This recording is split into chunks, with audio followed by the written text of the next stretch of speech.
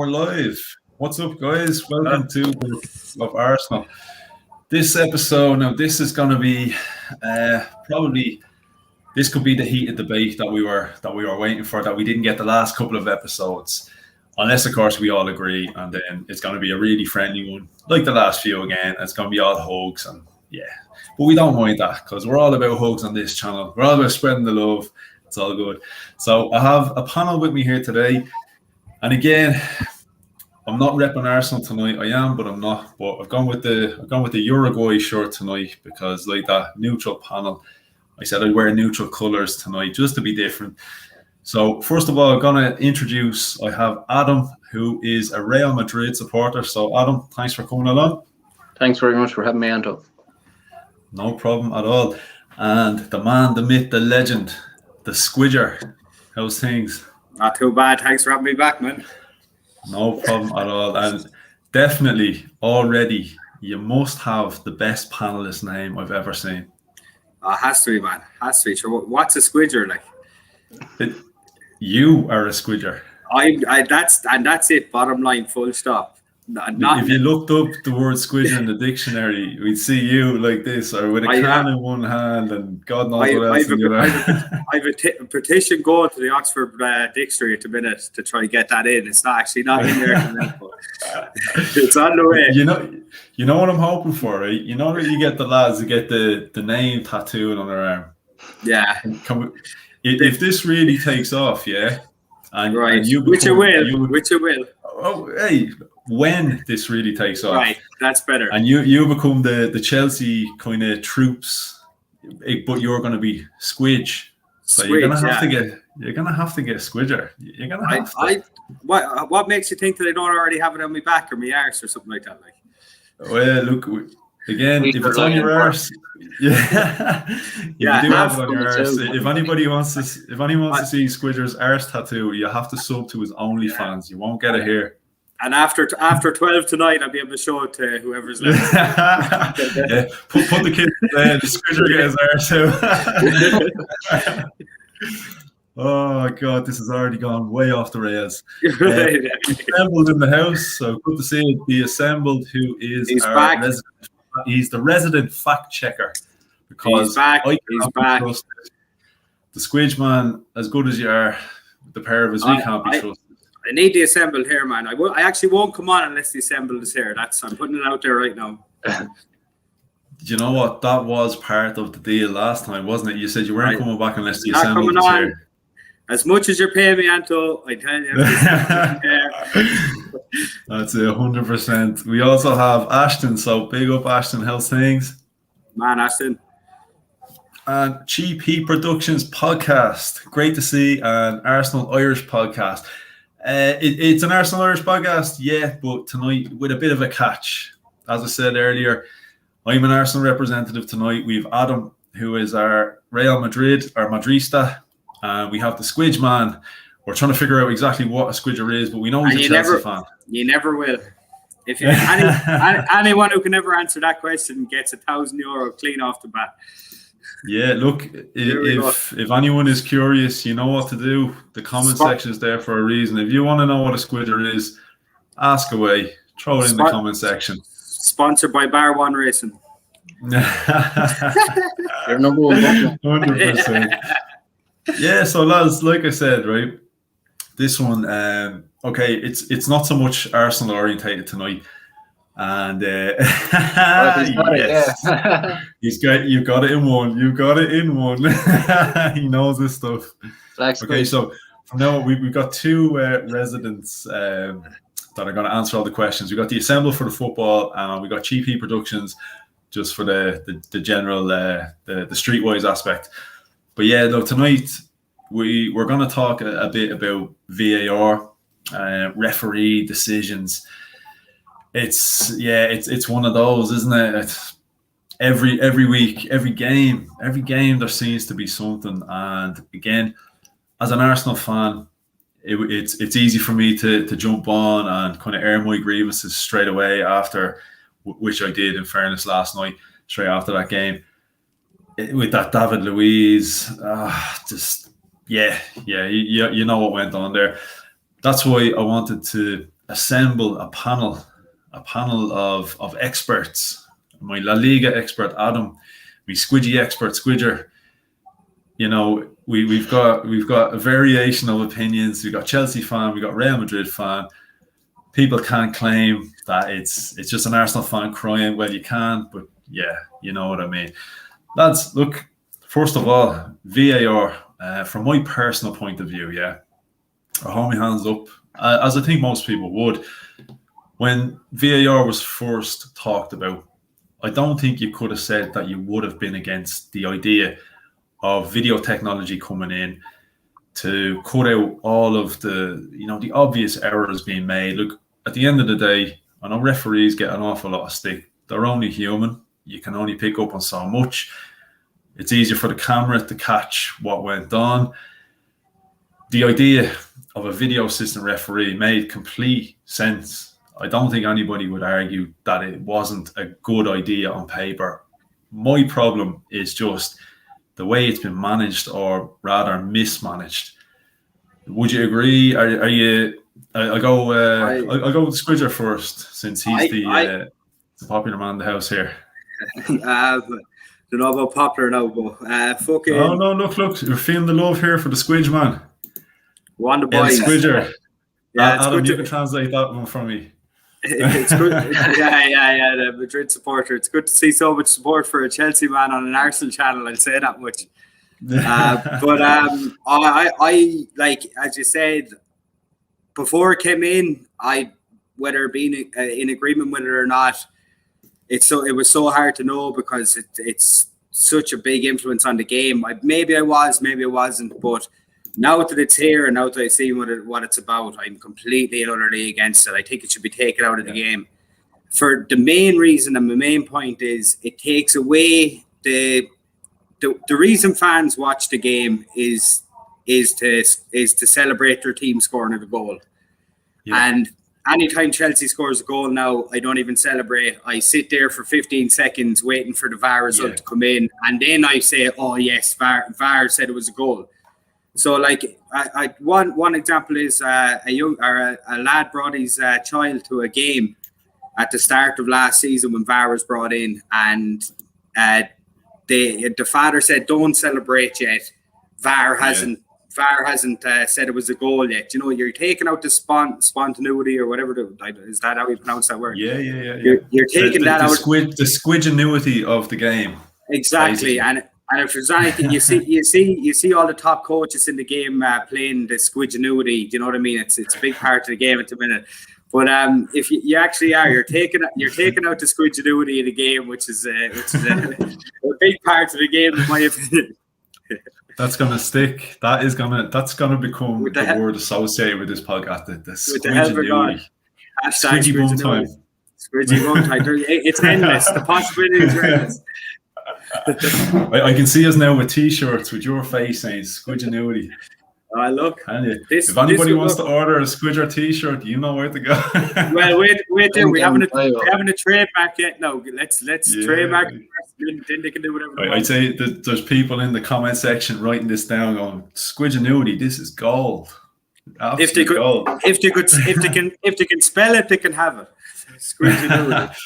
Yeah, but look to kind of follow onto your point you were making there, with the, you are afraid to even celebrate when a goal goes in, and I think, the idea behind it is to cut out the mistakes and all that, and that's great. But at the same time, I think what it boils down to as well is, like, at the end of the day, football it's a spectacle. It's something we watch and follow for enjoyment. I know, look, it's frustrating as a fan. It is frustrating when a result goes against you. Like back in the day, when there was a clear and obvious error, it drove you demented, and you had to go into work. Let's say Arsenal got a bad doing over at Old Trafford, and then I have to go work with a lot of United fans, and it was and the frustrating thing is you can see it's a clear and obvious error by the referee. Yeah. And nothing could be done back then. You just had to get on with it, and it was just banter central. The squidgenuity was 90, and head melted. So obviously the idea of VAR coming in, cutting out all of that, it made perfect sense. But yeah, it's one of those now, isn't it? It's okay. We got what we wanted, and now, you know, I'll be honest. I don't even know if the decisions were 100% correct. 100% of the time the decision was correct. I still think it kills the game as a spectacle. As you said, even the players are afraid to celebrate. Just quickly, I just want to ask Adam a question here, because again, like Adam is a Real Madrid fan, as I said. Obviously knowledgeable about the Premier League and that, but would have probably a bit more. I don't know about you, Squidger. You're fairly up to date on all football.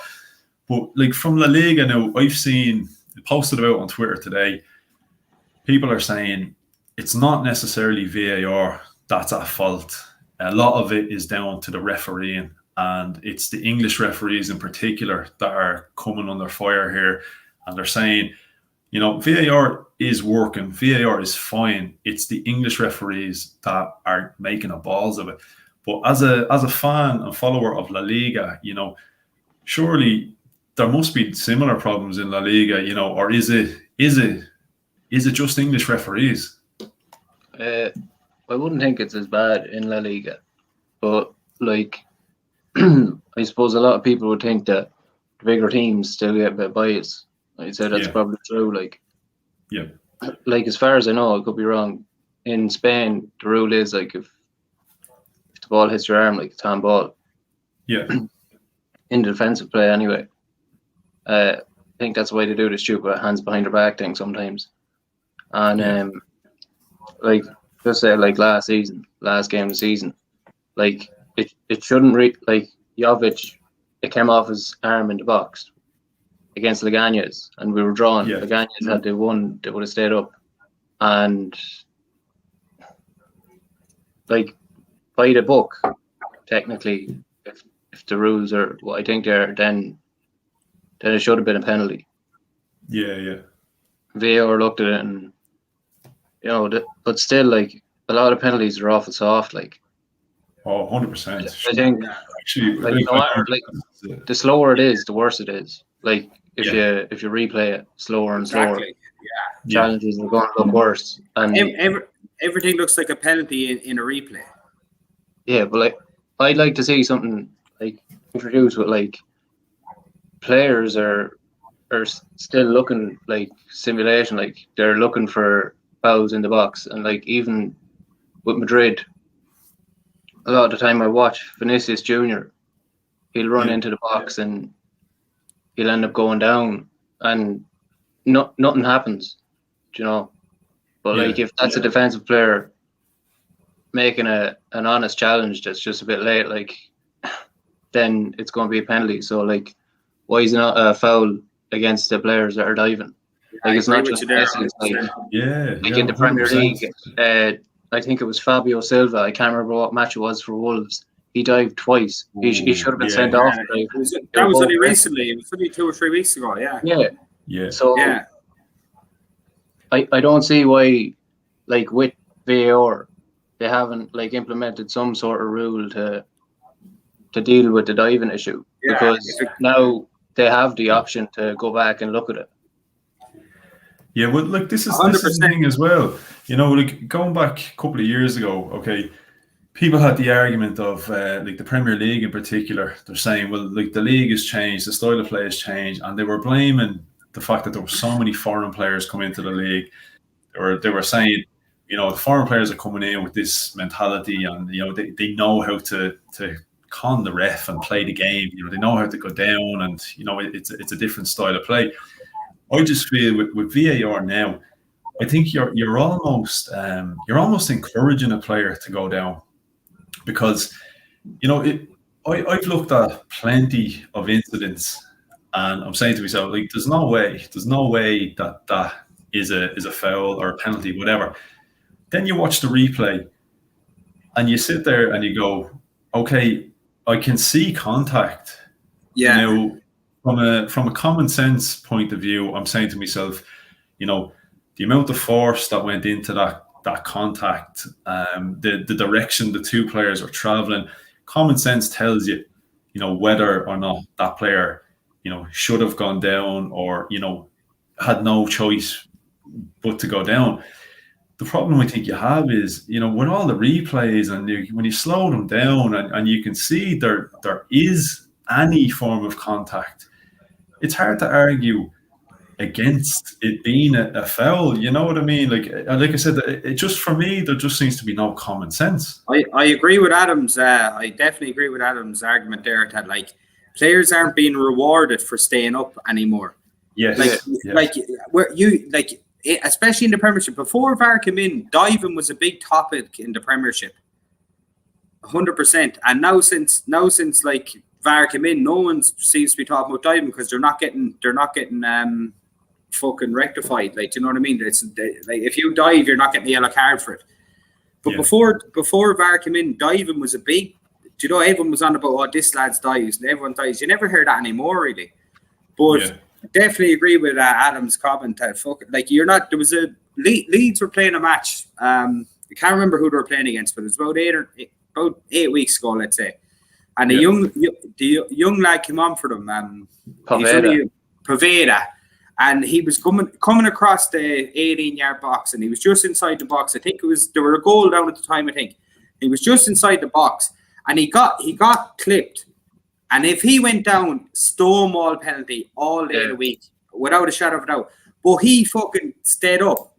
The ball ended up going nowhere or whatever. But because he stayed on his feet and didn't go down, it wasn't a penalty. If he went down, it was a penalty. Good chance they would have scored from it. You're not getting a reward for like being honest. Do you know what I mean? Which is the wrong values to have if you're thinking about, because like you're like, if I stay up, I should be rewarded. If I go down and it's not a like. I think there definitely needs to be something done. If you look at a challenge, and you can see, it goes to VAR. Look, like I said, sometimes you can argue, there was enough contact to say, okay, he did or he didn't. You can make a bit of a judgment call, common sense. You can say, okay, I can see why the player went down, but as a referee, you might say, it's not quite enough, but I can see why he went down. If it's blatant, if it's clear and obvious that player played the game, went down, the most minimal contact, like, do you remember, should be punished. Do you remember Welbeck? Welbeck, for I think it was his second, third game for Brighton. He got a little nick on the shin and he went down. And it went and played on, and then it came back, and he was actually given a penalty for it. And people were saying, "Oh, why? Like, there's no way he should have went down there. But if he didn't go down, he wouldn't have won the penalty." Like that's that's fair. For me is when I watch football, like what's a penalty like? Because like how many penalties are given, but anywhere else on the pitch, it's not a foul. Exactly. Like a foul should be a foul. That means inside the box, you have to foul them. And it used to be a case where outside of the box it would have been a foul, but inside the box, if that happened, then they weren't giving it. It's kind of flipped now. I don't know. Well, like I said, the idea of VAR on paper sounded great. You come up with a system that's going to eliminate, all incorrect decisions, but a lot of decisions for a referee are down to perspective. Do you know what I mean? Like, what I might deem a foul might not necessarily warrant a foul in your book. You know what I mean? Like, you might see a certain type of play, and a guy goes in, and especially the ones that are a little bit 50-50. Like the guy wins the ball, but he goes through the man. Now, in some referees' book, just because you win the ball doesn't necessarily mean it wasn't a foul. In other referees, they turn around and say, well, he won the ball first before he took the man. A lot of it is perspective. So, the idea of VAR, as I said, on paper it sounded good, but there's no way to 100% iron out incorrect calls, because what is an incorrect call? Not unless every referee is reading off the same rule book, and the rules are like, as you said, it's got to be same rules for everybody. Exactly. Like your man last night for Southampton, his debut. What a debut! went on to lose 9-0, get sent off after, 40 odd seconds. I don't know the exact time. Yeah. two minutes, I think it was, wasn't he? Or was it everyone can put that down. That's a red card right there. Right? Everyone will agree on that one. But that David Luiz or Bredner, it's too black and white. We don't know what the rules are, because you've seen before in the past that they haven't been sent off. Players haven't been sent off for the exact same thing that happened to David Luiz last night. But then in the Arsenal game last night, David Luiz gets sent off for it. And then you've all the Arsenal. Just no consistency. Exactly. That's the main problem with VAR. Now, there's a lot of problems with VAR, but that's one of the main ones. There's no consistency whatsoever. And like, they changed the rule, handball anywhere, it meant no goal, or your arm was offside. But then I think the new one now is like up to the sleeve for an offside. Sure, Bamford goal. Remember the Bamford one? He had his arm out. I actually text Anthony before we went on here tonight. I texted the picture. In my opinion, that was the worst one. You're told. I might be able to get that for you.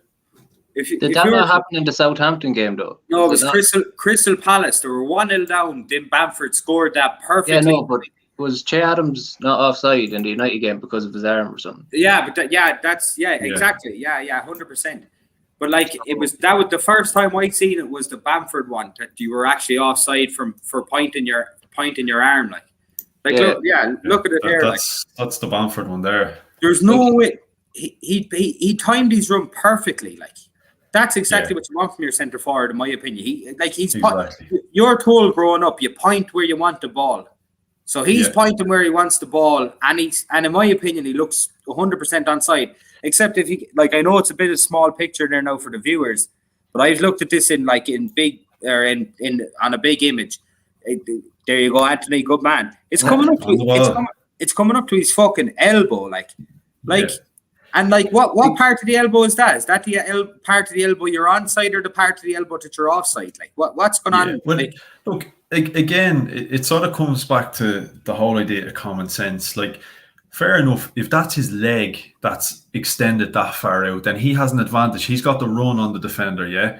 That's his arm. Like, look where his legs are. Like, how is that an advantage? Exactly. It's ridiculous. And that, how is that in any way an advantage to the attacking player? There is no. And one of my points I've written down here from today was, like, if it takes VAR over 30 seconds or over a minute to make an offside decision, it shouldn't be offside.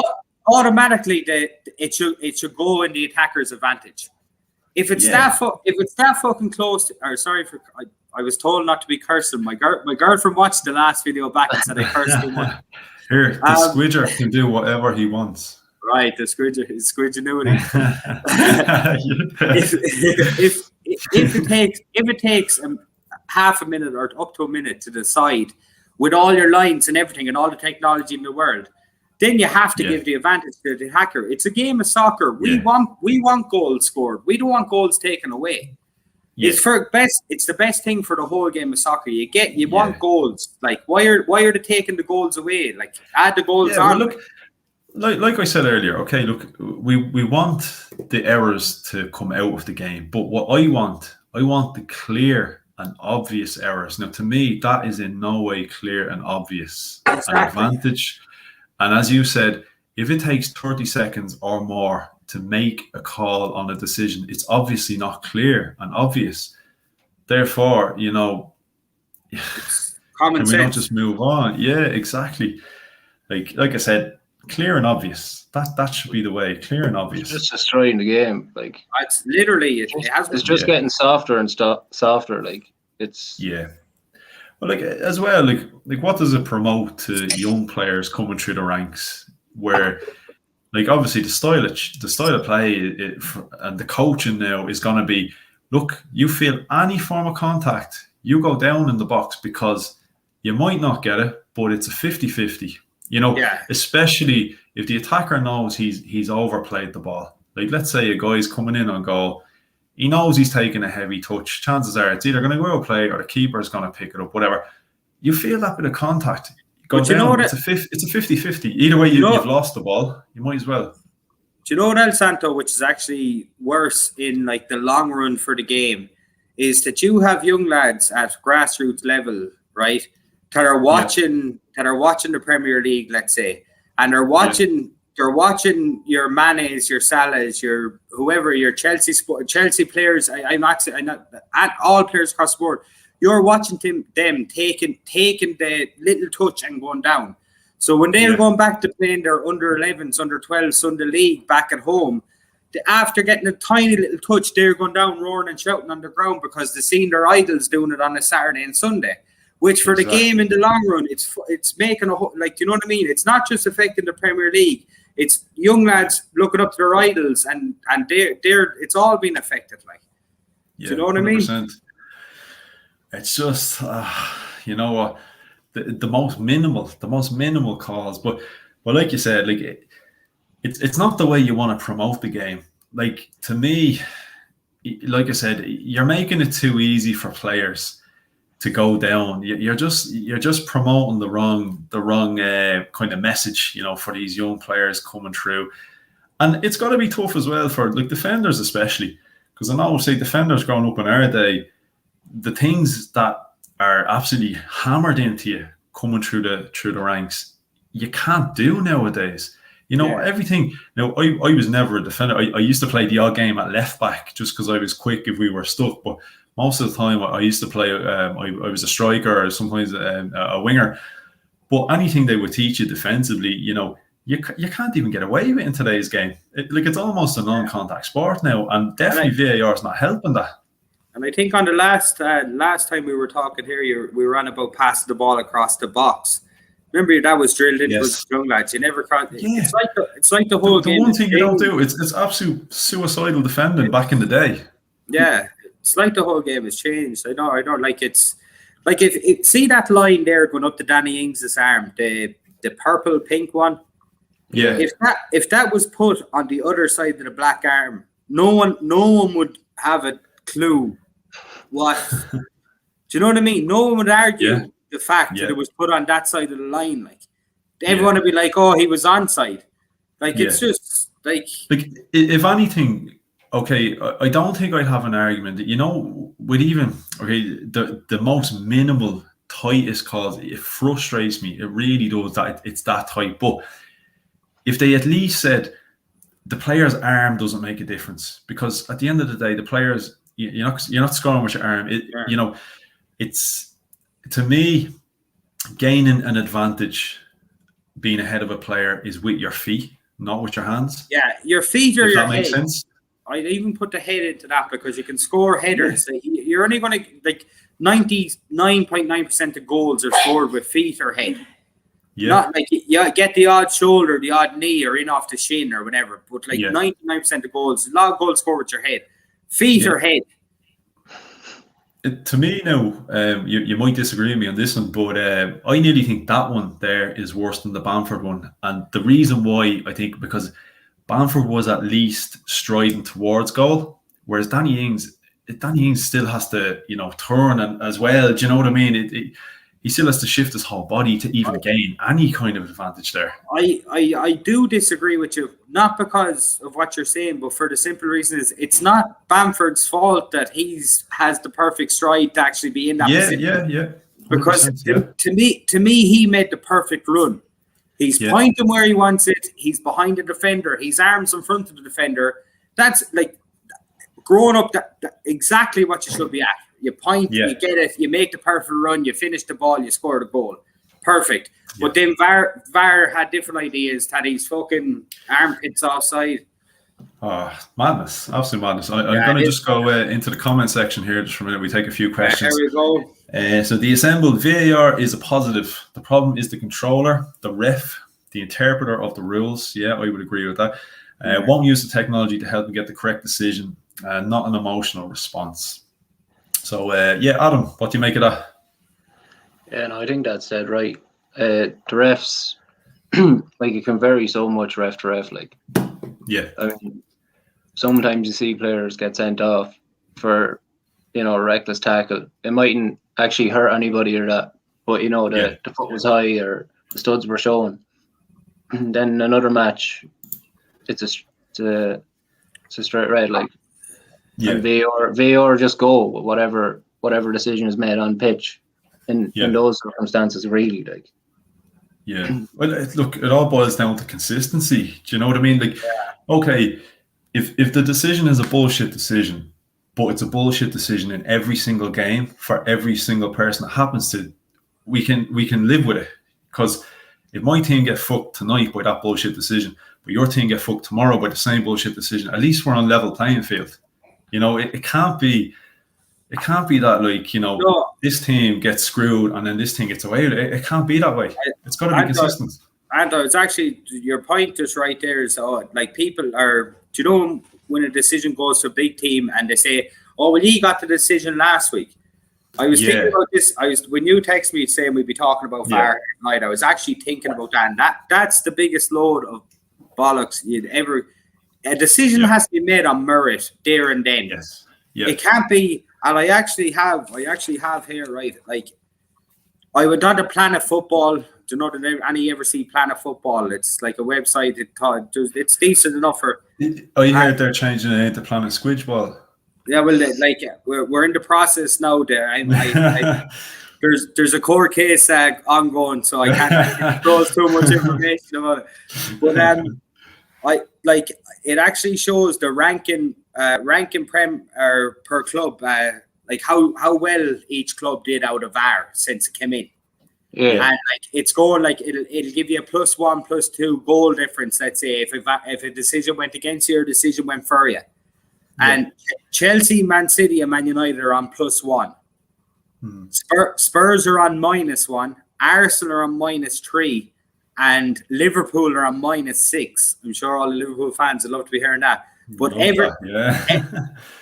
Everton, Burnley, and Sheffield United are topping the VAR decision table at +3. That's just a bit of info there for you. You know, you're trying to rival the assembled here with your knowledge. Well, I don't know. Look, I'm going to say this, and I'm going to say that I will never try and rival the assembled with my knowledge. No, the assembled knows. He is the knowledge. He is the knowledge. Before I move on to the next one, what you make of that spelling of Squidgenuity? I actually know the man who put that spelling in. He's a right good friend of mine. It's as good as it gets, but it's one or two letters off. Yeah, a touch of the squids. It's like, if you were to read it out slowly, I know. No, incorrect. It's either yes or no. So no. So it's a no from the Squidster. It's a no. Sorry, Finn. I'm sorry about that. And there's Stephen. Shout out Stephen. Stephen joined me here a couple of weeks ago on the stream. Big Gooner. Only good teams lose to Brighton. Yes, 100%. And here we've a bit more love for the Squidge man. Are you good size? I don't know, man. There's a lot. See this one here now. The Bundesliga having similar issues to England, and again, this is another one. I do have a screenshot for this one. I was doing a bit of homework on this one. Hang on, let me see. Can I bring this up for you? Okay, right. I'm gonna throw it up because, again, this was something I had seen on Twitter earlier, and you know, I did mention it earlier on that I seen somebody had kind of singled out the Premier League and the Premier League referees and said it's not a VAR kind of a problem. It's more so an English Premier League kind of problem, and they did say it doesn't happen in La Liga, Ligue 1. It doesn't happen in the Bundesliga. Now, this was, I think the game was yesterday, wasn't it? The DFB Pokal Cup, Paderborn and Borussia Dortmund. Yeah. Let me just throw that out the way there, and I'll make this a bit bigger just so everyone can read that there. And look, I have to give a shout out to Dale Johnson. Dale Johnson works for ESPN, and he is a seriously cool Twitter page. He breaks down so much of the stuff.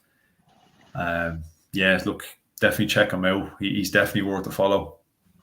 I have to say that as well for disclaimer, so he doesn't sue us for using his content. But top man, Dale. Top man, Dale. Look at that there. Haaland scores a winner in the 95th minute, but was in an offside position when Thomas Delaney played the ball. However, Paderborn defender Svante Ingelsson had made a desperate attempt to play the ball and got the faintest of touches that played Haaland onside.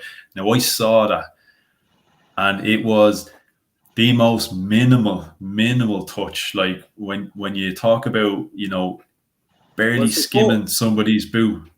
Was the goal still given to Haaland? Do you know what happened was, so he touched the ball. Haaland was offside, but because he got the very, very, very faintest of touches, like it's literally like the ball barely skimming the tip of your boot is what played him onside. But what happened was Haaland scored, put Dortmund 3-1 up in stoppage time. VAR ruled it out, brought the game back and gave a penalty to Paderborn, and they went and scored and made it 2-2. Well, there is another part of that. I'll just see can I get you. Was the penalty to Paderborn justified? I'll be honest, right? I didn't actually watch the rest of it. In my opinion, if the defender is reaching for the ball to Haaland and it barely touches his boot, then it should be offside, because the only reason the defender is going for the ball is to stop from Haaland getting it. Yeah, and if Haaland was offside in the first place and the defender's trying so hard to get it and just gets a touch in it, it shouldn't mean that Haaland's onside because he got a touch in it. I think that's a fucking fair assessment of it, like. No, sorry, I thought I had the screenshot, but what I'm actually going to do is I'm going to jump on. I just have to go to the bathroom for a minute, boys. I'll be back in 2 minutes. Yeah, you work away there. You work away. There is where is it? He goes into again. I wish I could, but I can't. I don't think I can throw the video up. Yeah, no worries. But basically, what happened was, where is he? So Haaland, he thought he clinched a 3-1 win for Dortmund in stoppage time. VAR ruled it out, gave a penalty to Paderborn, 3-1. Then reverted back, became 2-2 in extra time. So then Haaland went on to score a winner in the 95th minute, and that was in the offside position. Sorry, I probably should have started with that. Basically, 3-1 was brought back, became 2-2, and then Haaland went and scored the winner in 95th minute to make it 3-2, and that was the offside. Yeah, sorry, I probably should have explained that an awful lot better. This is why I can't be trusted. This is why I need the assembled in the chats to fact check everything for me, and this is why I need the squidger. And Adam, you're just here to bring the ladies to the channel, and then that's about it. And then we're happy. So we all play a part. I'm not really sure what part I play. I think it's just I know how to set up the stream. That's about the extent of my use. Let's see now, right? Who'd win the fight? 10 duck-sized squids versus 1 squid-sized duck, and that is the burning question. You know what? That's a question that's up there with importance on the level of, with Mesut Ozil gone, who's paying Gunnar Solskjaer's wage? Who's paying the man or the dinosaur? Oh man, that's a tough question now. They can't afford to pay him now with Ozil gone. I'll leave I want the two of you to decide which one this is, because I'm staying out of it. A squid-sized duck. It's a fairly big duck. I mean, that's a strong duck. I think 10 squid-sized ducks.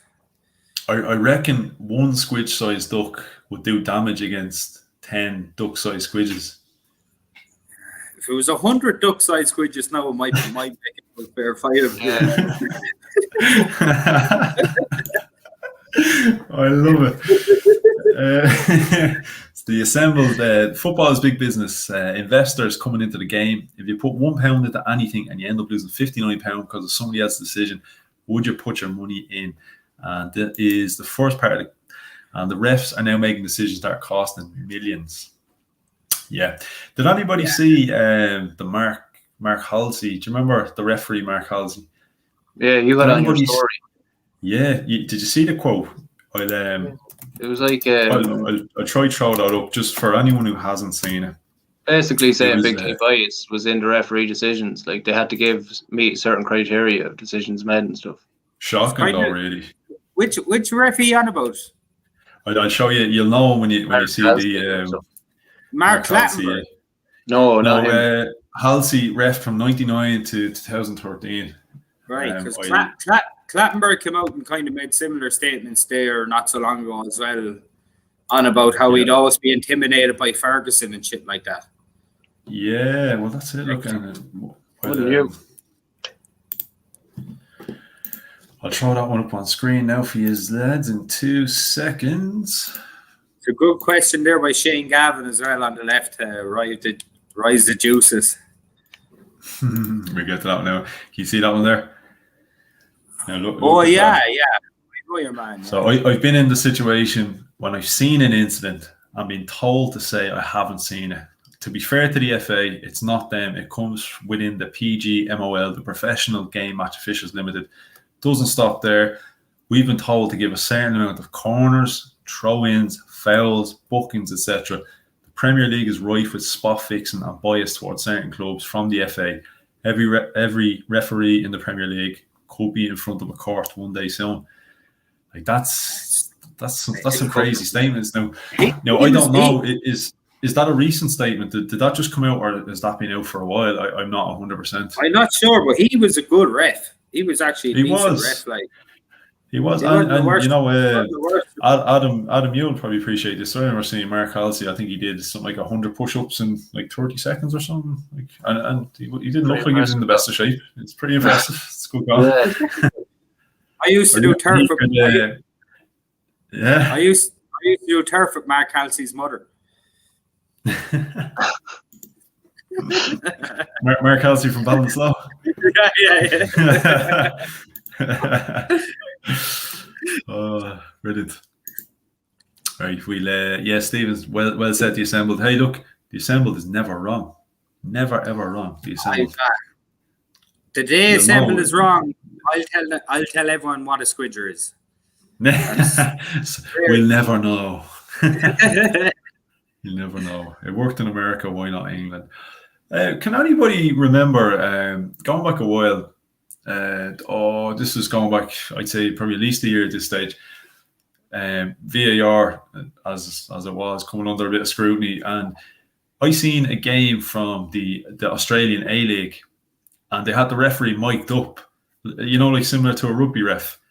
Yeah. And he was giving his explanations as to why he called what he called, and everyone could hear, and there was just so much more clarification. And I definitely think, look, I think it should be that way as well in the Premier League. You know, fair enough, like if the ref can even offer us some kind of explanation as to what he felt and what he saw, we might have a little bit more understanding. It's mad you said that here. I actually, one of my bullet points written down here, Anto, is how can rugby get it so right and football get it so wrong? That's literally, if you're able to hear what the ref says and what the VAR officials were saying to each other, it would make it an awful lot better. That's what I've written down there in front of me. Which is like, I wouldn't be a very knowledgeable rugby person, but I reckon in terms of like with video assistants and stuff like that, it's probably a bit easier to ref a rugby game because they're big, tough lads who know they're not getting a free kick when they fall down holding their face. Yeah, but at the end of the day, it's the referees in football giving the free kicks. So if they're not giving free kicks, the players aren't going to do. Like if they stop rewarding that stupid shit, they're not going to keep the rugby players seem to have so much more respect for a referee though. And at the end of the day, that's what it's about. Like, and it should be the same. Maybe rugby players were just more respectful anyway. Because if you think about it, like in football, I don't think players have any respect anymore. Like, you see what's going on. Like, it's when the players decide, the manager goes. That's what happens. It's like, right, we're not going to play now for a few weeks, and then when this fucker leaves, we'll start playing again. You can imagine Neymar. You can imagine Neymar playing in the rugby league. There, how long he'd last. Yeah. I'm not sure which one of us that's for, but I reckon we should all be barred. We should probably all be barred. It's for me. I know we're trying to minimise the amount of errors in the game, but it's just me who loves to see the dodgy calls. Look, I'm not going to lie. we all like to see the dodgy calls go against the rival teams, and of course we get salty when it happens against our teams, understandably so. But yeah, like in a sense, it's one of those things, when they say you don't miss something until it's gone. And I think when we used to have that, like I said earlier, you used to go into work after, you had an excuse. That was it. Yeah, exactly. Yeah, you had some kind of a comeback, when you're on the end of a bad result and you're going in, all your workmates are giving it all that. At least you could turn around and go, well, you just paid the referee and he gave you a bogey call and all this. I almost miss that now. You know what I mean? It was nearly better to be able to argue, well, we should have got that decision, but the technology wasn't there. Now the problem is they're cutting out the decisions, and then they're giving decisions that you can even see. You're going, here, we can all see that this is the wrong call. Yeah, you're still calling it like. But half the crack back in the day was actually that, having to laugh with the boys and having to crack with the boys after it, saying this, that, and the other. Yeah. Whereas now it's like their VAR is taking over. Everyone's just talking about VAR. Like, yeah, it comes back to like the spectacle. You know what I mean? At the end of the day, it's a hobby. Do you know what I mean? This is what we do in our leisure time. It's banter with the lads. It's a bit of fun. Yeah, it breaks your heart at times, you know what I mean? And we get invested in it, and it's serious, and some more than others it will affect. But, that's why we love the game. That's what we're drawn to. Now it's just it's like I said, I could be talking complete shy here, but just for me, I think even if the decisions were 100% correct 100% of the time, I think it still would kill it for me a little bit. Never be 100% correct 100% of the time. Yeah, it can't be. As I said earlier, it comes down to perspective a lot of the time. We all have a different perspective. What about this, lads, right? What about if they did it like the NFL did it and said you have 2 challenges per half in the game, and the manager can throw a flag or whatever to do. You know what I mean? They have 2 challenges per half. It'd take out all this. If you think something was definitely done wrong to your team, then you challenge. And if you're right, you keep your challenge. If you're wrong, you lose the challenge. And you have 2 challenges per game. It'll cut out a lot of this fucking shite of. Yeah, well, it'll stop a lot of the stop-start of the game, because if, say, for example, almost like a substitution, like if you can make 3 subs a game, let's say you can make 2 calls for VAR a half. Anything after that, just leave it down to the referee's perspective, what the ref sees, what the linesman sees. Like, at the end of the day, if we're relying on video technology, why the hell have we even got a ref? Why have we even got a linesman? Like, every decision, technically should just be reviewed after. There should be a monitor at the side. Like, remember the refs didn't, like, for a long time there when VAR came in, they wouldn't go near it. Use the monitor at the side of the pitch.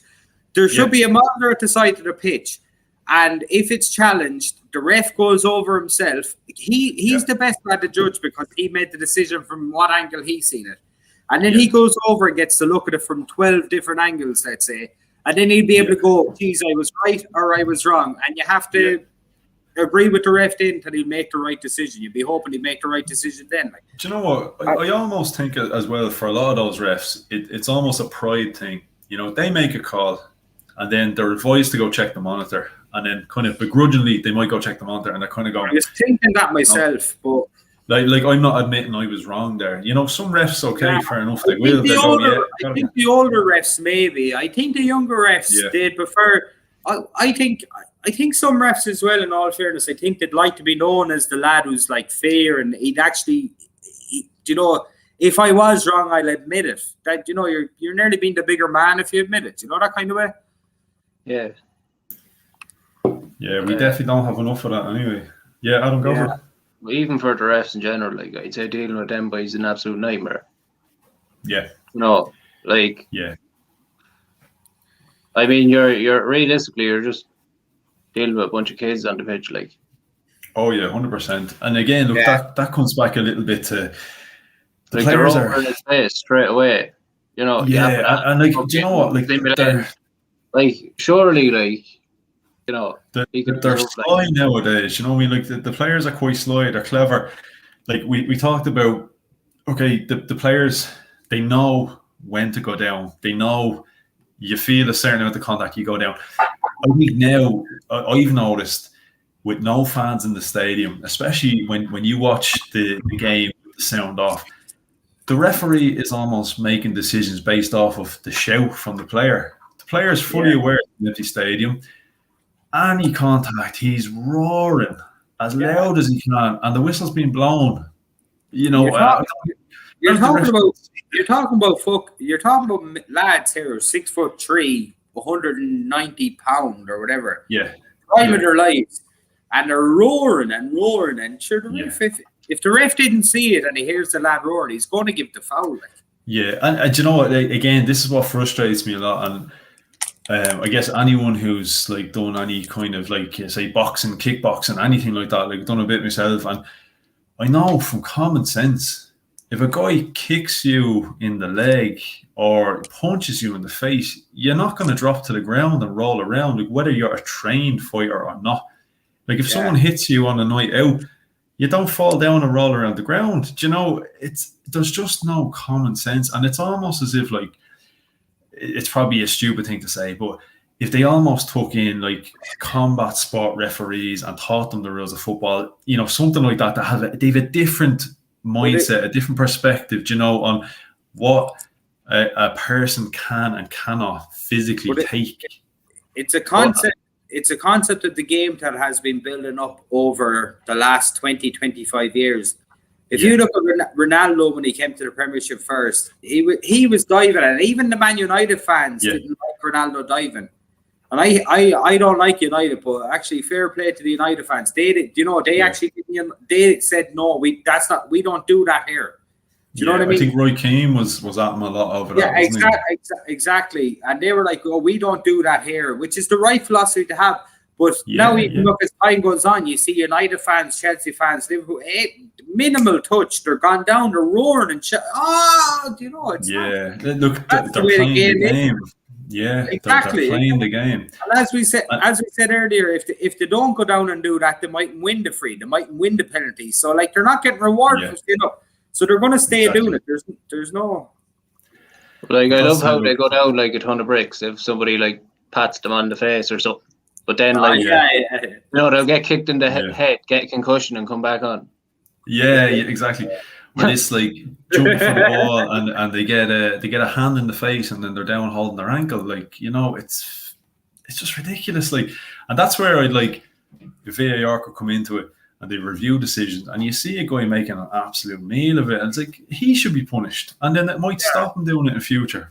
Exactly. It has to be on both sides of the field. If you're attacking or defending, 100%. You have to do it for defenders as well, or whatever, or all over the field. If you go around diving, as Adam said earlier, fucking Fabio Silva in that Wolves game, he should have got sent off for the 2 dives he did. Like, and then he wouldn't do it again. And he'd be a better player for it as well. Exactly, and the Premiership would be a better league for it.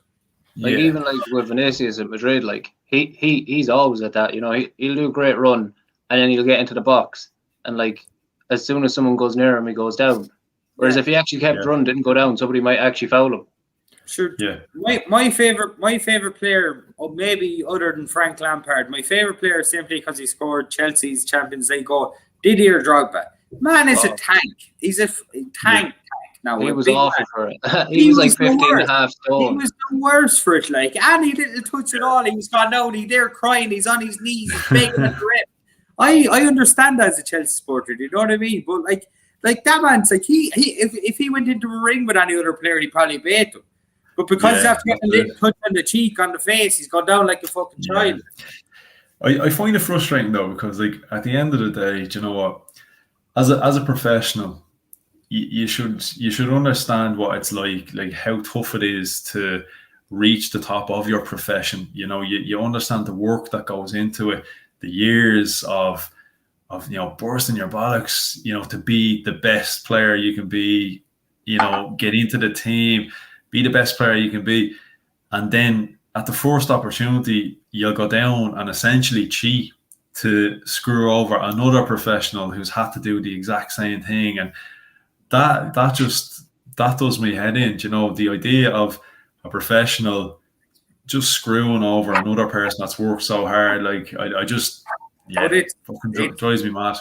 That's whatever about professional. That's even like an amateur level. That's done at amateur level. When we were growing up, like if it happened to me, let's say I was playing under 18 for Banderslow soccer team, and I was playing in a cup final, let's say, and I was playing up front, and I was just about to shoot, and a lad nicked me, and he didn't really do much damage, but I knew if I could win a penalty here to get me goal or get me side a goal, I'm going to go down like a ton of bricks.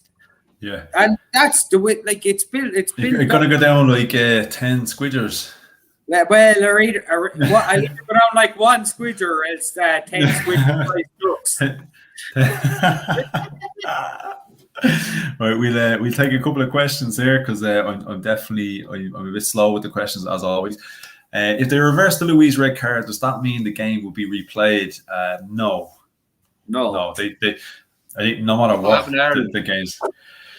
Yeah. Prime example. I know, but like seriously, like that's just pathetic. Like looking for replays and shit. No, but the Assemble definitely knows this. The Assemble knows. Oh yeah. No, the way that's worded, like it will be replayed. Basically going on to say the problem with the VAR rules to be decisive and thereby cutting out the emotional decisions that a ref will and can make.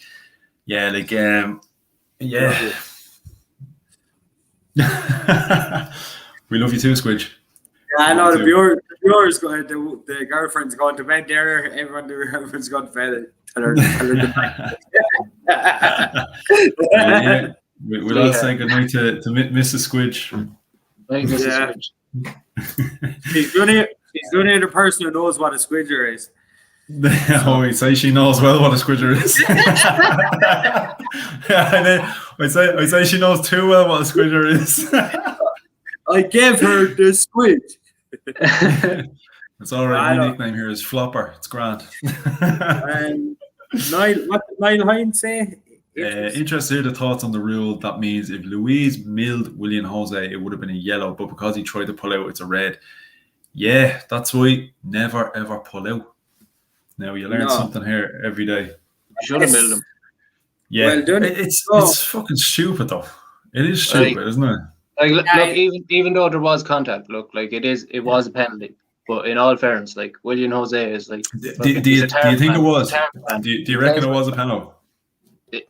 It was, but that's just because the game's gone soft. Like, I think right. First, I actually text you straight away, Anthony, and I said no penalty, no red. That's exactly what I said. You text me saying, "Hey, Arsenal, woo!" And then you said that. I know the wolf emoji. You sent me a picture of the squidge, and then you. No, I actually did text you, and they said no red, no penalty. And then that was in like real time viewing, and then when I got to see it, I'm still skeptical over whether it's a red or whether it's a penalty or not. Never mind the red. Now he definitely clips David or Jose's back leg or whatever. Yeah, but like the way he went down. But it's Jose. You're not going to fall to the ground with that, like. Yeah, exactly. When you look at that image right there, Jose is just about to take a shot, which is fair, right? But the reason Jose is about to take a shot is his leg is drawn back. It actually hits David Luiz in the leg. It's not David Luiz hitting Jose; it's him hitting him. It's Jose hitting that was my feeling on it. Like I put out there on Twitter, and I knew there'd be a backlash because like it's David Luiz, and there's gonna be, a certain part of the fan base are gonna have a go regardless. So it is a penalty, but it's definitely not a red card. Definitely not. It is a penalty, but it's definitely not a red card. It's a penalty. It's a penalty because of the rules of the game now. Yeah, it's just because the game's soft. But it's definitely not a red card. You can't be given a red card for that. You can clearly see there that David Luiz is like trying to pull out nearly even. He's not intentionally going to mill your man. Like. Wait, what did you say? David Luiz is trying to pull out.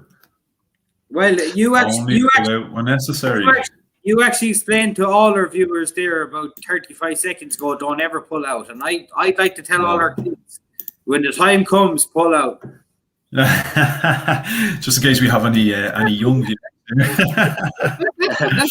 I'm going for a fag. Yeah, you work away.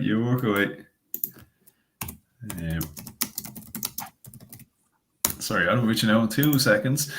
Right. Yeah, but like, sorry, my take on that was, like, look, as you can see, and I said earlier, VAR you can look at from any angle and you can say, okay, yeah, I can see there is contact, and there you can see there is clear contact. Again, as I keep saying, my argument comes down to the common sense of it. Like, WWE is running back desperately, striding back. He's trying to get the other side, get back on the line. Yeah, and I believe, okay, Willian Jose extends his leg backward to strike the ball and just feels contact. And, you know, as they're being taught, you feel contact in the box go down. You know, it's what they're being told to do. So don't blame Willian Jose for doing what he's doing. I would like to point out it's very frustrating that, as bad as our Willian has been all season, it would take another Willian to come on and screw us all over again.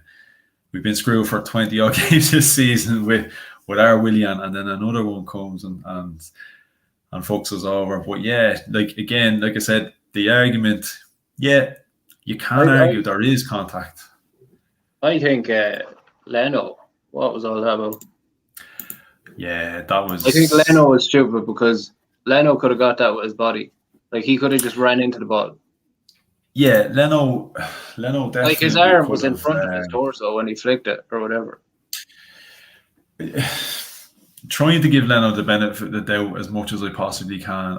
I think it was a wet surface. Maybe the zip of the ball caught him off guard. I know Adama Traore was on the run. I can only presume he got caught off guard, and he instinctually, being a goalkeeper, probably just threw his arm out. It was stupid. It was pure stupid. Big shout out to Robin if you're still in the chat. Sorry that message came through a good while ago. Like I said, I'm very, very slow, but no, thanks for joining in. Here we go. Shane Gavin, who will finish highest in table between Arsenal, Spurs, and Chelsea? As the Arsenal fan in the house, as much as it kills me to say, I think we're going to finish below both Spurs and Chelsea. I think it's going to come down to who's going to finish ahead, Spurs or Chelsea. Can I drop in a bit of perspective into here, Anto, over that comment?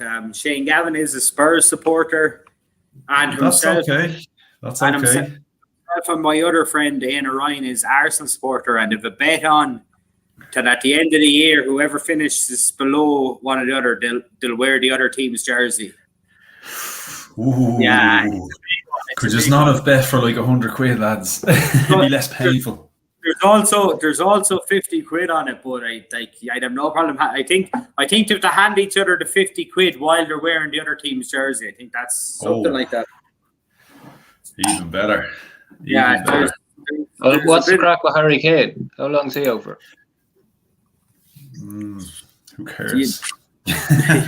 well, I was just wondering, like, because if it's a while, well, then Spurs. Yeah, that's I'm gonna take my my halftime toilet break, right? Squidge, you know what to do. You're in charge. And you need to ask any questions. The assembled might still be in the chat there to answer it all for you. So I know the assembled will always be there. I know. Adam, what you said there is that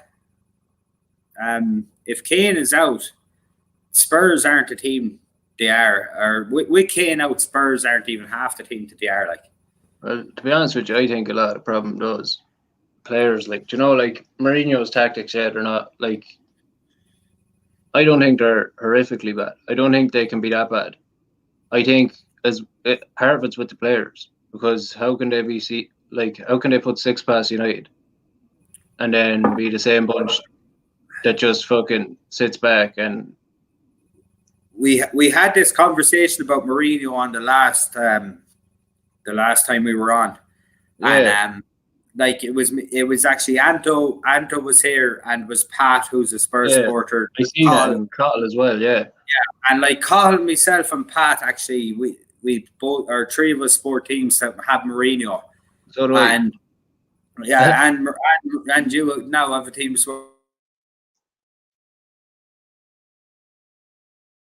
There's good. Yeah, I'm still here.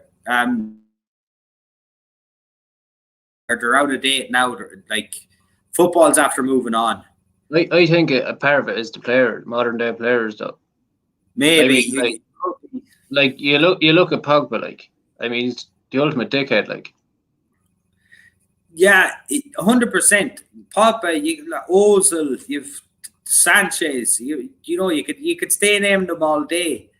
But now look at Pogba. Now that he's happy and he's fucking playing good football and stuff, and yeah, no, but like that's not good enough. Just like that, he's happy, so he plays good football, like. 100%. Well, do you know a question I wanted to ask you, Adam? You're a Real Madrid supporter. I'm a Chelsea supporter. One of our greatest players of all time, Eden Hazard, absolute legend at Chelsea, and I mean legend. How, like, I know he's not playing as well now since he went to Real Madrid, but how is he? How, like, what's your perspective on it? Why is he not? Has he been injured? Is he? Well, like, so I haven't seen like as much football in the last year that's like I would have normally, but I have seen Hazard a few times. He played all right after the lockdown. After the first lockdown, when football came back, he looked all right, and then he got another injury again.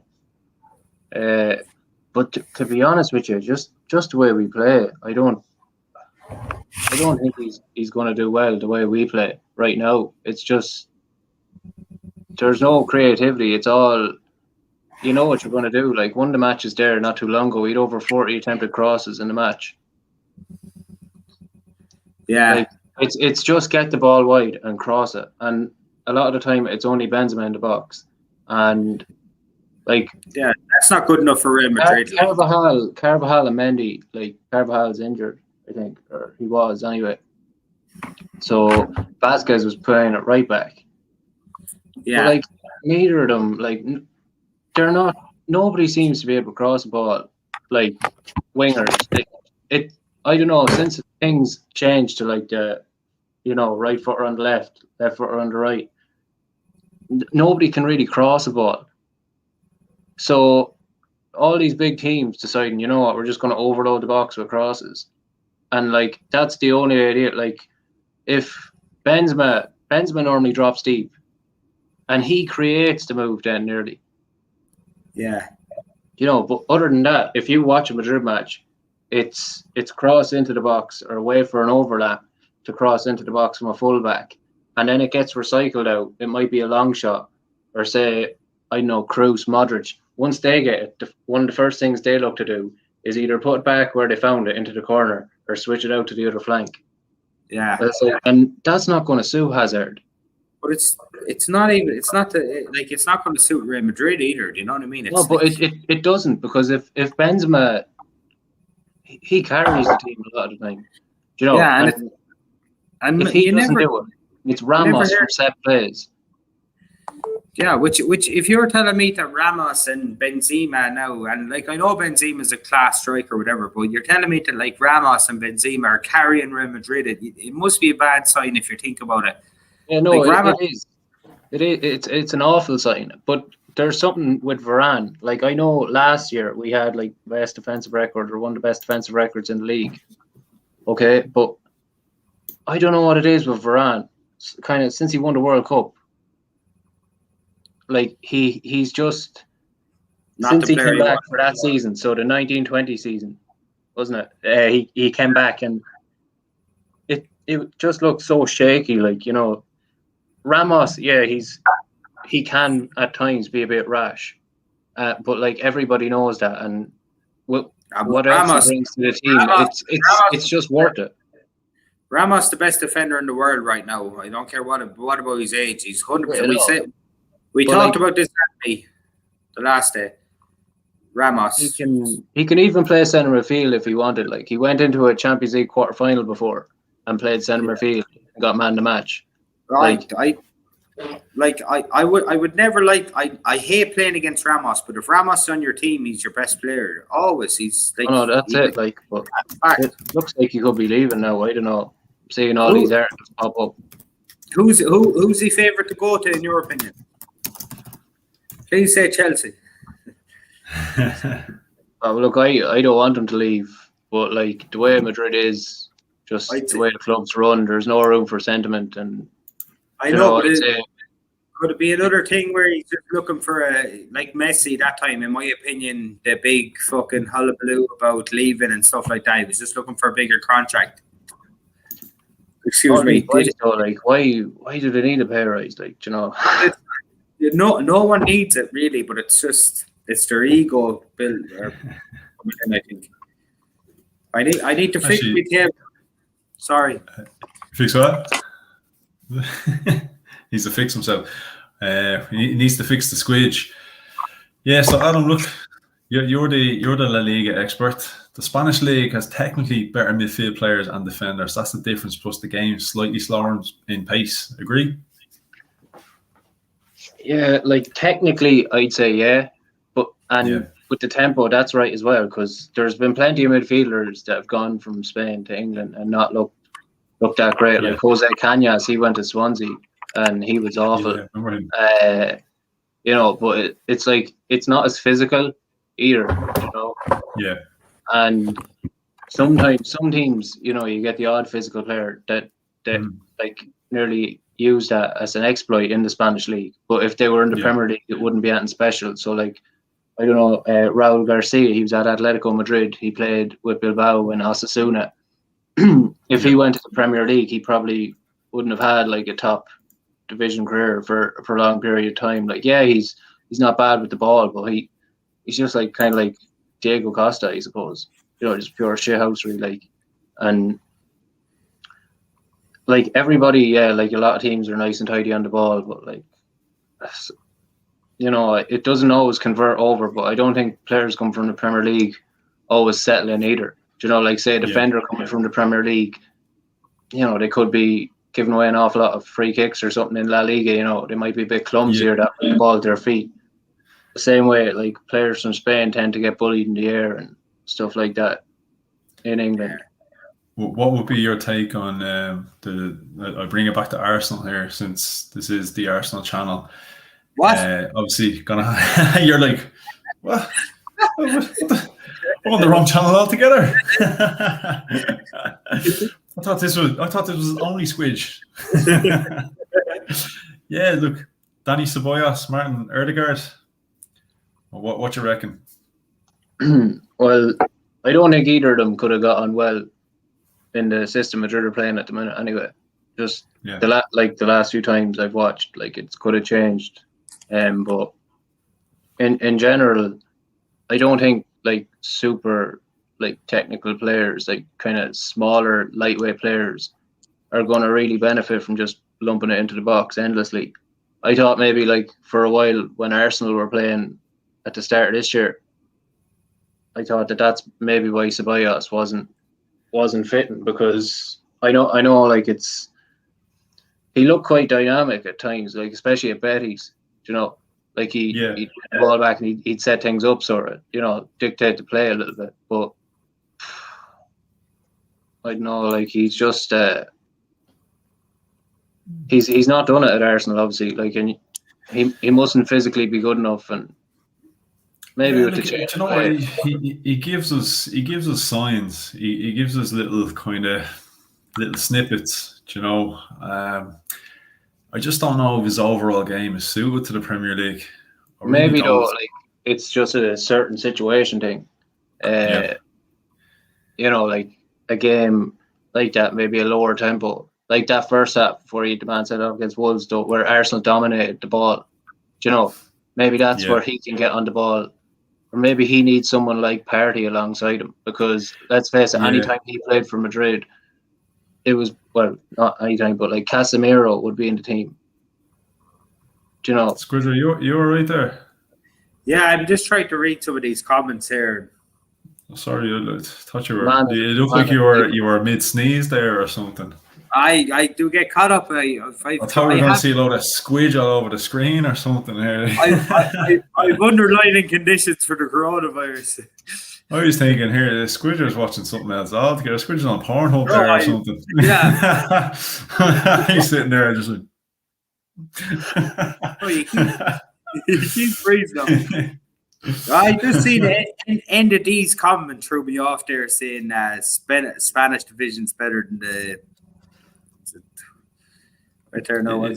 I think it is better than the yeah. Well, look, I think our La Liga correspondent might agree with that. Yeah, well, I prefer that football.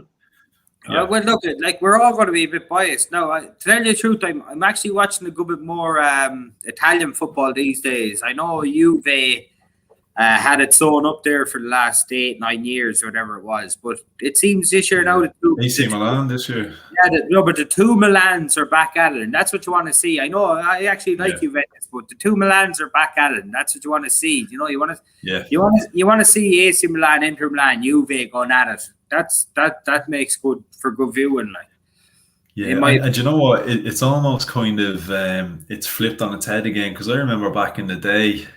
Remember back like the old AC Milan team, and they were known for having the older players. You know, you had like Costa Curta, you had Maldini.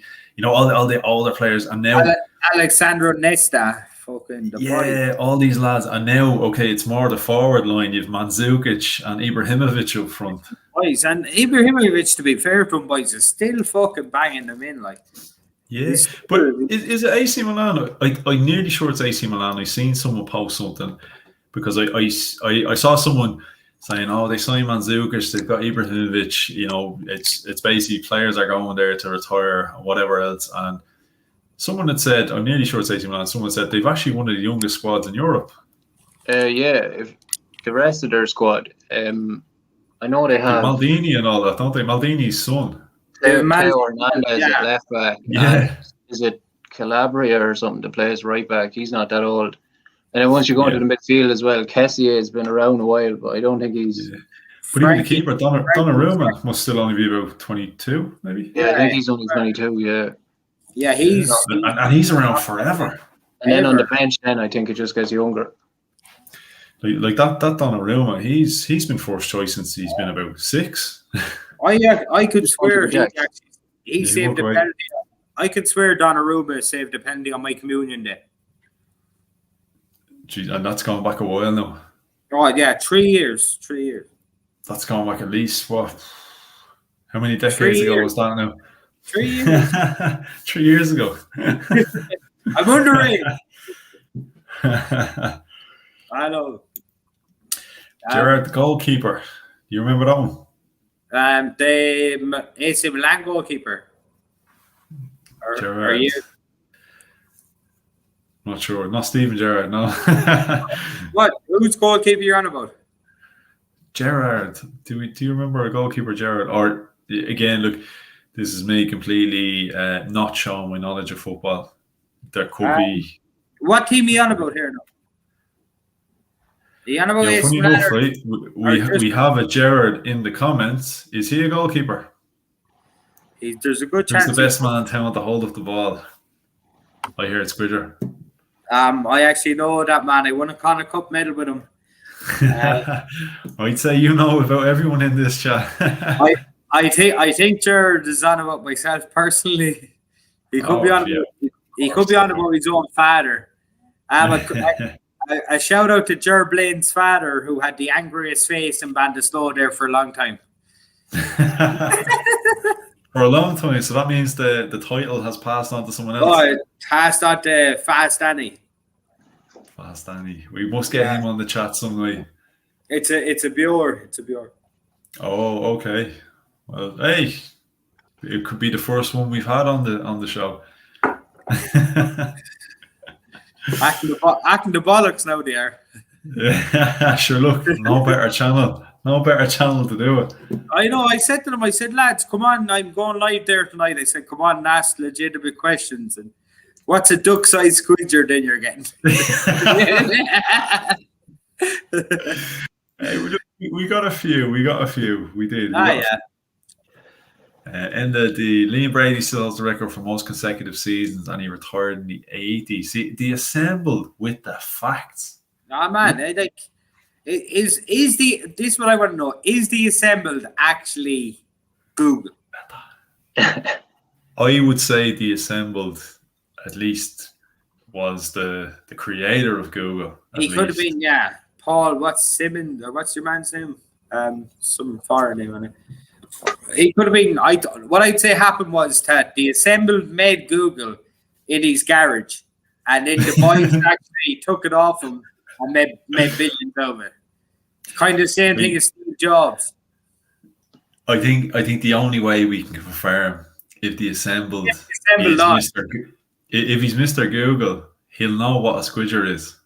No, see, you can't. It's an impossible question to ask someone. I tell you. I could Google it right now. I mean, I have that kind of power. You know, if you Google it, it'll come up. A squidge is a piece that you move in tiddlywinks. That's a fact. It's a piece. That is spot on. You've Googled that before, haven't you? Well, I am the squidger. Like, if I don't know what a squidge is, I'd be pretty be on the ball with it. You wouldn't be living up to your name. And just to show the people. Fact checks. Well, there you go. Someone who squidges a wink in the game of tiddlywinks. Like, what's that even mean? Oh, man. Now, did you know that exact description of it? Is he there? What is it? Well, he's gone. Do you know what happened? He's out. We got rid of him because we found out his secret. That's it. He's not happy. He's like. That's all our viewers got now. Yeah, he's taking all 10 viewers with him.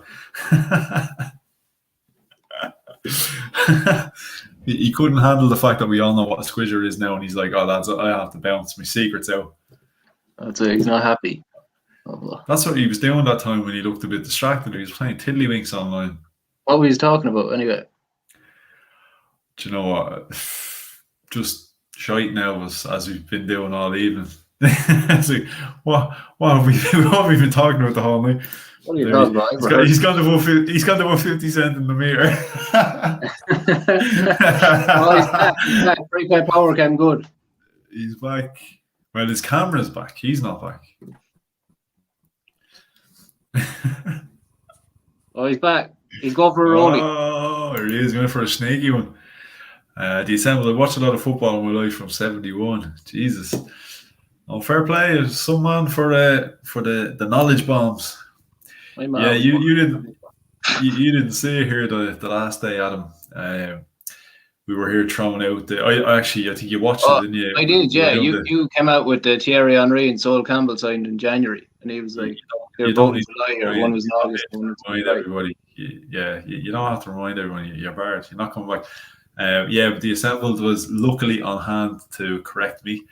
So the Assembled is the official fact checker. So we have the Squidger and the Assembled. It was conceived in the 70s. Gone slightly off topic here, just ever so slightly. So we bring it back to VAR if we can. It's a load of shite. Basically, I know I'm not a big fan of it. Like it was used better, but like that, it's the way the rules are and all that, and the officials and modern day players are just dickheads. So yeah, I think I say modern day players. I'm 24, so you're a lot older than most of the modern day players now. So yeah. So here we go. The ref was correct last night. Shout out Gunnar Souls. VAR is not ruining football, but the people behind it. Yeah, well, look, at the end of the day, do you know what I mean? You use the technology and someone has to make the decision. So, yeah, definitely. Oh, no, I don't think Louis should have been sent off. No, just from the chat there, the ref was correct last night. Yeah, like, I definitely don't think he should have been sent off. I guess if you go by the letter of the law,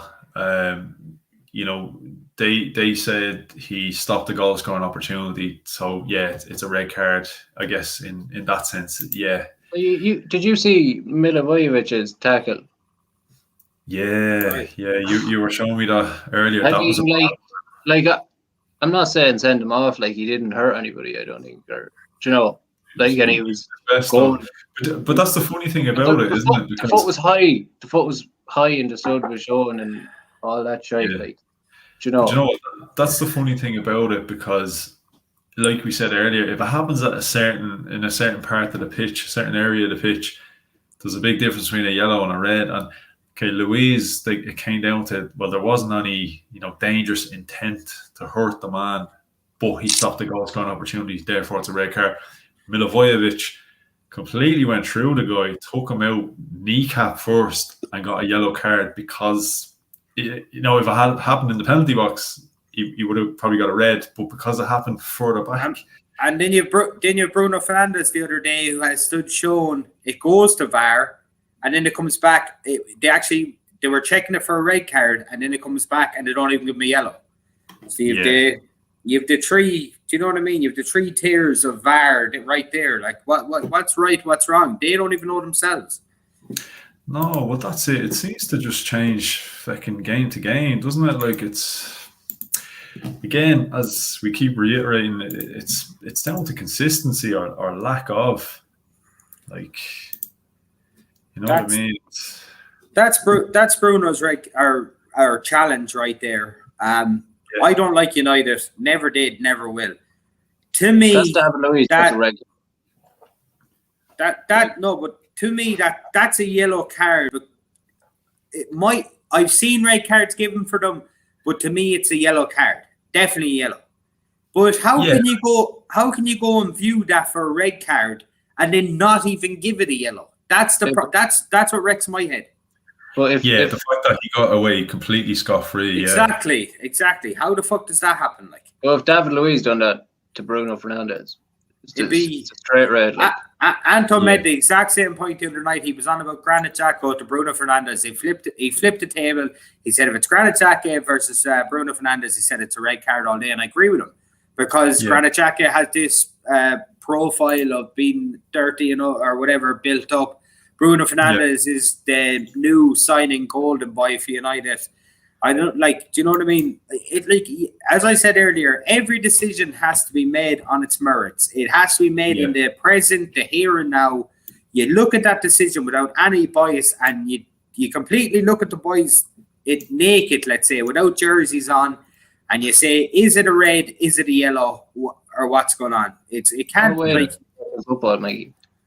Sorry, Adam. You said picture the boys without their jerseys or whatever. Picture the boys in the squidge. When this goes off, I'll be picturing all the boys without their jerseys on before. But look, there's a couple of examples there. Again, going back to Dale Johnson, because as you pointed out there to me, Mikey, you gave me the show about his profile.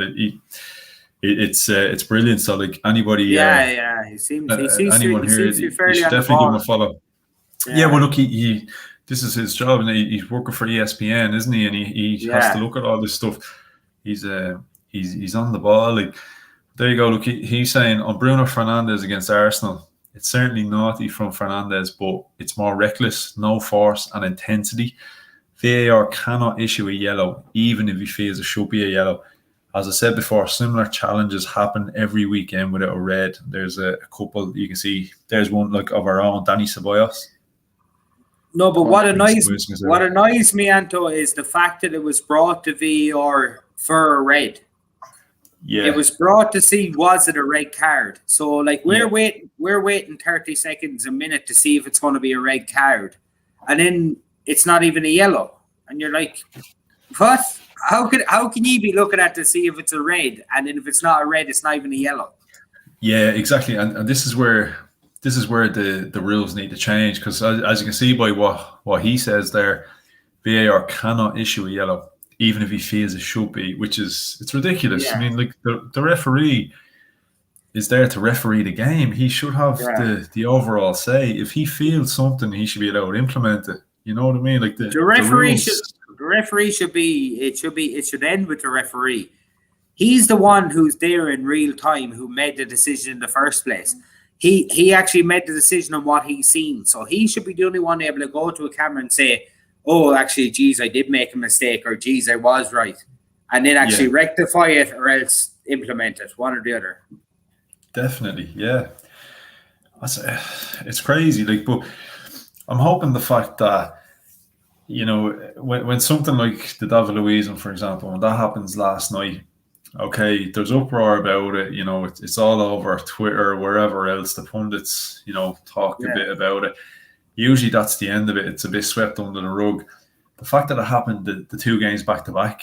Yeah, you know, it was mad. David Luiz and then Bednarek then against United. Yeah. Hopefully that puts a bit more pressure on them now to actually, you know, do something about it. Maybe have a review. I don't know if you watched it last night. I was watching on BT Sport. I can't think of the guy's name. You know the main presenter sitting in the studio with Rio Ferdinand and whoever else was with him. But he was. Yeah. It was actually very funny. Himself, Brian, Rio Ferdinand. Is this a Brian Childs or what's it could be something like that. But, yeah, I think it could be, yeah. But basically, every argument from the referee as to why, you know, it was a penalty, he was just going, "Oh, okay, yeah, that makes sense. There's another great rule, isn't there?" And Rio Ferdinand just like, never. And even to be fair to Rio, like, he's a United ex-player, probably United fan, and he was turning around for the Martial one, and he was saying, he's like, never. And then of course the ref saying it's Jake Humphreys was. Jake Humphrey, yeah. Big shout out Albert JTV. I'm appearing on Albert JTV tomorrow, 6 p.m. Oh, and that as well, and on the ball. But yeah, shout out Albert. I'll be with Albert tomorrow. So make sure you check that one out. I heard off Anthony that Albert's a nice lad. I know he's an Arsenal supporter, but I'll give him the benefit of the doubt for this one. Oh, he is 100%. I heard he's a nice lad. He is a good lad. But look, everyone that comes into this channel and on the chats, we're all nice lads. Everybody's cool, all 100%. Sorry, Enda. Sorry, big shout out. Enda got there first. Sorry, Albert. Shout out, Enda. Enda got there first. Enda finished first. Enda finished first.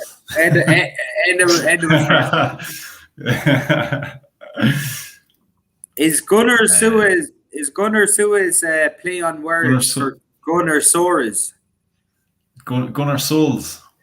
Yeah, but could you or Gunnar Souls? Sorry. Is it a play on words for Gunnar Soares? No.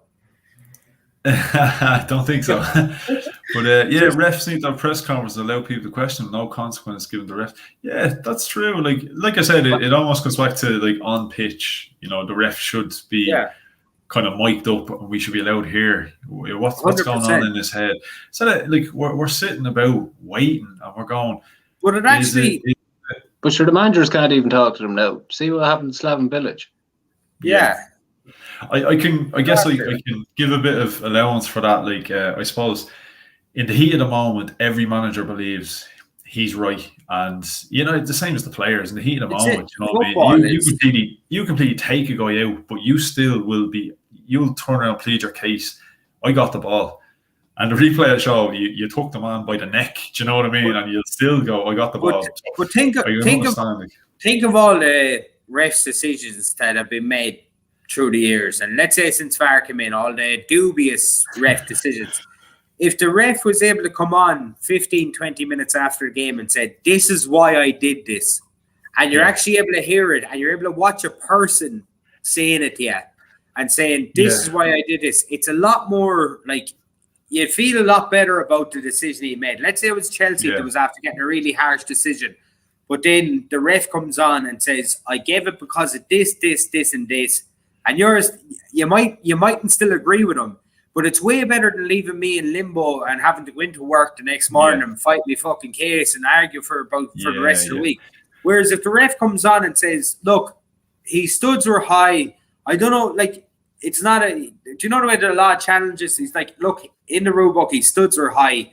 From the angle I looked at it was a red card, and I gave it that reason. You'd feel a lot better over the sport if they actually came on and said, this is why I did this. or you actually knew. I think as well, right? Like we threw up the ex-referee Mark Halsey, we threw up his statement earlier about where he was saying, they're being kind of instructed to do certain things and let certain things go. Wouldn't surprise me whatsoever. Like if that's true, if the ref has to speak at the end of the game, he's going to be less inclined to do those kind of things, because he's going to be saying to himself, well, if I do something, like I'm going to be asked about this at the end and I have to give an explanation, and I'm in front of the media, and it's out there for everyone to see and everyone to listen to. It puts pressure on the ref to make the right call. Like, the worst, like VAR is the reason we're having this chat tonight. And in my opinion, right, VAR was implemented to take the pressure off the refs, but it's after causing refs 10 times more pressure, if anything. Because reduce the margin of error for them, if you think about it. Yeah. Reduce the margin of error. I think the lines people, they've seemed to have adapted pretty well. If you think about letting the play finish before they put the flag up and stuff like that. In all fairness, is it not the most annoying thing ever when a player is 3 yards offside and the play continues on for 43 seconds because they are told not to put their flag up, and then it goes on for 43 seconds, and then all of a sudden, then man is in on goal, and they go, and then it's and that time is that. Another point I had is it VAR decisions that go on, the time it takes for VAR decisions to be whatever they are to decide it. That time is never added correctly to the end of the half or the end of or the full time. You might have 3-4 VAR decisions a game or in a half, and at the end of it, then it's like 2 minutes or 3 minutes. Whereas the VAR decisions in total took 8-9 minutes. So you're actually losing time out of the game as well. Just to go to end this comment there about intimidate the ref. I don't think it's not intimidating the ref. I think it's just giving them more accountability. You know what I mean? I think at the end of the day, if I mess about in my job, my day-to-day job, and I do something, I have to answer to somebody. I am answerable to someone, and I think generally I answer to the squidge man. But I think the refs have almost got a bit of a free pass to a sense, because like someone said earlier, if a player is not doing his job, he'd be sold. If a manager's not doing his job, he'd be sacked. What's happened to a referee? I don't think anybody can go into their job and act like players act in their jobs. I mean, think about it. Like if we decided it didn't work, we didn't like a fucking manager. We couldn't go in and just be like, no, we're going to be shit at our job for 6 weeks until you get sacked. No, that's not how life works. So a lot of it is on the players. Just are we talking about players? Not on this channel, Enda. Not on this channel. You're on the right. You're looking for logic on the wrong channel. Yeah, sorry about that, Enda. Yeah. Go over to Talk Logic, Republic. Yeah, see, they're like as Gunnar Souls is saying, refs make blunders, go home, sleep, repeat, no accountability. That's my issue. Nothing intimidating. That's kind of what we're saying. Like I said, I hate when the players get in the ref's face and try to influence the decision, by intimidation. And I'm not saying intimidate the ref, but do you know what I mean? If the ref thinks no matter what call I make, well that's it, and whether it's right, wrong, he's not accountable. He's not answerable to anybody. He's gonna get stick, but. In day-to-day life, we're all accountable for our actions, aren't we? So I don't see why referees should be any different. Yeah, it's exactly. See, what Russ is saying there, that's basically what we were saying, It's I don't know. I often try to look up how much a Premier League ref is getting paid per game as well. I'd love to know, is there a fixed fee, or if you're reffing Liverpool versus United, do you get an extra percentage, let's say? Because obviously, do you get commission for giving red cards and penalties? That's what I want to know. Yeah. Well, look, you work away, yeah. No, are fucking do refs look? Refs have a hard job. There's no doubt about it. Whatever. Oh yeah, it's the hardest job in football. It really is. Yeah. And you're like, no matter what you do on one side of the fence, you're going to be a bollocks. Do you know what I mean? Exactly. You're Look, you're it's like management. You know what I mean? You do. No matter what you do, you can't please everybody. Do you know what I mean? You're going to be a bollocks in somebody's eyes. That's just the way it is. That's why, like, but there is good refs out there. Like and there's a good refs coming through. I can't think the young lad's name. Well, he's not a young lad, no, but he's a relatively young ref in the Premier League. Look, we leave that one there for a while. I know the guy you're talking about. Yeah, he's a good ref though. Do you know there is good refs? The Assemble will jump in now and let us know in a second, I'm sure. Don't worry. Go on the fucking Assemble. Yeah. Unless Enda beats him to it. Go on, Enda. Go on, Enda. Go on, Enda. Your time in this. This is your time to shine. Look, sorry, were you were finishing up a point there, were you, Squidge? No. Go on, the next comment is from one of my good friends here. No. Grand, right? We'll keep that away from you. So, VAR decision should be audible for everyone to hear. Yeah, 100%. The ref thought blah blah happened, and we've come to this decision. No need for pitch side monitors. At least everyone knows what's going on. Yeah, well, look, I still think the pitch side monitors, I think, are still a good idea. But yeah, if we can hear the audio, what I would like to hear is I would like to hear the audio of the communication between VAR and the referee. That's all you want. Yeah. I'd like to hear, the referee say, well, look, I called it because I saw this, and the VAR assistant come back and say, look, to be honest, there was there was contact.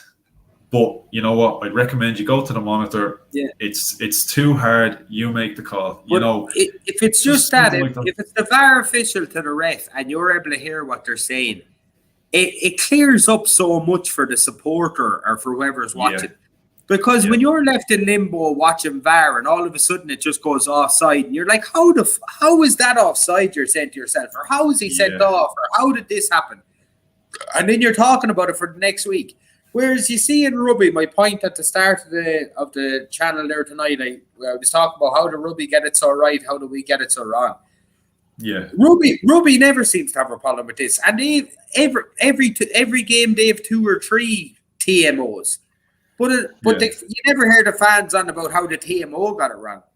But it seems to be we've 3 or 4 VARs a game, and they're always getting it wrong. So how just if you could actually hear what the VAR are saying, it'd clear up an awful lot of stuff. Yeah, well, look, if people do look back, like I said, I seen one going back a good while ago. Must be well over a year at this stage, from the Australian A-League, and like that, the referee stopped play, and he was mic'd up, and you could hear the conversation between himself and the video assistant referee, and he basically said to him, he said, "Yeah, look, I recommend such and such a decision, go check the monitor. It's your call, basically." Exactly. And he said, okay. Correct. And then we can hear, instead of this, like, he's like this and he's going, yeah, the ref. He's like, right, I'll go check them out. And then you're like, what's going on? And then even the players are just going. There's some decisions that VAR don't actually know the right decision. But the refs after going to VAR, and VAR is literally making a decision here. And the ref's going, I don't know you're actually making the ref look like a simp, basically, because the ref at the end of the day has to go out and implement the decision VAR made. But VAR itself don't know the decision. It's just mic everything up. If the fans can hear everything that's going on, at least we know how they got to this decision. And that'll make everything way more clear. You'll be able to say, look, at least I know how they got there. So that's how they got there. So I'm not going to, do you know what I mean? Whereas if there's if it's a ridiculous decision and you don't know how they got to it, then you're like, what's going on? How did they come to this decision? That's all you're saying to yourself, because you don't know. And then the next problem we have is when that does eventually come in, then we're going to need the translations when we're watching La Liga, Adam, won't we? Yeah. We're still not going to have a clue what's going on. Or La Liga's correspondent. Gunnar Souls, if it's intimidating, then stop press conferences altogether. I feel like they have a quota to spice the Prem up, soap opera vibes. Look, that ties back into what Mark Halsey said. Like, it does sound like that. Like he did say, we're encouraged to give a certain amount of free kicks, certain amount of throw-ins, certain amount of like yellow cards and stuff like that.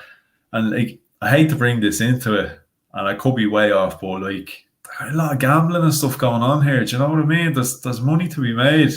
No, look, three of us can't say a word about anything. That's what I mean. That's why I don't like to. For the job because of that. For the job, bar one all my life.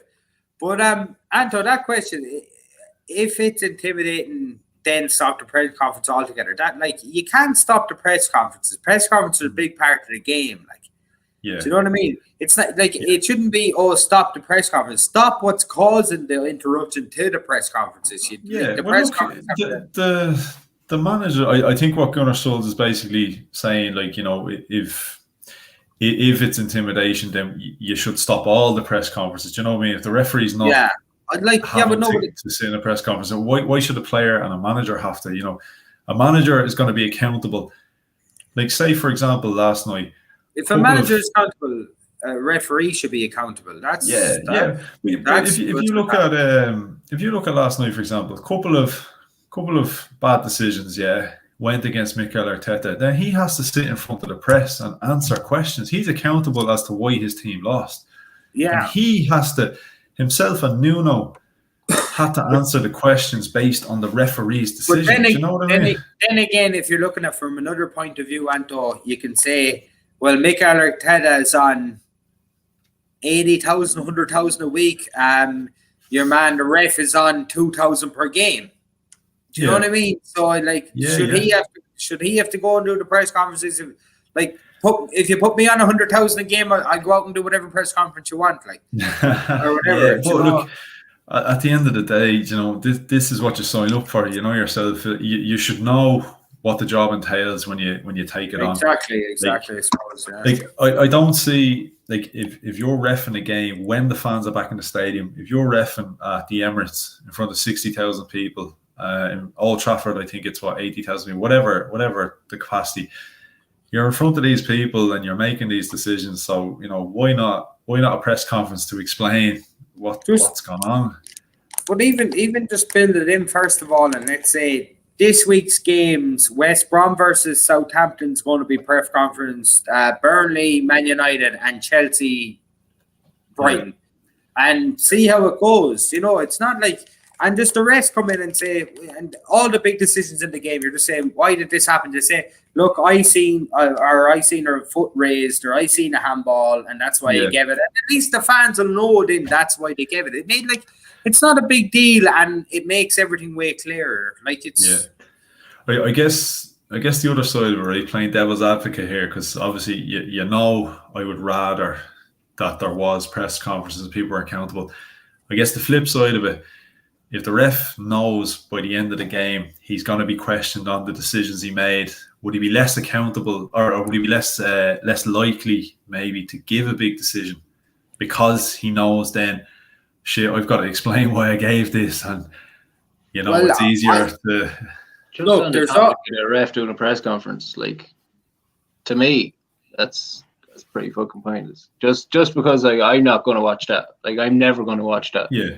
But would you watch it if it was given against Real Madrid? Would you watch it?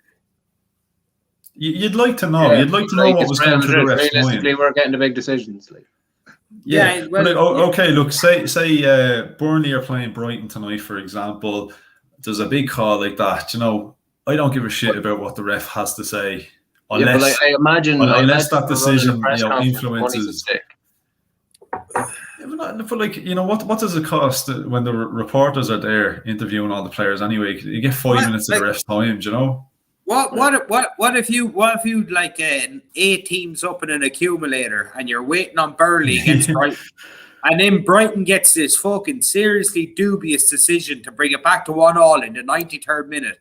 And do you not want to think you want to hear what the ref has to say in that game? Like you have to cost me 800, 900, 2,000, whatever the bet's worth. Like, think about the amount of shite press conferences that they'll be putting on just for the odd one that somebody be interested in. No, but thinking about the shite of press conference, think about it aside the press conferences are going on right now, but you only pick out the ones that are you're interested in. Yeah, like to be fair though, like it wouldn't always be negative. Like there'd be times when the ref made the right call and VAR got it right, and then the press conference he'd be saying, "Do you know what? You made a big call, blah blah blah. What did you see, blah blah." And everyone's cool, and they're going, "Yeah, no, do you know what? Fair play. I never thought of it like that." And exactly. he got it right. But the Assemble says the role of the supporter has changed. The game is gearing up to get the correct decision. Emotions are being removed from the game.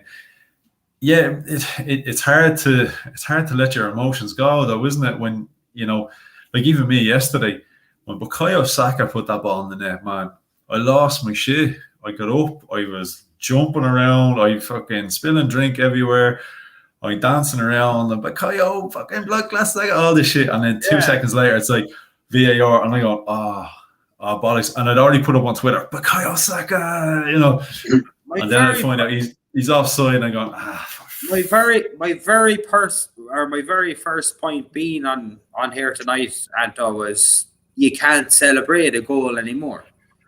Yeah, you can't celebrate it like you should. Do you know when your team scored a goal, you should do exactly what you did there.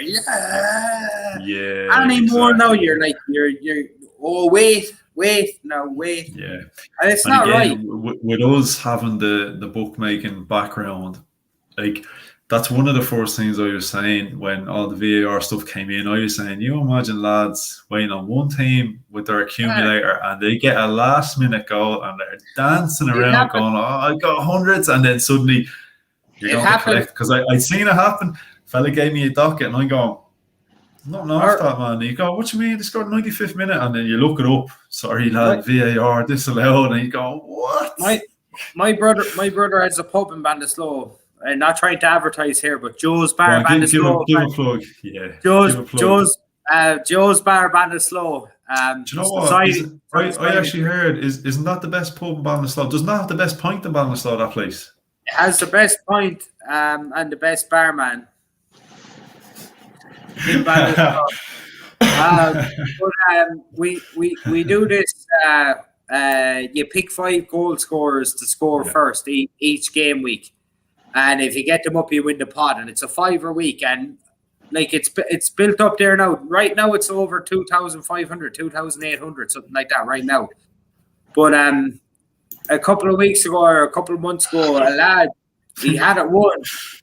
He had 4 goal scorers up, and let's say Salah, for example, scored the fucking goal to give him the 2,000, but sure he was VAR ruled it off, and then he didn't win it. Do you know what I mean? And if this happens all the time, like, so that's 100%. I'm delighted I was able to get Joe's Bar in there anyway. I'm going for a 5. We get a first squidger over money there, boys. Good luck to you.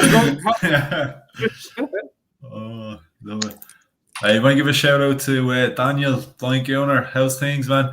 Sorry I never got back to you yesterday. Fucking, I hadn't even checked my messages. By the time I did, it was too late. And to be honest, you didn't want me on that watch along yesterday. Wasn't in the best of moods with that one, to say the least. But 100%, I will be back on. I keep saying this to you, but no, 100% I will definitely.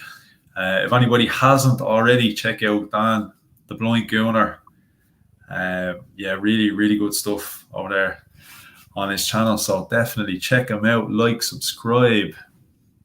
And if you haven't already on this channel, like, subscribe. The comments are hopping here at the moment. So yeah, really appreciate it. So thanks very much. So Don, the amount of bad calls in rugby are minimal. Rugby has adapted where the TV match official and the conversion adds to the tension of the game.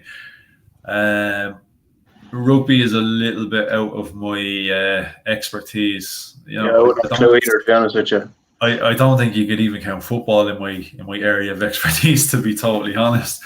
A resident rugby player, supporter, he's abandoned us for this, so maybe I'll come back to him on that one. As much as I was the best point, apparently. Oh yeah, Joe's Bar, Ballinasloe. Definitely check it out. It's in the comments there. He pulls the best point. Universally official. They are players. Russ, all we want is consistency. I know different human beings see things differently, but VAR is there. Yeah, again, as we did talk about a little bit earlier, consistency is key. Like I said, if a bad decision goes against you, okay, it's still not good, yeah, but at least if that same bad decision is the same bad decision for everybody, you can live with it a little bit more.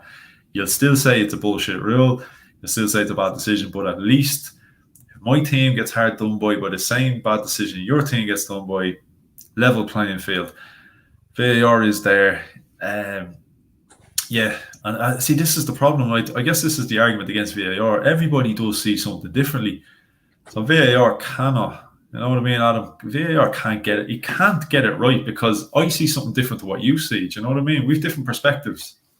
Yeah, I know it is tough, but like, I suppose the longer it's there, it will get better with time. Do you know, that's hopefully. Well, like, how can it not? Like, of course it'll get better with time, and you know the rules are gonna like adapt and change or whatever. Like, it's already changed with the offside rule and stuff.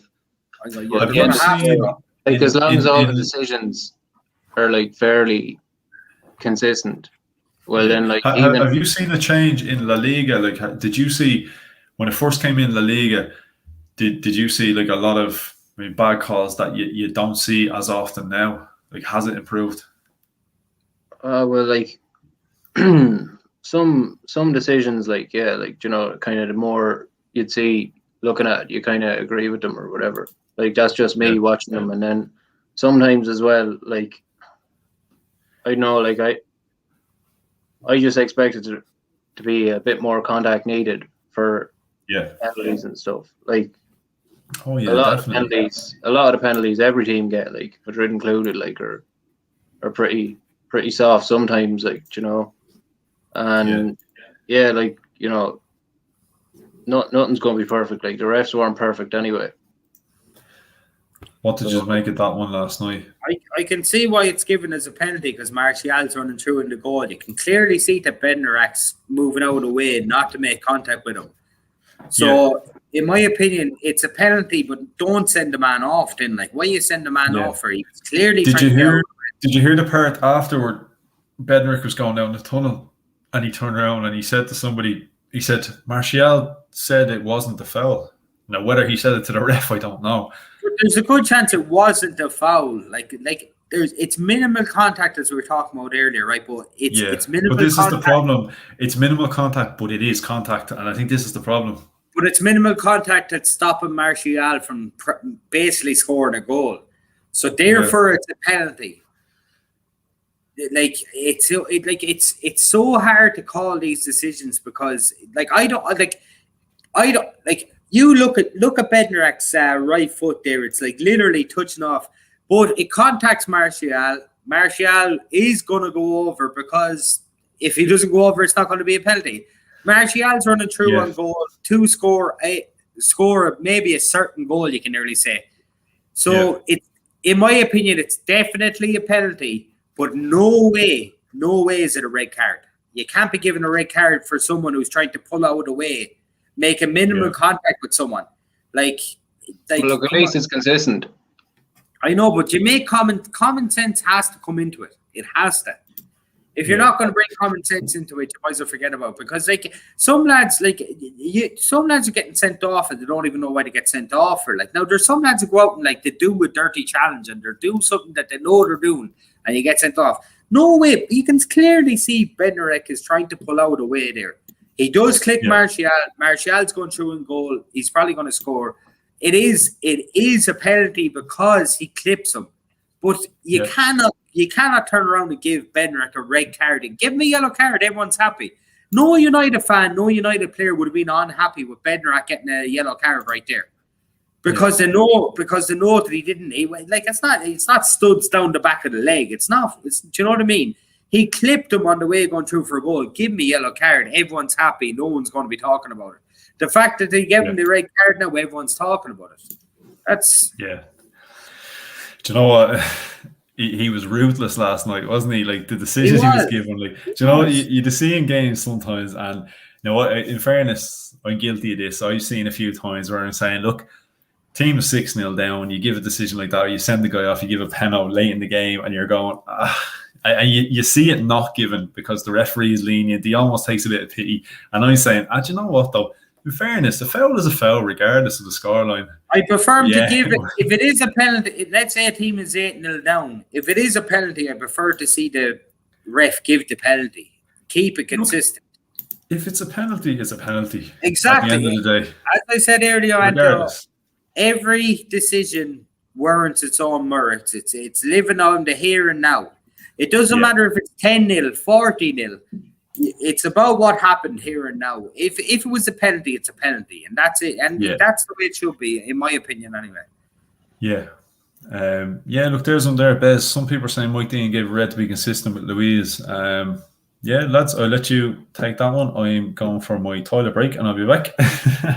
I'm looking at the comment we heard from, what was the referee's name earlier, Anto? Hagney. Mark Halsey. Mark Halsey. Looking at Halsey's comments earlier, you wouldn't be surprised if that was the case.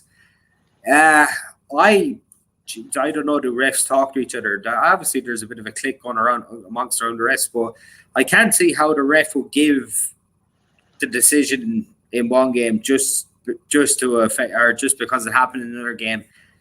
I wouldn't say it did happen, but I wouldn't be 100% surprised if it did. What do you think, Adam? Yeah, like I know, I doubt he would have done it solely because of what happened in the other game, but like maybe in terms of like they're just sticking to like whatever they think the book is as much as possible and not like deviating from it at all and not using any, I don't know, common sense or maybe. Like if it's in the book, I suppose then it is hard for them to go away from that. But at the same time, the book maybe needs to change then because but there's the book. The game is suffering either way. Like, but there's the book. There's the book and there's the common sense book. And I'm sure that if you were a ref and you were meant to look at the book, but something happened and you came back and said, "Here, it was common sense not to give him a red," even though in the book it was red. Like, would they be too angry with you? Would your bosses be too angry with you if you gave them the red, or if you didn't give them the red? Do you know what I mean? Like, it's like it's refereeing's a tough job, obviously, but like there's like too many decisions since VAR came in my opinion. Too many. It's too fucked up since. Well, I still feel like even with VAR though, like, you know, some penalties, like across all football is just too soft. Yeah, and look, and it's getting softer and softer as you go on. It's like with the video now, they should be able to keep it like you know, more the way it was, so then that they can, you know, use VAR for it. You know, not just make it like even softer with VAR. But I think VAR was brought in. I've actually, Anto, can I read out some of my comments here today? That some of my Do you know what? I was waiting all night for you to do this. Right, I've 7 of them. So I've 7 of them. I think I've 7. I'll read out 3 now, and I'll read out 4 later. Is that okay? Oh, so we're gonna be here till 4 a.m. Hey, look, I've nowhere else to be. It's not like I have to go to work in the morning, so I'll be still talking to my computer screen when you're gone. Don't worry about it. No, hey, look, I'll be here with you. It's cool. I've no place else to be. Right, so I just for the viewers' concept of what I'm talking about here is that when Anto asked me we said we'd be talking about VAR tonight. I put it across all my WhatsApp groups. You know, all my 2 WhatsApp groups that I'm in, and I asked them. I said, give me a 3-4 sentence quote on how you feel about VAR. And a couple of lads got back to me. A couple of lads didn't. But I have a couple of quotes here. from my friends, right? So this is from Dennis Glynn. He's a Newcastle supporter. He said, VAR is like Brexit. Was never needed, shouldn't have happened, and now the game is gone. That's a fair point. How do you feel? Right. I'll for the next quote I need to ask you, did any ever see Get Him to the Greek? Yeah. With Russell Brand, and Jonah Hill. Did you ever see African Child? Do you know African Child? Right. So the next one is from Colin Riddle. He's a Leeds United supporter. He said, VAR is the worst thing to happen to football since African Child. Do you get that? No. Watch the film again, you'll get it. Anyone who watches Get Him to the Greek, that's right. This is personally my favorite one. It's from Jack Reynolds. He's a Liverpool supporter. He said, VAR is ruining football like the blurry bits in Japanese porn is ruining Japanese porn.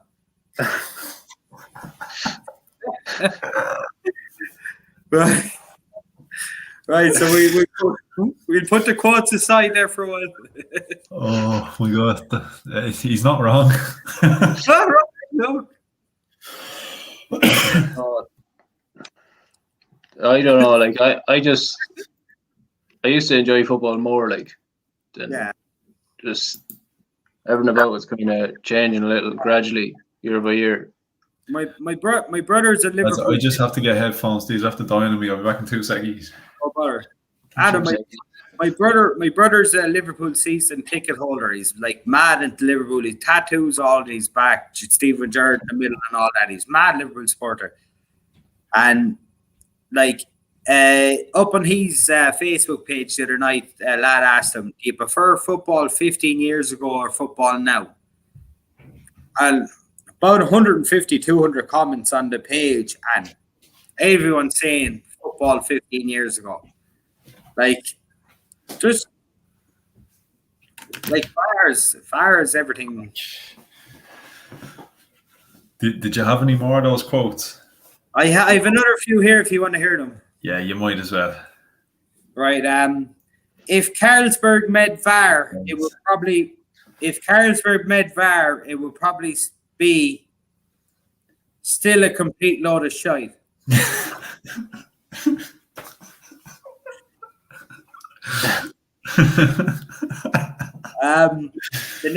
The next three are actually they're not really that funny, but they're actually in line in what VAR is. I guess we have to get serious now and again, don't we? The last one there, the Carlsberg one, was brought in from Niall Hines. He's an Arsenal supporter. Mm-hmm. So I have one here, Davy Mack. I think he's the last comment there is from D Mac D. I think this is him. He said VAR isn't wrong in its application.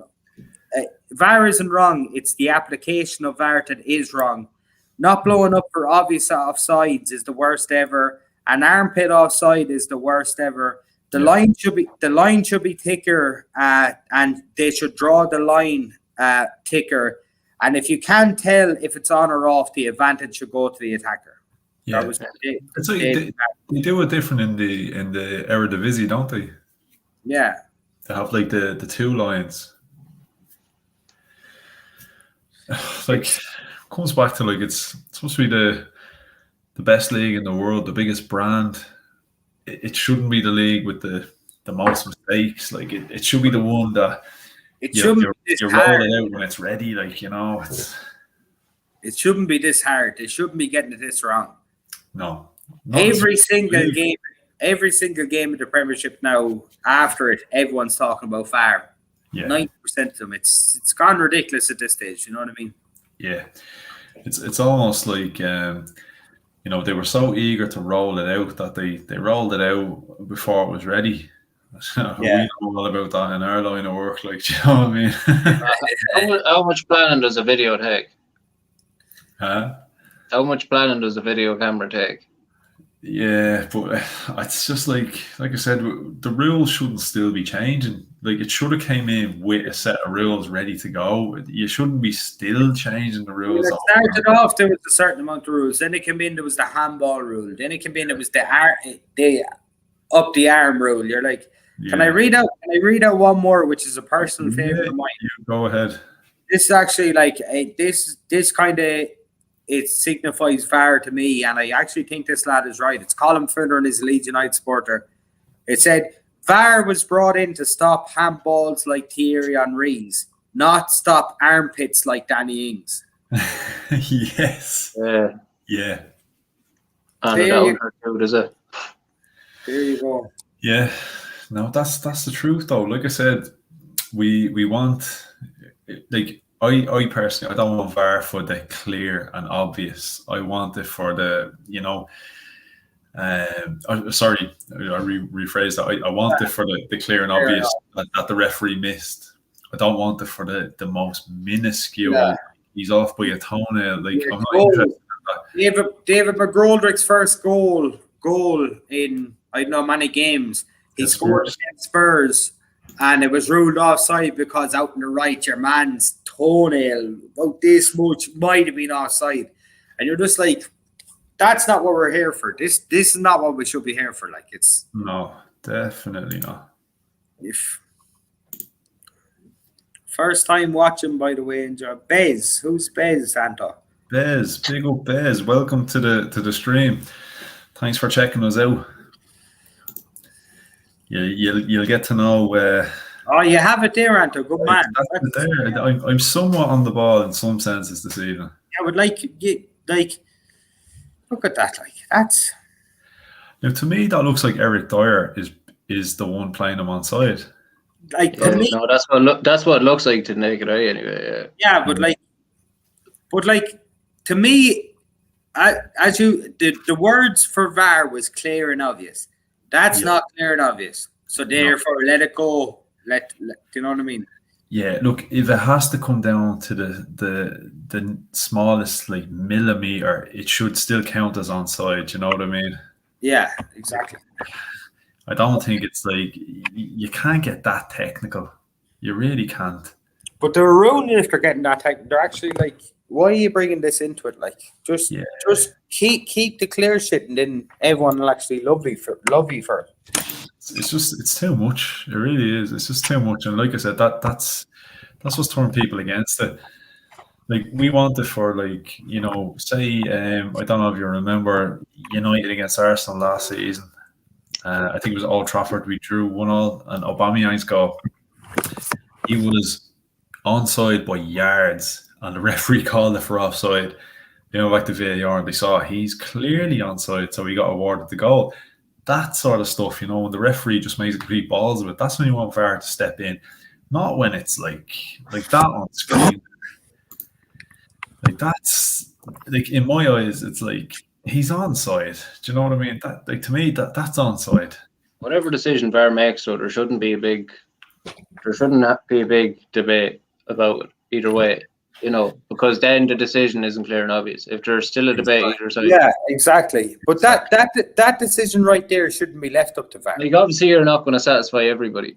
Yeah. It should only be a foot. Like, if you're 2 yards offside, like, fucking you're offside. Like, that's beautiful. We can't tell us. Yeah, look, ticking up that line a bit. And if the eye can't tell if he's offside or not without getting the protractor out, he's onside. Good man, D. MacD. Definitely. D. MacD is on the ball there now. But let's face it, right? So if anybody was playing him on, right, well, like, he's basically on. It was Eric Dyer, right? Yeah. But, like, that's not going to change. Like, he's not exactly getting an advantage from how far he is away from Eric Dyer. Exactly. Yeah. I agree with you there, Adam. Yeah. Like now, if he was way off, like, or like even a yard or two off, you could say, oh look, but like we're not talking a yard, we're talking millimeters probably. Yeah, but you're also talking about a lad out in the fucking right. He's on the touch line on the right hand side. Do you know what I mean? That's like minuscule, might be offside. If he was like going through the middle of their Dyer there and shoots and scores, you're like, all right, whatever. But like he still has to cross in the ball or whatever. A load of shit happens between that moment and the moment McGoldrick scores. Yeah. Like, it's not like it's stop. Like, is there an argument to be had maybe for, maybe this is stupid, but like, certain areas of the pitch. You know, if he's a certain distance away from goal, and there's that kind of minuscule sort of. No, you can't fix the rules. No, my argument would be if it's going to happen, if it happened, it's happening. Yeah, there's no certain distance away from goal. You need to make it black or white. Yeah, I think it's like can't make it too complicated. Yeah, exactly. But you know what? I think that's the problem. It is too complicated. Exactly. That's what you need to make it just plain and simple. Like the normal. It's a really simple sport. Exactly. They're after fucking it up. It's 22 boys on a pitch trying to kick a ball into the opposite goal. Like. Yeah, and there the assemble says if you support a club for 30 plus years, yeah, you're an all supporter. The only thing is, after a certain amount of change, you find it hard to accept change. The game has to evolve in all aspects, like it or not. Yeah, and look, the same goes for the players. Like I said about David Luiz last night. David Luiz is a guy, 33, about to go 34. Like, and the rules and the game is changing. It's hard for these older guys to, you know, everything you've done and be brought up with. And then the rules are changing and the game is evolving. It's honestly, Anto, I don't think David Luiz should be brought into what he did last night. It was complete another clip of the knee. Like I heard a comment there earlier, David Luiz, that shouldn't have happened last night because David Luiz shouldn't have been at the club, same as William. There was that comment. It was right at the start of the yoke. Yeah. That's just player prejudice. Like it's no, but it's not even like you can't say like David Luiz, right? In my opinion, David Luiz shouldn't be at Arsenal. He is what. But it's not because of what happened last night. Like, yeah. You know what I mean? He clipped your man on the knee, and it was a penalty, and it shouldn't have been a penalty. That's something I've seen that argument. Like people are saying, "Oh well, look, it's valid because David Luiz is a fuck up, and it's what he does," and that's irrelevant. Like if that happens to, let's say, Bukayo Saka, you know, the fans love Bukayo Saka, Kieran Tierney. Oh, they get behind him and say it wasn't a fucking. Yeah, and the part that I didn't like as well. When they went to, you know, the referee in the studio, or Rio and was Adrian, or I don't know if we got Jake Humphries, that was his name. When they were questioning the decision, they went to the referee, and you could see he went red. He was going, oh fuck, like, you know, I need an answer here, and he blurted out, can I just point out as well, this is the third time David Luiz has done something similar. Maybe the player needs to learn. And you were going straight away. You've basically just admitted like the eyes are on certain players. Like whatever David Luiz did before that 90 minutes, irrelevant. Like you should actually, they shouldn't actually bring names into it. Mm-hmm. It's not a thing. It's like a player. It's on that given night. Yeah. This is the match. This is what you're reffing. You ref tonight. No. Oh, what David Luiz did for Chelsea back in 2008. Yeah. Nothing got to do with tonight. Nothing got to do with it. Track records go out the window. Do you know what I mean? Everything should be based on like you shouldn't take into account, like, let's say for example, okay, like I know we all do it. Oh, United have X amount of penalties this season, 6 Premier League penalties, 11 penalties in total. Oh, United are going to get a decision tonight. They're going to get a, you know, it shouldn't be that way. It shouldn't be that mindset. I was told by a United fan before I come on tonight to mention now whether this is a United fan talking shit to me or not. Niall Stack. He said, make sure I mention that Liverpool got the most penalties in the Premier League since the Premier League started. Now, I don't know whether that's true or not. But who's got the most since VAR started? Oh, of course, United, of course. Although, was it not Leicester had more? I think like this season or last season, was it? No, we're talking about no, Anto, no, stop now, don't. No. I know it's probably true, but no. I'm trying to be fair. Yeah, here. No, I'm trying to rise. So the assembled thing I've never understood is you can get sent off for preventing a goal scoring opportunity, but there's a 50% chance you can miss. That's the truth. Like, just because you're in a certain position, it comes back to this whole, well, you're the last man. So therefore, you know, you took him down when you were the last man. He was through on goal. He was gonna score. Red card. Who's to say he was gonna score? I suppose you're taking away the 50% chance that he would. No, yeah, but it's all presumed.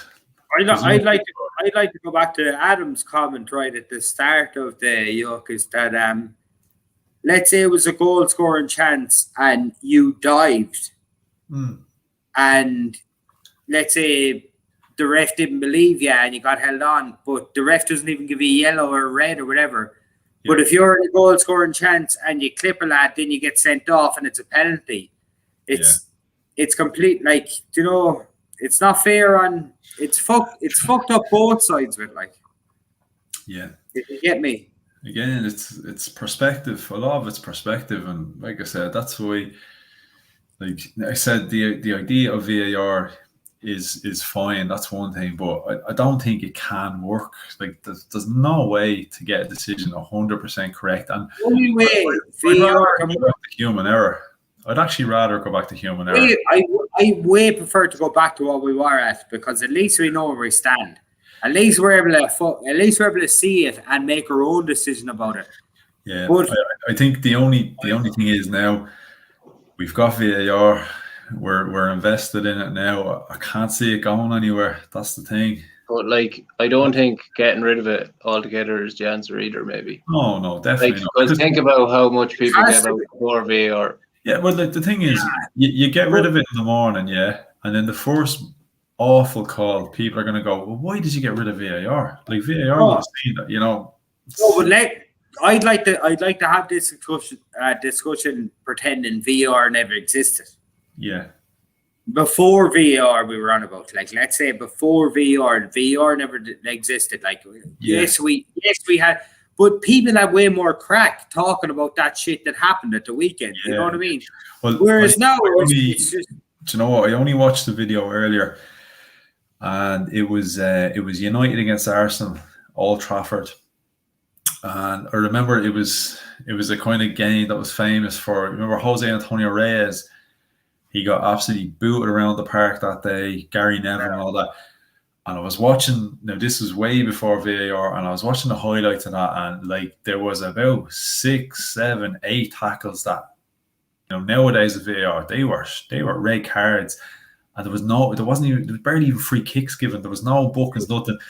And people were saying this was the game that was highlighting the need for VAR. There was all of those bad tackles, and then there was the Wayne Rooney dive for the penalty. Don't get me started on VAR. Do you remember when Chelsea were in the Champions League against fucking Barcelona, and your man it was 4 penalty decisions. Now, what I mean stonewall penalties. No, I'm not talking as a Chelsea supporter here. I'm talking as a neutral supporter, saying definitely Michael Ballack, hand up in the air like this. Fuck it. You watch the highlights back. 4. There could have been 7 penalties, 4 definite penalties, and we didn't get 1 penalty. And Barcelona went on to win the league, and they were saying, like, there was uproar over it since, saying it was a big fix and all this. Like, if anyone should be on about VAR, it should be Chelsea. You know, I'd be saying. Lads, tell me you remember though, Dani Alves getting stretchered off in the Champions League semi-final Clasico. Yeah. And he wasn't even touched. Yeah, I remember that. And the scream he let out, you could hear the scream. Like, you know. Didn't you actually show me that? You were showing me that video not long ago. I remember Dani Alves picking up a banana from the corner and eating it, and I thought he was the best ever. Yeah. I'm going for a fag, boys. I'll talk to you in 2 minutes. Yeah. We might have to get an El Clasico podcast going. Some of the games outside of the games, the performance on the pitch, some of the moments, the Figo on the pig's head, and all that sort of stuff. Jesus, some absolute crackers. Just like the old stories as well about Di Stefano, you know. Yeah. Fucking get Catalonia been putting on a plane to Madrid, like. It's happened with Arsenal a few times. I remember there was one. I'm nearly sure, was it Emmanuel Petit? I could be getting this wrong now. Had a few drinks.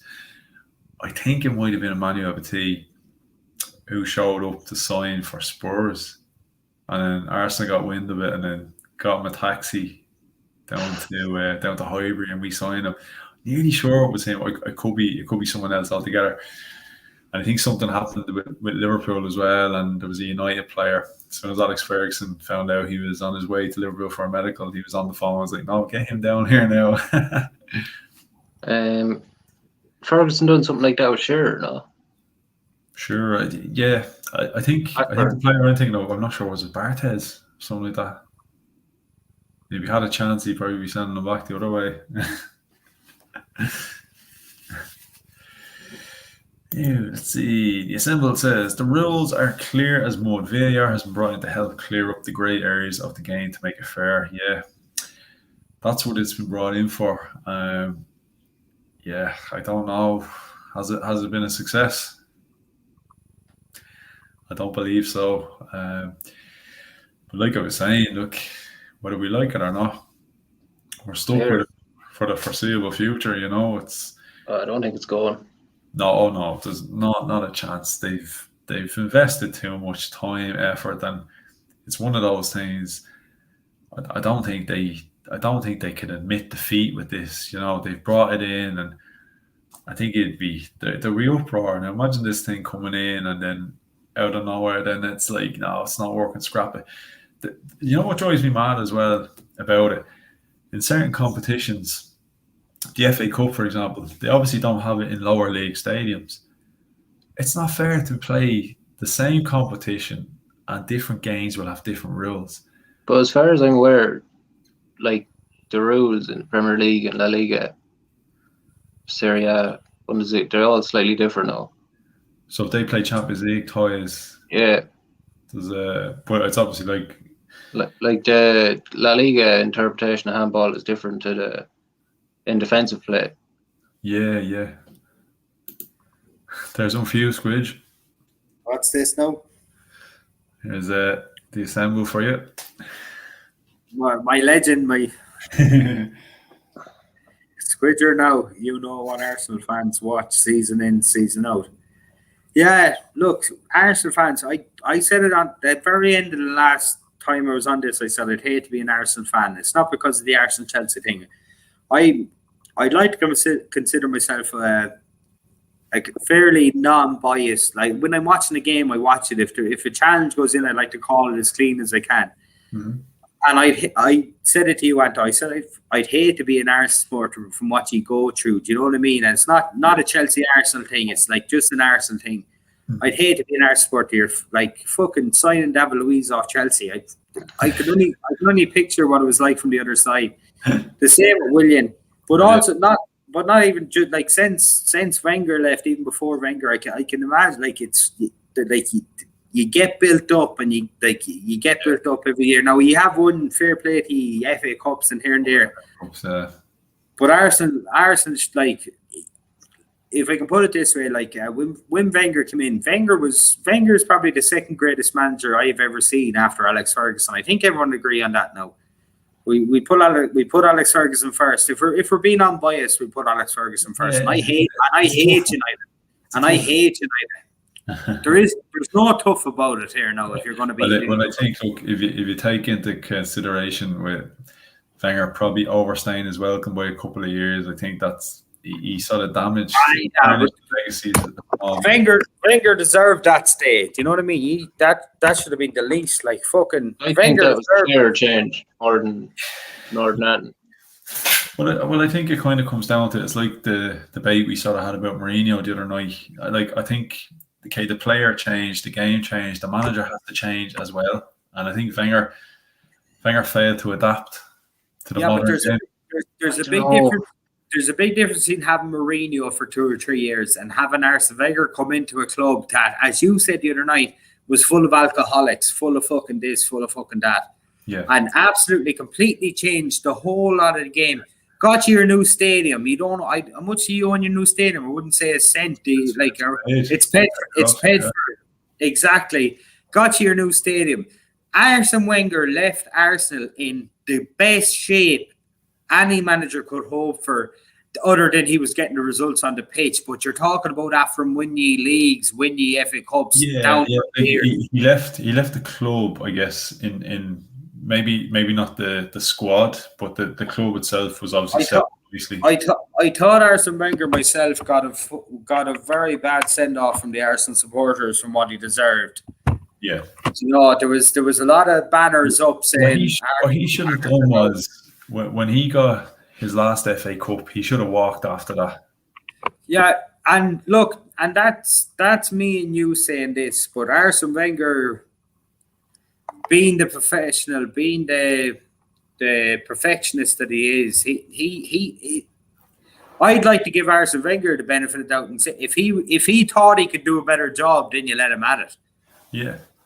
Because he's Arsene Wenger at the end of the day. He actually revolutionised football in the Premier League there for a while. Like, do you know what I mean? Back in the early 90s, mid 90s, you're talking about a man who revolutionised football. Like, and no one had a fucking clue who the fuck he was before he came into the game. Like, I know. Look, that's the truth. But like I said, look, it's not like he didn't get time. I mean, he was there for 22 years. So I guess, good send-off, bad send-off, whatever you want to call it, he was definitely given time. You know, he was definitely given time. 22 years, like how long more can you give?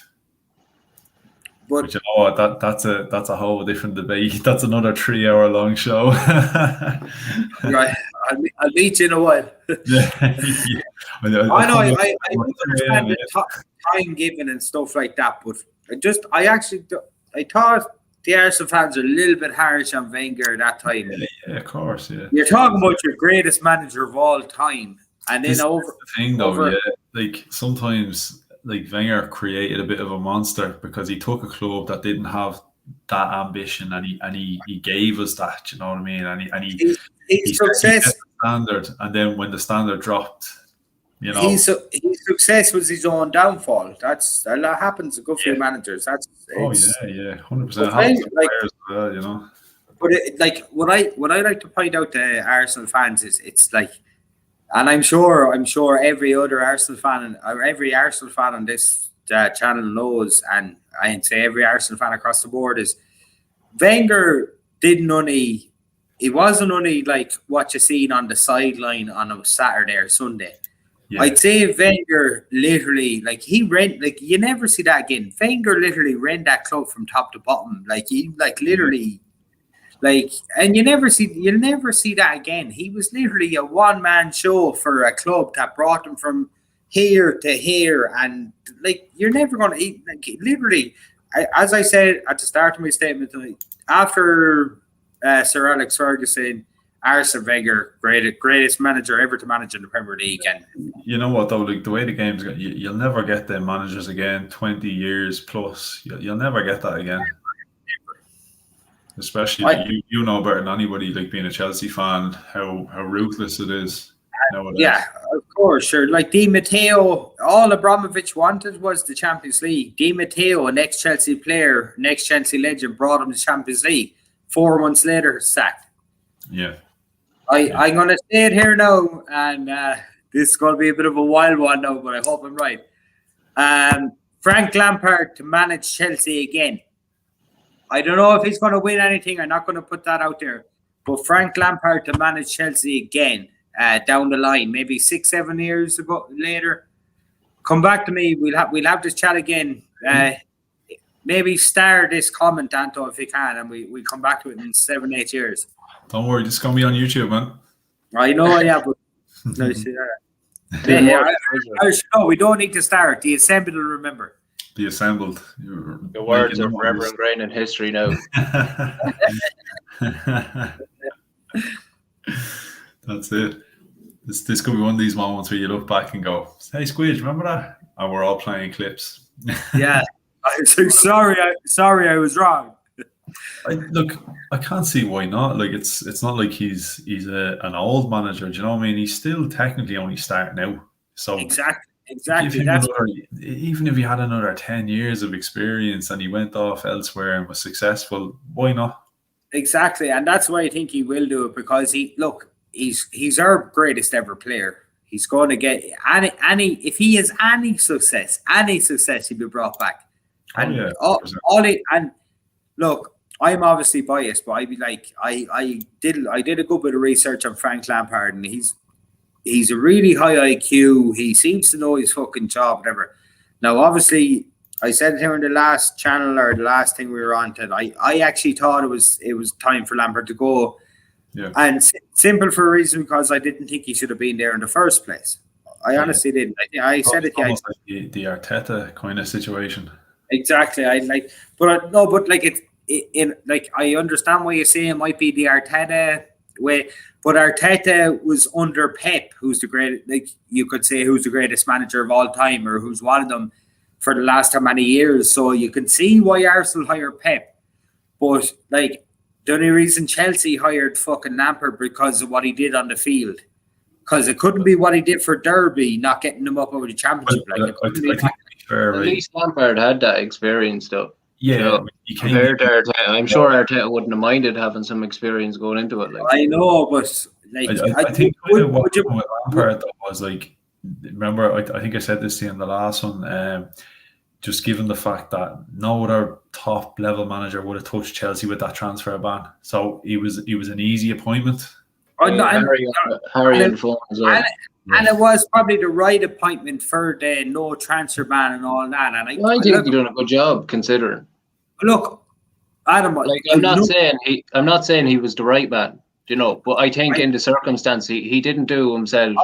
He didn't embarrass himself at all. He definitely didn't embarrass himself. He got into the Champions League last year, which was with the transfer ban, it was a pretty big achievement. Yeah, but like, there's no way Lampard should have been given the job that earlier on. Like all he did in his career up until that was not get promoted with Derby, who had Tomori, Mason Mount, and Wilson from Liverpool, who were three fucking decent players, especially for fucking championship level. He didn't get them promoted, so he actually failed in his first. If you're talking about goals and achievement, he failed because his goal was to get them up. He failed in his first management role. He really did. And then the only reason he got the Chelsea job was because he was the best Chelsea player of all time. I was like, look, I was so happy Lampard got the job, but there was a bit of me inside me that was saying, way too soon for Lampard. And I knew this is going to happen because once a few fucking results went against them, then the media and the fans, some of the fans start eating him up, and he get the sack, which will happen. It's ruthless business, like. And I was even saying myself coming to the end that maybe he should get sacked. I hope he comes back in 10 years and is successful. Hopefully. Yeah. Well, was Hiddink there twice? No. Gus Hiddink was there twice. Yeah, interim manager, let's say. Yeah, so like it's not out of Abramovich's character to not give somebody a second go. Like, I know, but that's an interim manager, and plus Gus Hiddink actually knows Abramovich personally. Oh, right. Because Gus Hiddink managed one of Abramovich's team over in Russia. I can't pronounce it. One of the ones beginning with A. He managed one of Abramovich's team over in Russia. I'm nearly sure, and he knew him personally, and that's why. And Gus Hiddink's a good manager. Don't get me wrong, but it's not whatever about second chances. If you're going to talk about second chances, you should talk about Mourinho. Mourinho was our greatest ever manager of all time. He came back, won us the league 2 in a row. Then he got the fucking sack, leaving on worse circumstances ever. And then he actually came back in 2010, Diego Costa up front, and won us the league again. So, like, if you're good enough, you'll be brought back. But it's about being good enough to stay there. And if you're not good enough to stay there, you will be sacked. And that's what happened to Lampard. That's what happened to Mourinho. Effectively, that's what happened to every manager that ever managed Chelsea since Abramovich took over. Yeah, that's fair. Well, it's like that as well, Oh no, and look, it's a cutthroat business. It's all about money. I said, Adam, I said the last time, who's the manager of Real Madrid now? Zinedine Zidane. Do you think Zinedine Zidane is in charge of the transfers? No, but he actually had a little bit more say in certain things than previous managers. For example, he kept Keylor Navas longer than the club wanted. Yeah, maybe, yeah. Well, obviously the manager is going to have some say in the stuff, but I'm just talking about transfers. You think Zinedine Zidane had the final say on who he brought in? No. I agree. I don't think any Madrid manager had. I don't think any manager other than maybe Pep Guardiola, because I'd say it was in his contract. Maybe Klopp. I'm not 100% sure even over that. I don't think any manager. I don't think them boys pick their players. No manager these days pick their players. They're given the players, and then you have to work with what you get. That's my opinion on it. I don't even think Guardiola picks them all. I definitely wouldn't think so. I'd have to say I think Guardiola gets his picks on who he wants, only because he was coming from Barcelona and he was the greatest manager in the world. And I'd say it was in his contract to get him to pick his own players. That's my only go on it. I wouldn't be surprised if he didn't, but I don't think anyone outside Guardiola has full control of who to bring in and who to bring out. I'd say they're picked for them. Yeah, no, definitely. I don't think any manager really. Like, you might have a short list, but like, yeah, I'd say it's what you get. Like, yeah, I'm like at Chelsea now at the minute. Maria Graslova or whatever her name is, she's over the transfers, and definitely Lampard didn't have a fucking clue who was being brought in and brought out. He was just here. This your new player here. This lad's getting taken away from you. Whatever the fuck. Definitely. Lampard didn't have a clue. Chilwell, fucking Mendy, ZH, Werner, Havertz was being signed. Now, obviously, he heard it in the media. But from a club and with inside the club point of view, I guarantee you Lampard didn't have a clue them boys are like, he didn't have a say in it. He knew they were being signed, but he didn't have a say in it. Yeah, well, at the end of the day, like, if Lampard went out specifically looking for a striker, and he settled upon Werner, why was he playing Werner on the left? Like, if you want a striker and you pick a striker, but I'm saying Lampard didn't decide on Werner. Yeah, I know, but like it's obvious. Like, it's obvious. Like, exactly. Yeah. Why else would Werner came in? Like, and been playing on the left. Yeah. Like, at the end of the day, I just find it hard to believe. It actually shows you more that Thomas Tuchel's after coming in. German-speaking manager were after the two players we signed were two big players, Havertz and Werner, German. Thomas Tuchel's assistants worked with Werner back in RB Leipzig. Obviously, all this comes into play. You know what I mean? It's like you do be thinking, what the fuck? Yeah. Right, be back in a minute, boys. No worries. So, was Arsenal winning until Wenger got there? He holds the record for FA Cups doubles. Not sure league titles. He left Arsenal, Richard Bear. Yeah. No, definitely. Look, you definitely can't say he's not by far the greatest manager we've ever had. Probably ever will have. I don't know how you're ever going to match what Wenger did. Just not even just in terms of trophies, but like transformation of the club and that. Hey Gary, what's up? Wenger came in when Arsenal was struggling, league and FA Cups were won before him. Yeah, but yeah, he definitely just like revolutionised the club and the game itself. We were basically a pub team, weren't we? A lot of alcoholics. Transformed everything. Thought Terry would have been a better appointment. Too controversial a character for the Chelsea brand. He might still get there eventually, though. He might get there eventually. Terry's at he's still at Aston Villa, is he? Assistant manager, yeah. Assistant manager. You never know. It's a pity Mikey's gone. I'd like to see what he thinks of a Terry Lampard set up at Chelsea. That'll be interesting. Yeah. But then who'd be the manager? Who'd be the assistant? Co-managers. Two of them. If you take away his achievements, where would Arsenal be today? Rehab. We're not far off, though. The changes Wenger made when he arrived was required towards the end of his days. The sport required any type of manager or change in the manager process. I don't believe he wanted to change. Yeah, like I do agree with that. Like, obviously, as I said, he revolutionized the game and completely transformed the club.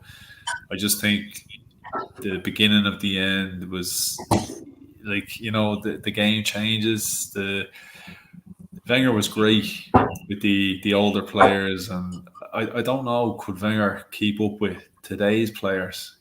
These new social media kind of, these kids.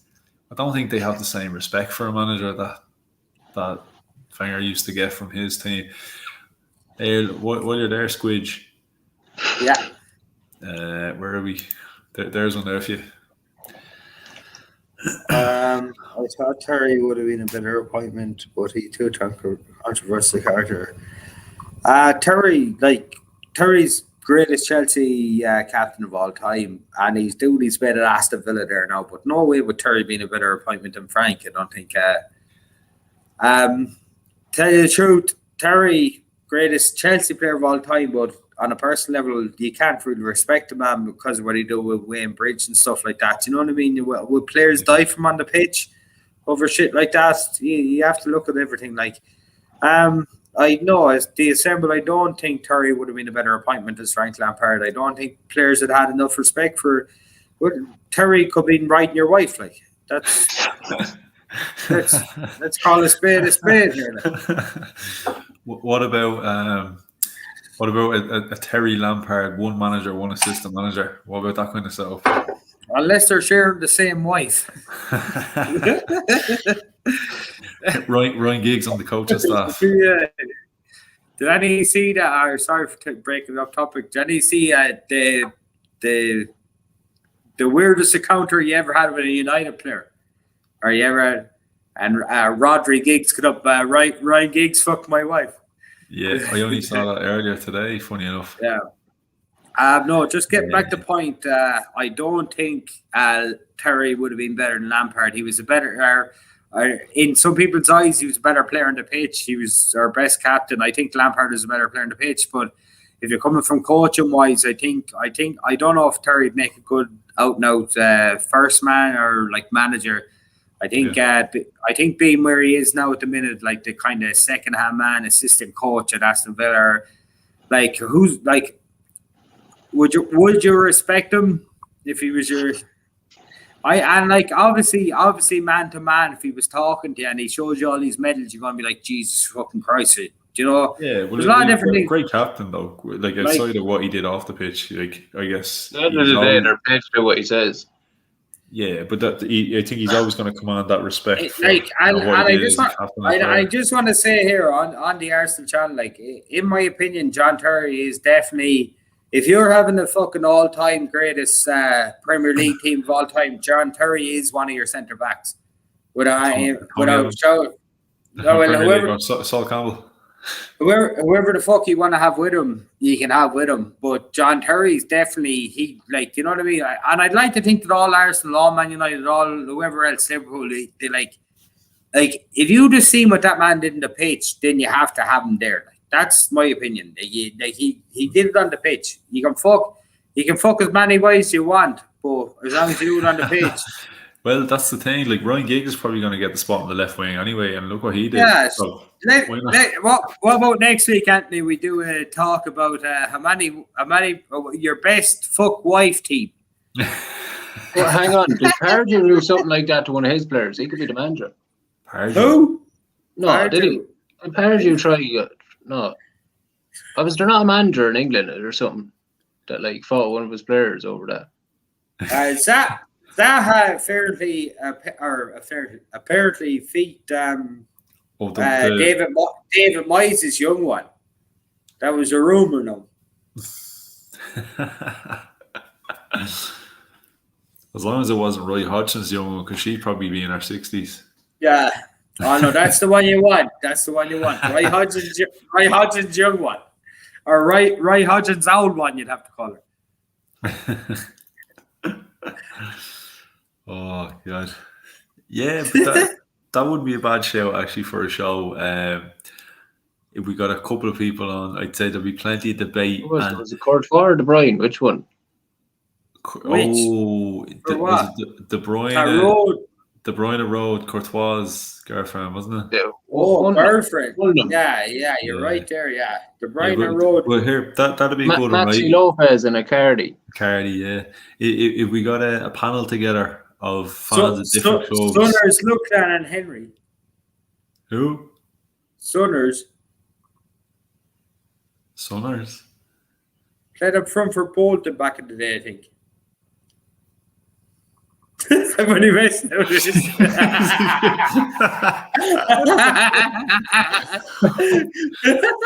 I was thinking Gudjohnsen, Michael Ricketts, Jardel. I was like, who else played up front for Bolton? Fucking Kevin Doyle. No, not Kevin Doyle. What's his name? Kevin Davis. Kevin Davis, a good striker. JJ watching behind him. Nicholas Clark. Fabrice Muamba was Bolton, wasn't he? Yeah, ex-Arsenal. Yeah, no wonder he collapsed. Yeah, but what you reckon? We'll assemble a panel, of different fans, and what we have to do is we're going to stay live on the stream until we can agree an all-time Premier League best 11. We have to agree on the 11 players in the team. We could be there for fucking 3 days. It's funny you say this that day because I was actually thinking. I actually thought about this earlier, and I was thinking of topics we could do if we were on this, and the greatest Premier League team of all time came into my head.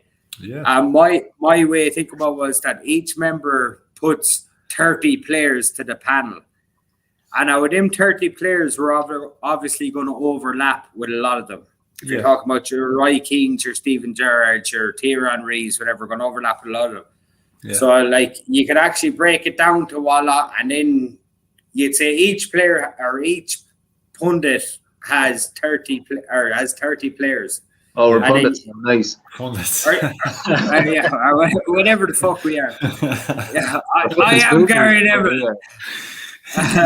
Squeegee Neville. Squeegee Neville. But each person picks 2 positions, and then you work it out from there.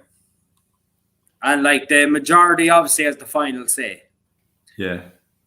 Something like that. I don't know. Look, it's all in the pipeline. Wait until this blows up, man. I'm gonna be famous. What do you mean wait till it blows up? It's already blown up, man.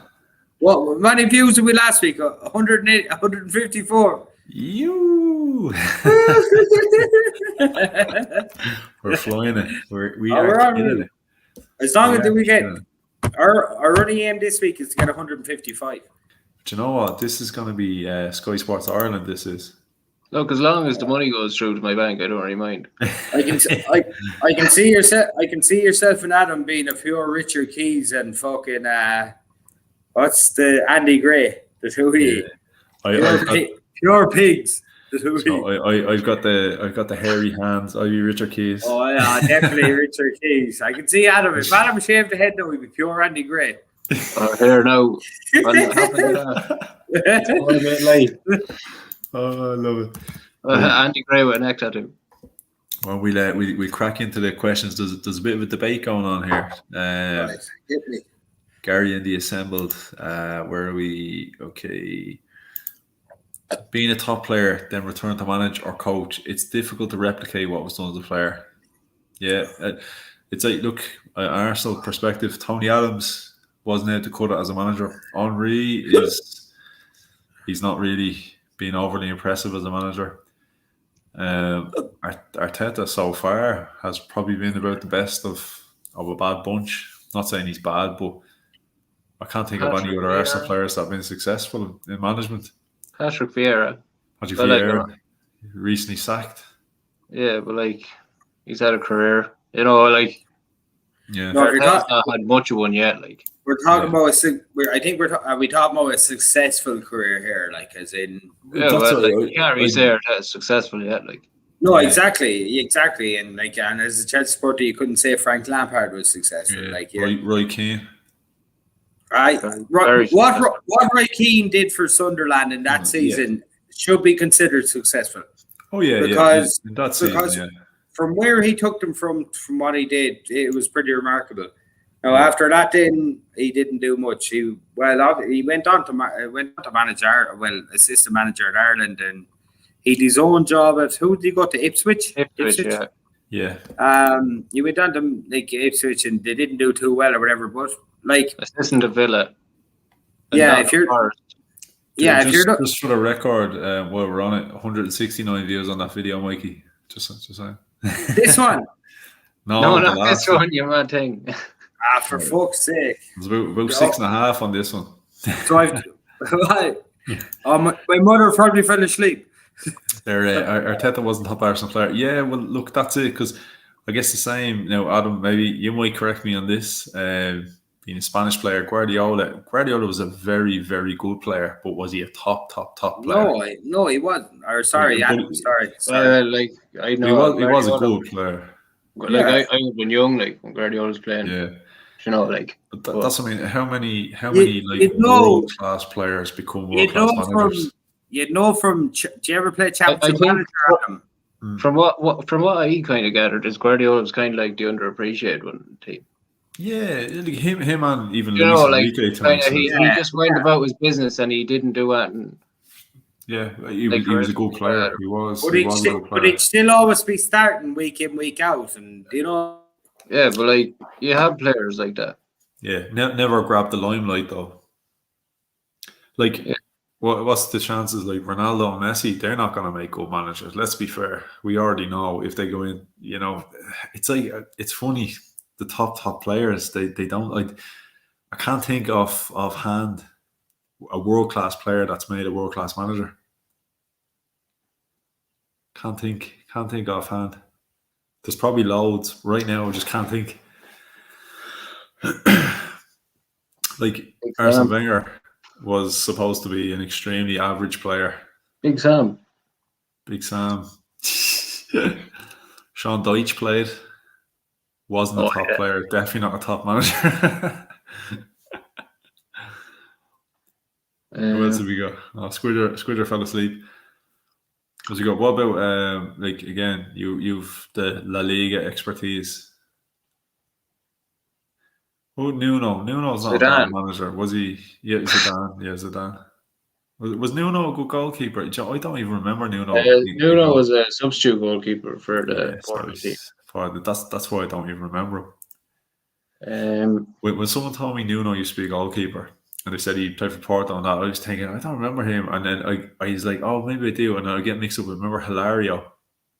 Yeah, Nuno didn't play in one of the legs against United or that, no. Who was that? I couldn't tell you. I don't think it was. Probably wrong. I don't know, somebody got sent off for... Did Roy Keane get sent off for stamping on the goalkeeper or something? That was hardly Nuno, was it? That was hardly Vitor Boya, was it? Oh, I think it actually was, yeah. I remember him wasting time and that, he was a bit of a bollocks for that. He used to roll around. I'm actually looking at a picture of Nuno right now, standing behind Jose Mourinho with his Champions League winner medal. Proud as punch. Do you know why I don't remember him? Because he looks extremely different. His hair, like a mohawk kind of gel back, with hair on the back as well. And completely clean shaven. Yeah. I might throw that picture up there just so everyone can see. Because if you were to show me him, I don't think I'd even know that was Nuno. I don't think it's that. I honestly don't think I'd even. I don't think I'd even recognise him, to be honest. Where's the Squidge fella gone? I don't know. He got He's gone anyway. 3 hours. Yeah, Jesus, this is some going. He's the same as a manager. In reference to Arteta there. Arteta wasn't a top Arsenal player. Funnily enough, he's the same as a manager. Yeah. Look, it's very hard though. It's very hard to say. I want to give him the benefit of the doubt, but the odds are stacked against him, aren't they? Oh, there's a good shout. Diego Simeone. Yeah. Yeah, he was world class. He was definitely a very good player, like international level player. But yeah, good player, all right. Great manager though. Gattuso was a good player. Middle of the road manager. Yeah. Conte, he was a good player, wasn't he? Yeah, Conte wasn't bad. Conte he's not bad. He's not a bad manager. Like, said some good jobs. Who else have we got? Pochettino played for Argentina. Pochettino, yeah. Squidgy. He comes back and fucks off.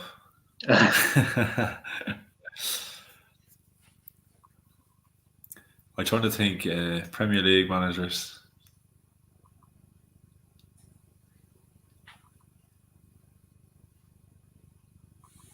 This is shocking. There's probably so many obvious ones. Just your 3 hours in, your couple of cans. Ancelotti, he played for AC Milan, didn't he? Ancelotti, did he? I think he played for AC Milan. I think Ancelotti's meant to be a pretty good footballer. Maybe if there's anybody in the comment section there. He's a pretty good footballer now. He wasn't world class, but geez, he definitely done a job for United for years. You know who was a decent player who's gone on to do really well as a manager? Didier Deschamps. He's a World Cup winner. Again, look, he was never going to be the standout, was he, like a holding midfielder? You could talk about the worst manager who ever did well. Probably Di Matteo, Chelsea. Got a job. Avram Grant got sacked. Di Matteo got the job. Ended up winning the Champions League. Then he got sacked 4 months later. I'd say he was in the job 8 months, won the Champions League. Went on to West Brom then, didn't he? I don't know where he went. I say he was making Dalmio sauce there for a while. I honestly don't know. He was unfortunate. Didn't he have to retire early? Bad injury. Who? Di Matteo. All I know is he scored the earliest goal in the FA Cup final. This mightn't be true. The Assemble might have to come back in here now. But against Middlesbrough in 1997, Chelsea won the FA Cup, and Di Matteo scored after 41 seconds. The volley, it was quite slap from outside the box. It was a cracker of a goal anyway. It was one of my first memories of Chelsea. You know, I was only about 7-8 at the time. But he scored like a cracker of a goal against It was definitely against Middlesbrough. It was definitely the FA Cup final.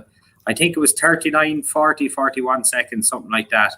And There was a lot of players around that era in that kind of Chelsea squad that went on to be managers, like Vialli. Yeah, Hasselbank. Was one of the team then, was he? Gianfranco Zola went on to be manager of West Ham and Chelsea. Yeah. John Terry's. I don't know. John Terry wasn't there at the time. Sorry about that. Oh no. Didn't Ron? Did he go into management? No. Not in any of the major leagues. I don't. Maybe over in Australia, Boca Juniors, something like that, or Australia. Sorry, Argentina. Do you remember? Do you remember Casaraghi? Casaraghi, of course, I remember Casaraghi. Did he get injured? Was it on his debut, a career-ending injury? Yeah, it was. What was it? 97. International striker for Italy. Yeah, I think it was his debut. Casaraghi, yeah. Pierluigi Casaraghi. I remember him. I was 7 or 8 at the time. I wouldn't have the biggest knowledge of him, but there's something coming back to me about getting. He came on, or he was playing. He got a fucking bad injury. We're after paying like, I don't know what was it, like 800,000, $1 million at the time or something like that, you know. And which was a big sum of money at the time, and then he got the injury. Paulo Ferreira, remember Ferreira? Albert Ferreira, yeah. He was Barca, wasn't he? Yeah, he was staunch. Well, he went I think he played for Inter and Juve as well, if I'm not mistaken. He was. You had Marcel Desailly and LeBouf at the back, which was as solid as you get at 2 centre halves. If you're asking for 2 centre halves, You know, I know you can pick better, but like playing together, just looking up Casaraghi there, he went on to become Zola's assistant at Birmingham. Yeah, and see that's what, and that's why we don't remember him. Let's I just remember from that injury. What's Dean McD then say? Wenger would be one of the last great managers to be at Arsenal. He played for AC Milan during the three Dutchman era. Wenger. Right, wait there. What can I ask you? Why is Dean McD saying Ronald Koeman? Is there like like a top player that was a good manager? Yeah, but Ronald Koeman was never a good manager. In all fairness, he did shite at everything. He's doing shite at fucking Barcelona. He's in charge of Barcelona, so I suppose. Yeah, but no, you're not a good manager if in charge of Barcelona. You have to do it on the pitch. Like he's been absolutely shit since he got there. Like even Van Basten. Van Basten was a good player. There's been a lot of fucking great players who've been shit managers. There's been a lot less great players that have been good managers. Yeah. Like, name a great player that has been a good manager. Carlo Ancelotti be one of them. That's what we were thinking. You said that, Adam. Yeah, that's what I said. Yeah. He played for AC Milan. Yeah, he won Champions Leagues at AC Milan, and then he went on to win Champions Leagues when he was a manager as well. He managed all the big clubs. What about Robbie Fowler out in the Australian A-League? Oh well, he left during lockdown. Yeah. If you're going to bring in the Oceanic League into this now, then I'm going to have to go off for a half hour and do my research on this shit. But here, this is like it almost comes back to VAR. What determines a great player? It's all perspective. Look, great player, I'm going to put this age-old question to the group here right now. I know it's not got to do with VAR and it's not got to do with Arsenal, but it's got everything to do with... This hasn't been about VAR for the last hour and a half. I know that. But it's everything. It's everything got to do with soccer supporters all around the world, right? Football.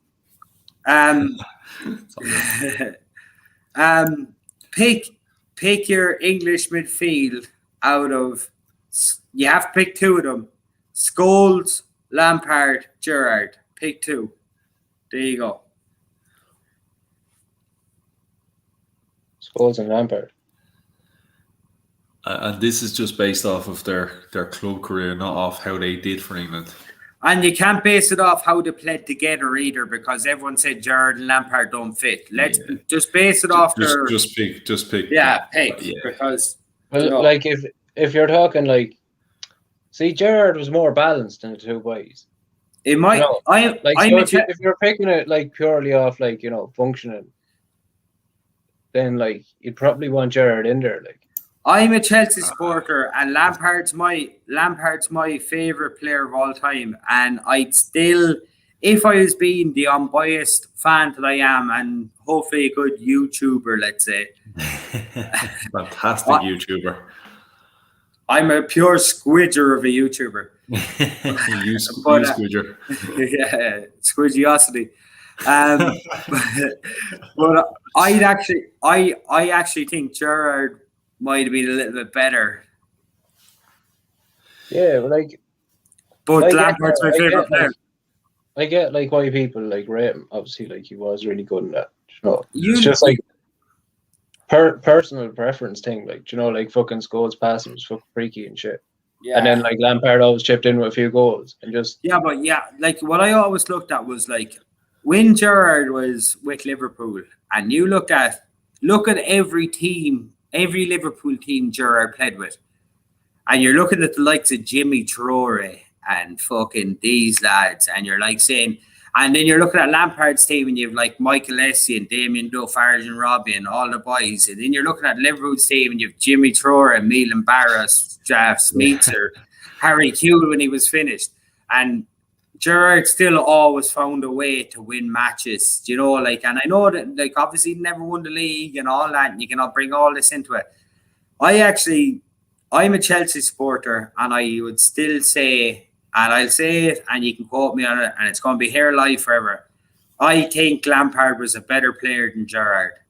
And Lampard has more. He's like the 4th, 5th highest goals in Premier League history. From a midfielder, that's an absolutely unbelievable stat, like ridiculous stat.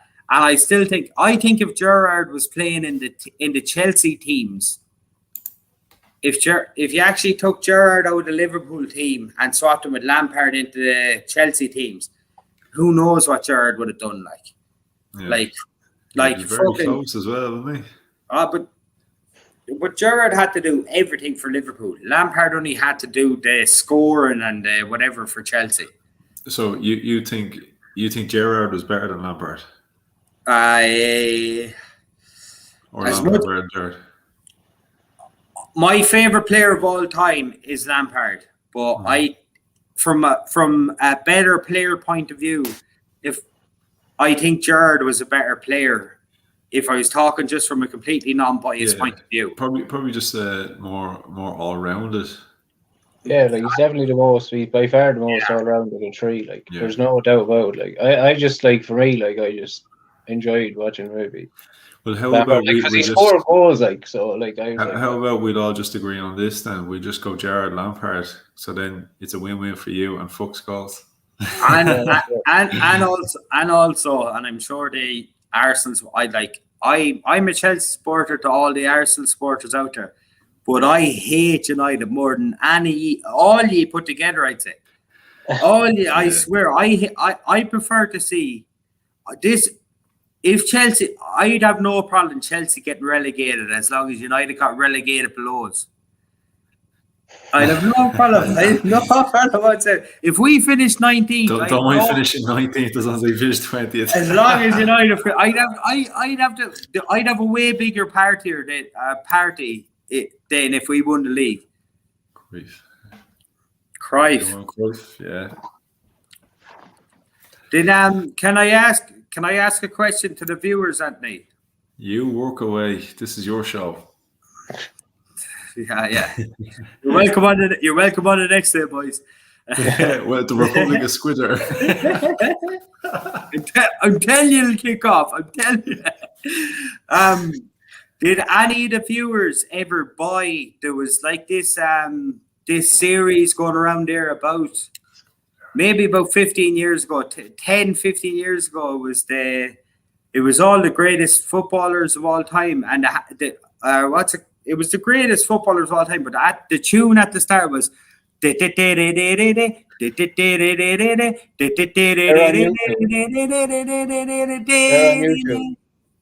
ever see all the boys? You know, you see all the greatest. Did any ever see it? No. Did any ever see it? I bet you the assemble seen it. I bet you. Look at Anthony. I want you to go onto YouTube on the slide here now and type in what was it called? Football's greatest. Thanks, Adam. Football's greatest. There you go. Yeah. And it would always start with, let's say it was Zidane. He came up from a poor part of the French. It would always narrow it down like the slums of Paris. Yeah. He always came up from the slums of somewhere. Outside the suburbs of Paris. He grew up in a shed and went on to win it all. He grew up with no legs and he won 6 Ballon d'Ors.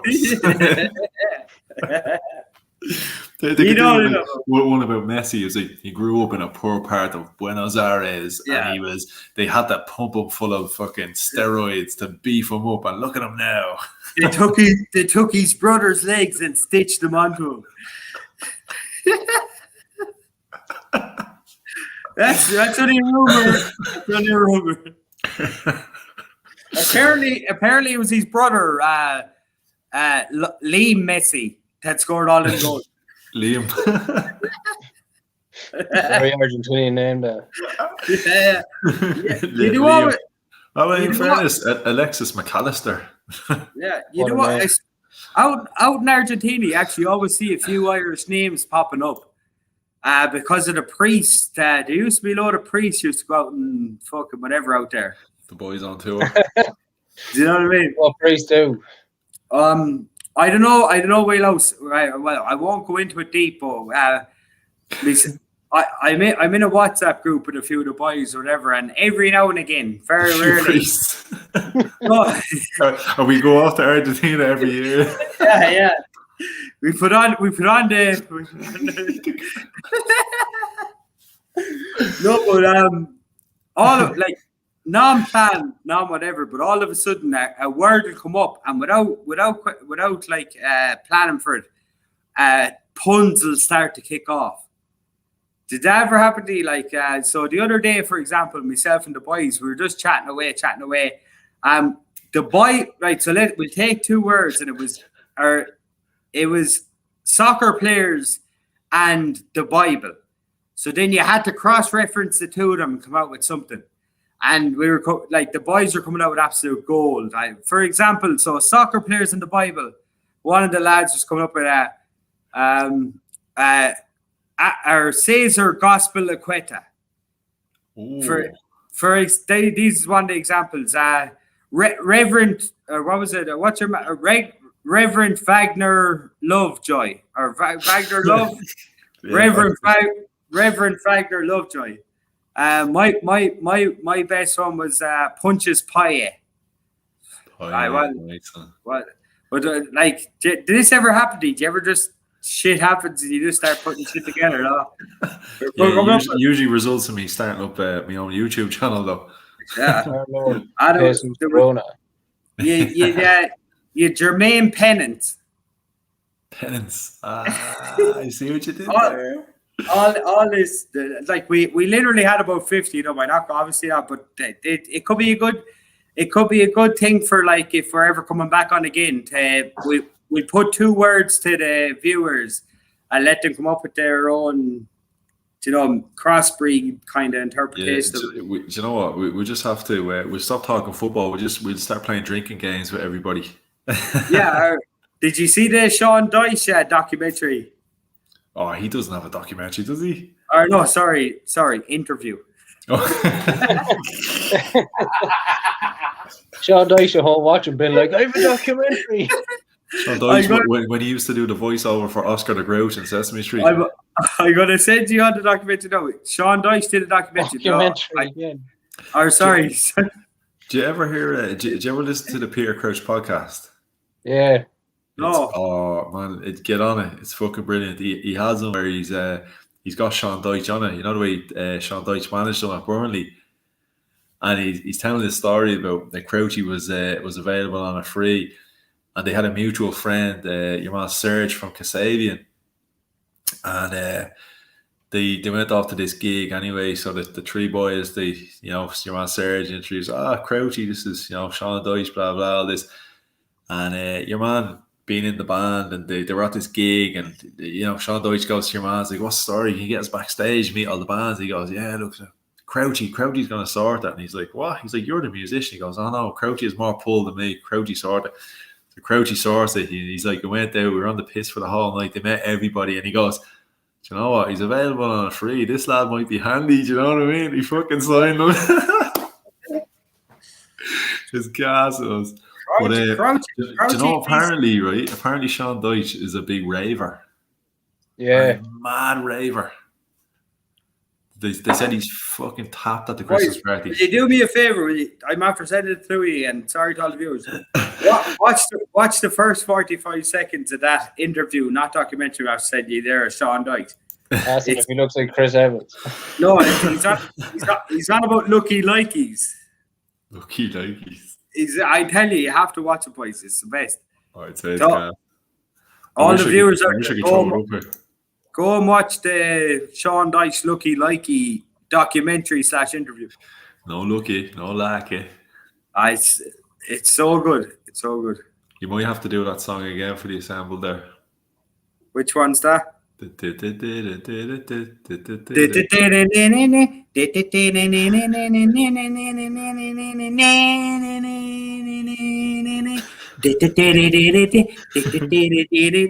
George Best came up in the slums of Belfast, and he went on to win 3 European Cups.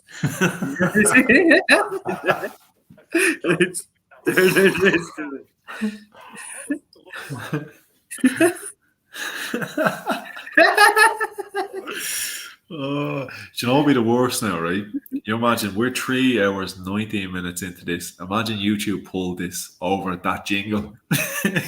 Oh, well, yeah, to be. I have solicitors ready. Don't worry about that. Solicitors ready. Yeah, I had them ready. I had them ready from. I'm actually in a dispute with Oxford over the word squidger at the minute. So I hope you get the compensation you're looking for that. Yeah, I'm not even looking for compensation. I'm only looking for the respect I deserve.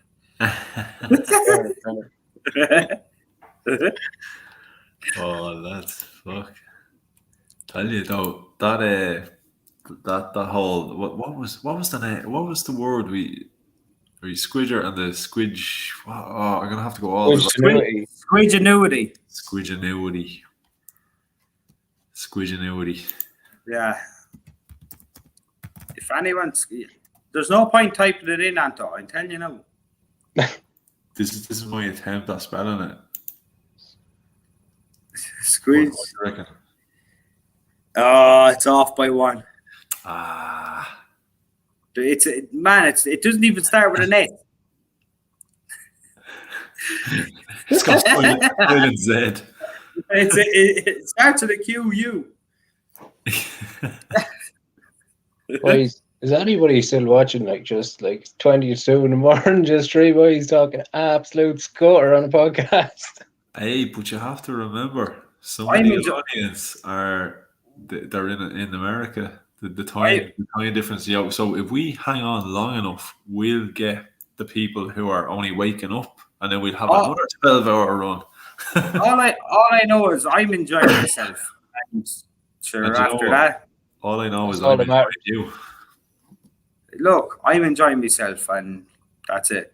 And I'm moving out of this apartment now soon. I have to. The viewers in bed there. I get up. I've disassembled that bed at 8:30 in the morning because there's a lad coming in to take up the carpet.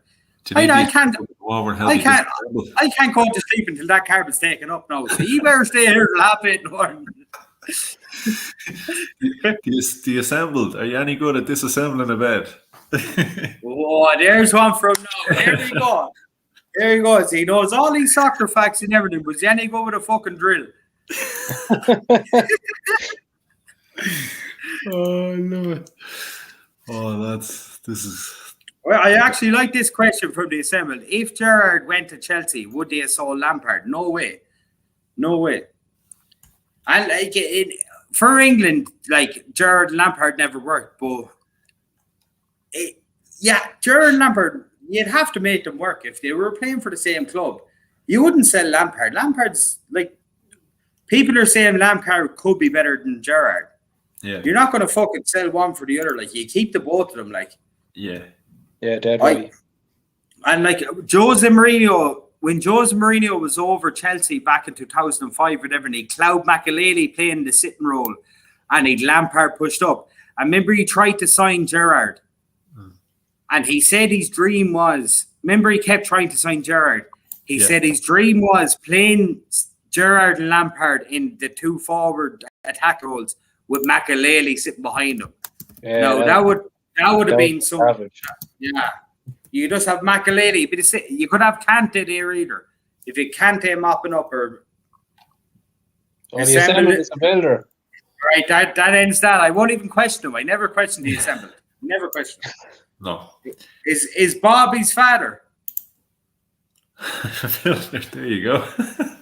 Is Bobby's father? Ask him, is Bobby's father? Oh God. He knows all about football. He knows how to assemble. Is that why he's called the assembled? Because he assembles everything. I actually think he was a fucking construction worker first. He assembled everything on the site, and then he went on to knowing everything about football. I'd say that's what he's made. I'd say that's. Do you know what? He basically assembles this chat for us. Or else, there's only one other reasonable explanation. He actually invented the game Jenga. Just like you invented Tiddlywinks. I didn't invent them. There's a shot named after me. The squidge. The squidge or a poker. Well, here, there you go. You're a barman. Your family have a bar. Would you not invent a shot called the squidge? What? No, because it keeps putting lads to sleep and they won't drink. I tried it before. It's no good yet. Would you not tone it down a bit? Actually, you can't tone the squidge down. Did you ever try tone me down? Yeah.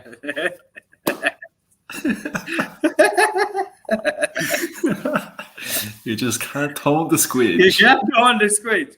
You either drink it or not. You're going to have to put the price up to like 120 a shot to make profit over it. Like, yeah. You can't tone the squidge. It'd be one of those elusive shots, though. It'd be like one of those Instagram shots. You've all these Instagram models coming in, going, "Oh, gives a shot of squidge," and they'll all be like, "They want the squidge in it for the picture." Like, there'd be a line outside Joe's bar going all the way out to a hospital. You know what you'll be? You'll be Squidge Bay. Yeah, yeah, Squidge Bay. Yeah. So anyway, lads, yeah, VAR, shite, yeah. Wait there, I've another few points on it here now. Oh Jesus. I think I've one more. Wait here now, let me have I have the pros and cons. Are you serious? You've actually got we have more VAR topic, have we? I actually, to tell you the truth, Antor, I went on and looked at the pros and cons, right? He assembled.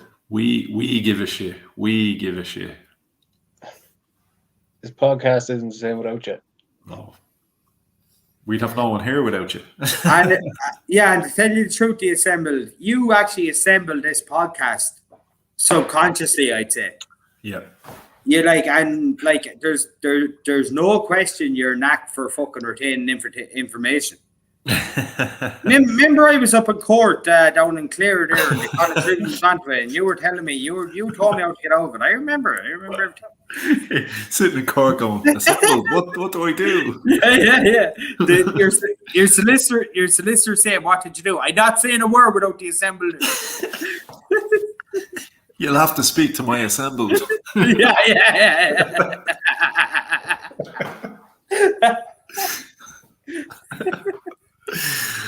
Oh, yeah, that's brilliant. No.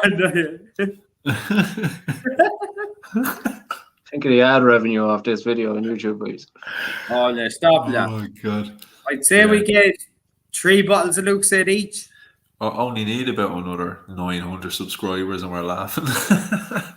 Oh, but Anto, every video, couple of subscribers extra. That's all you want, man. But that is true. I just checked there. It's up to 122. I think it started tonight on 118. So little by little. Progress, not perfection, hun. Yeah. Personally, Barry Baines goes for trademark now, please. feel cute. Might delete this. Awesome. I can't afford it. I need the watch minutes. I know. I text all the boys. There was actually a good few of them on tonight now, I have to say. Yeah. I know. Fair play. We've been demonetized already, mate. No, but we're all swearing. But here, that's part of my tactic. Do you know what I think? Bring on to bring a crowd. You know what I think we need, Anto? Do you know, instead of the 30-second countdown, I think we need like a montage. You know, I tried to make a montage earlier. Do you know the 30-second countdown? Are we on the screen in the YouTube video? Are we? No, we're not. Oh, grand. They smoke away. Yeah. Put up the show. Yeah.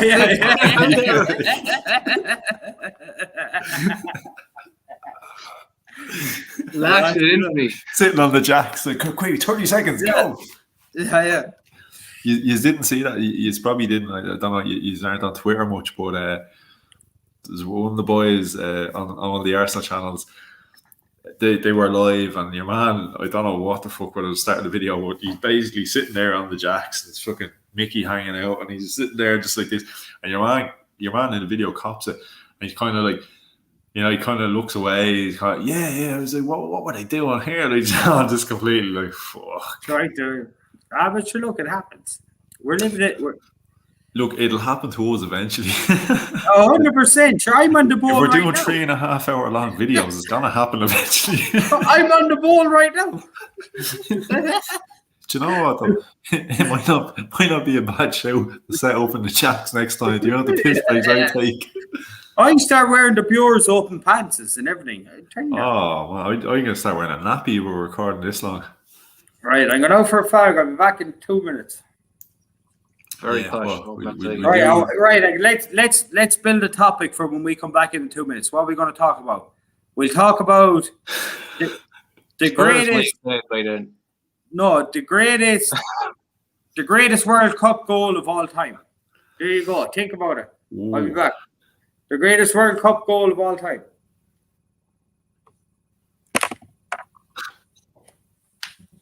Frank Lampard. We're going to have to Google this, no? Yeah, the one that crossed the line, that didn't cross the line. The one that got away. Oh, God. The one that got away. I have one in mind, but now that I'm thinking about it, I'm thinking, was it even in the World Cup? Or was it a friendly? Benjamin Pavard. Yeah. I'm thinking, do you remember Roberto Carlos' free kick against France? That was World Cup, surely, wasn't it? Must have been. It was hardly the Euros, like. The assemble said Brazil 1970. Brazil 1970. Oh, the team goal. Was it Jairzinho? Possibly. Very creative name, that Jairzinho. Jairzinho. I was wearing a jersey and I just threw it Eno at the end of it. Just to make it Brazilian. I'm nearly sure that the team goal, and didn't he run up and kind of, was it outside of the boot, kind of smashed it in. Actually, very good goal. Nearly sure it was Jairzinho, and I know the assembled is going to give me the answer. James Rodriguez scored a pretty nice one, didn't he? Yeah. Yeah. Didn't he finish top scorer in that competition? No, he got the golden ball. Not the golden boot. Golden ball is always better. So you're a couple of years older than me, so my knowledge isn't the same. Yeah, that's it. What are you now, 21? Close. Pushing. Yeah. Watch the squid star. He's 8 in them rollies. Squidgy. Well, 1970 Brazil team goal, finished by Jairzinho, yeah? Oh, they wanted to play up the field. They fucking 2 or 3, 1-2 passes went to the back post. Your man finished it. I know the one he's on about. I completely smashed it. I completely disregard that statement. My favourite World Cup goal right now, I'm sure it's a World Cup goal because it can only either be a World Cup goal or possibly in a friendly. Do you remember the Roberto Carlos free kick against France? That was World Cup, wasn't it? I was thinking about that outside, to tell you the truth, and I have another one that I don't really know whether it's World Cup or not, so I'll give it to you if you give me my one. Yeah, well, the assembled is here to confirm. He's here to judge. Yeah, he's here to assemble our nonsense into actual facts. Nobody can assemble our nonsense. If anyone can, the assemble can. Confederations Cup, Carlos Alberto. No, that was the goal. That was, so it was 1970. Yeah. I know the goal you're on about, the whip, the banana free kick. Roberto Carlos, greatest free kick of all time. Fabian Barthez standing in the goal like this. Yeah. Greatest free kick of all time, no doubt. Not sure whether it was in the World Cup or not. So, do you know what was a good one that I know was in the World Cup? Do you remember Dennis Bergkamp against Argentina? I swear my life, that was the one I was saying outside. I didn't know whether it was in the long ball from Ronald de Boer. He was playing Argentina up over the top. He takes the touch outside of the boot into the top corner. That was the goal I was on about. That was the goal I was thinking. I swear to God. Goal. You have to. It's an Arsenal channel. We have to. No, it's not. It wasn't an amazing. But do you remember Mykon's one? 2010 World Cup. Oh, the bullet! Absolutely smashed it in. I don't know how he got it in. I don't know how the ball went in from the angle. Yeah, definitely. That was a cracker. If you're talking about technically good goals, you'd have to say James Rodriguez, Colombia versus Uruguay versus James Rodriguez goal. He takes it down the chest. doesn't hit the ground in off the crossbar. Was Pavard's one? Was Pavard's like he kind of striked across the ball? Pavard in the 2018, the one that won there, France won the one. That was a class goal. I was thinking that myself. Yeah. He smashed across it and it went into far corner. Yeah. Fucking Zinedine Zidane's 2 headers. These aren't the greatest goals now. I'm going off that topic, but Zinedine Zidane, like the fact that he was like most technically gifted player I've ever seen, and then the fact that like he scored 2 headers. It was 2. Which? I have one. Right, go on. Maradona against England. Yeah, fuck. How do we not think of that? Yeah, I know. Look, it's late for us. It's nearly 2 a.m. So. Right, I'm going to start this game. Boys, if any remember any goals, like really good goals for the World Cup, we'll start, we'll have them from now. Anto, do you remember any goals from the World Cup? Really memorable ones, like probably the most memorable one ever? Can you think of any? Michael Owen against Argentina. Oh, that was, That's a good goal, isn't it? What about that chap who died from Argentina there a while ago against England back in May?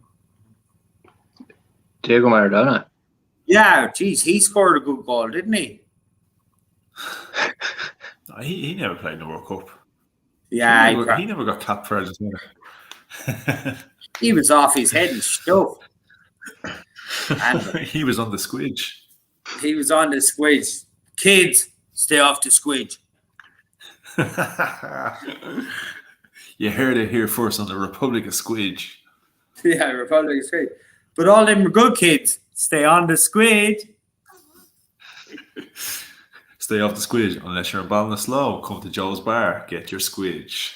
Get your squidge. Two squidges for the price of 1. Look, we're down to 1 viewer now because of the squidgy advertisements. I actually think we still have 1 viewer because of squidgy advertisements. That's just me. It's okay. Is it the assembled we have? I wonder. Imagine it wasn't the assembled. Imagine it was like a mystery viewer who's staying quiet. Probably like my dad or something. I was going to say, it's probably Megan. Oh, it's the assembled. He's in the chat.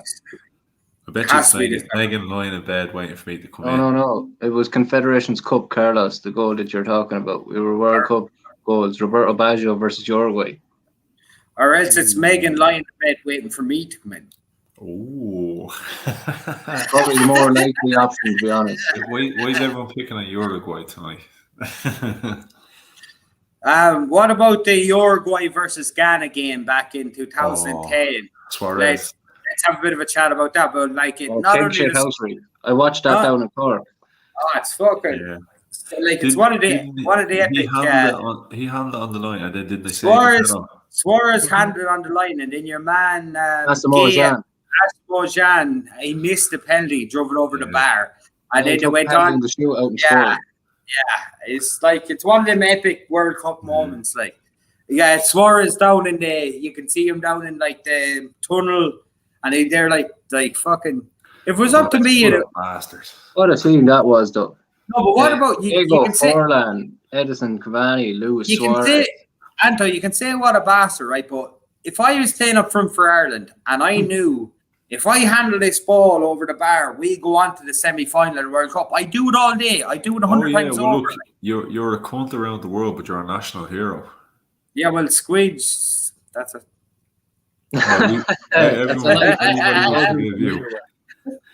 But I guess it's like the Henry against Ireland, you know what I mean? Like, oh, that's different. That was against us. He's just a cunt.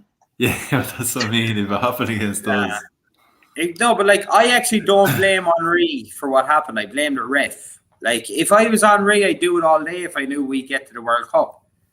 Henry chanced his arm, no pun intended. He chanced his arm, and he got away with it, and France went to the World Cup. No, but you had a load of Irish people, going, oh, Henry robbed us out of going to the World Cup. Henry robbed us out of a chance of playing them for another 13 minutes and then going to penalties. Yeah. There's a good chance we probably still would have went through, but he robbed us a chance to go into the World Cup, let's say. And that's what, and as we said earlier, as a person said earlier, like that's why VAR was brought in for handballs like that. Do you know? Yeah, I wonder who said that. That was a smart person that brought up that handball. It was yeah. I'm actually yeah. It was you.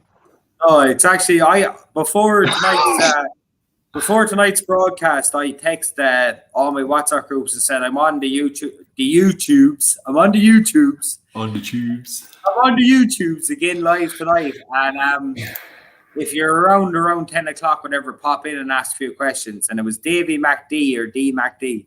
Yeah. Or Finn or whoever. But there was a few of them on there tonight. Thanks be to God. Oh, there was a good few now. That's why it won't show me the actual overall view figures until the stream ends. Yeah, and look, I'd say there was a few. We got a good few comments, but you know what? Let's face it, of anybody like they clicked in over nearly 4 hours, like they almost count. Yeah, but I don't like tell you, like obviously, like you want to have the views of everybody's. But the other night, Anton, man, and tonight, Adam, and with Carl and Pat the other night, I to tell you the truth, I'd like to just have to chat about the soccer for fucking 2 or 3 hours. You know what I mean? Exactly. If you get the viewers after that, it's a bonus. Yeah, that's the way I look at it. I'm the very same. But just for the record, that video is up to 170. I just checked. But but like that's it. They're going back. Like they want more squidge. They don't want to wait. It's a funny one though. You never know how to judge it. Like you'll plan something, yeah. And you'll have like a topic, and you'll organize 3-4 people, and you come on, and you'll be on it all night, and you'll finish up the video, and you might have 60 views, which is good. Like 60 different people on, and you get comments or whatever. But sometimes it feels like you've loads. And then say last night, for example, I went live straight after the Arsenal game. And I just got into a waffle, completely lost track of time, nearly 2 hours. And I had a load of comments. And it was because I was taking them all by myself. So I was trying to go through every single comment. And then by the time I finished, I think I had about 89 or something views. And I was going, like, it's fair going. Jeez, yeah, that's... Oh, we've got Brownie in the chat. Hope you're well and horny. Sorry, wrong channel.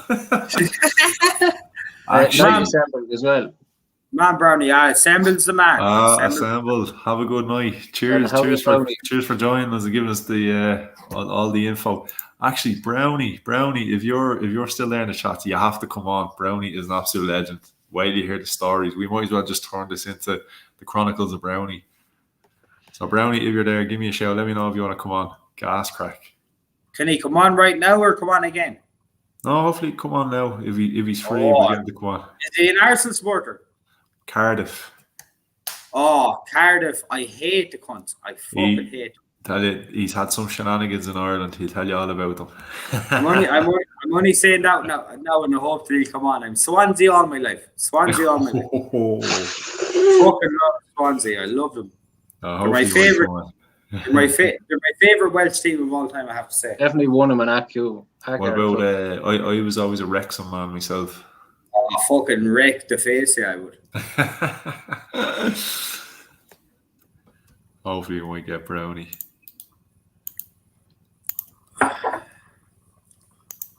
The assembled, we're fucked now. What are we gonna do? I know. We might have to use Google. I seen that. The assembled was gone. Brownie was not come on 5 minutes. Give us no story and then dig out. He's afraid. Car, I know well. He's seen the blue jersey. He knows well Chelsea's done a great blue team out there. He's afraid of the car. And what about your boy? He's afraid his jersey won't be good enough in the blue.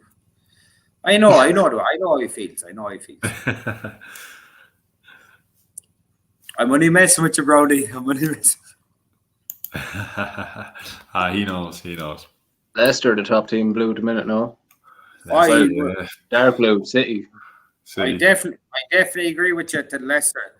I said it to Anto here the last day. Brendan Rodgers. If I could have any manager at Chelsea right now, Brendan Rodgers. Yeah, does he have beef with Chelsea or what, though? No, I'd say he gets his beef. Some butchers. I don't know. Down in Leicester at the minute. I know where he gets his beef at the minute now, because how much beef would you be ordering per week? I'm not sure. Sorry, but, I'm talking I thought I saw something major. I think he had fallen out with Chelsea. I know, but sure, everyone has a falling out with Chelsea, and manager, you can't you can't say that 12 years ago I was managing against you and I said this. That there's no loyalty like that in football. It's fucking, come on. The fact that he had to say that it isn't a Cardiff Swansea. You're after letting yourself down there big time now, Brownie. That means it's a Cardiff Swansea thing. Till he dies, it's a Cardiff Swansea thing, I'd say. Yeah. If I was in charge of this right now, I put up a load of swan emojis, but I'm not in charge. It's not up to me. I put up like a load of gifs and everything, of swans kissing swans and stuff like that, but it's not up to me. I don't even know how to put up swan emojis. Is there swan emojis? There probably is. We'll have a look. There is. There definitely is. There's actually, the first one that comes up is two swans kissing each other in the love heart. Oh, Jesus. You know your emojis. One of my good friends is a Cardiff supporter, and I do be putting up swan emojis. So if ever you wanted to lose subscribers, there you go. But they actually don't come up on the page, Anto. You're lucky. I think what we do is, fuck it, we're 15 minutes away. We go for the 4 hours and call it a night. Yeah. Whenever you want. I'd stay going until whenever you want to call them. I know well you would. We stay for another while. We'll go till Wednesday next week. Right, I go for another toilet break. Yeah, I might have a fag. All right, what we'll do is we'll have a fag and a piss break. We stay till 4:30.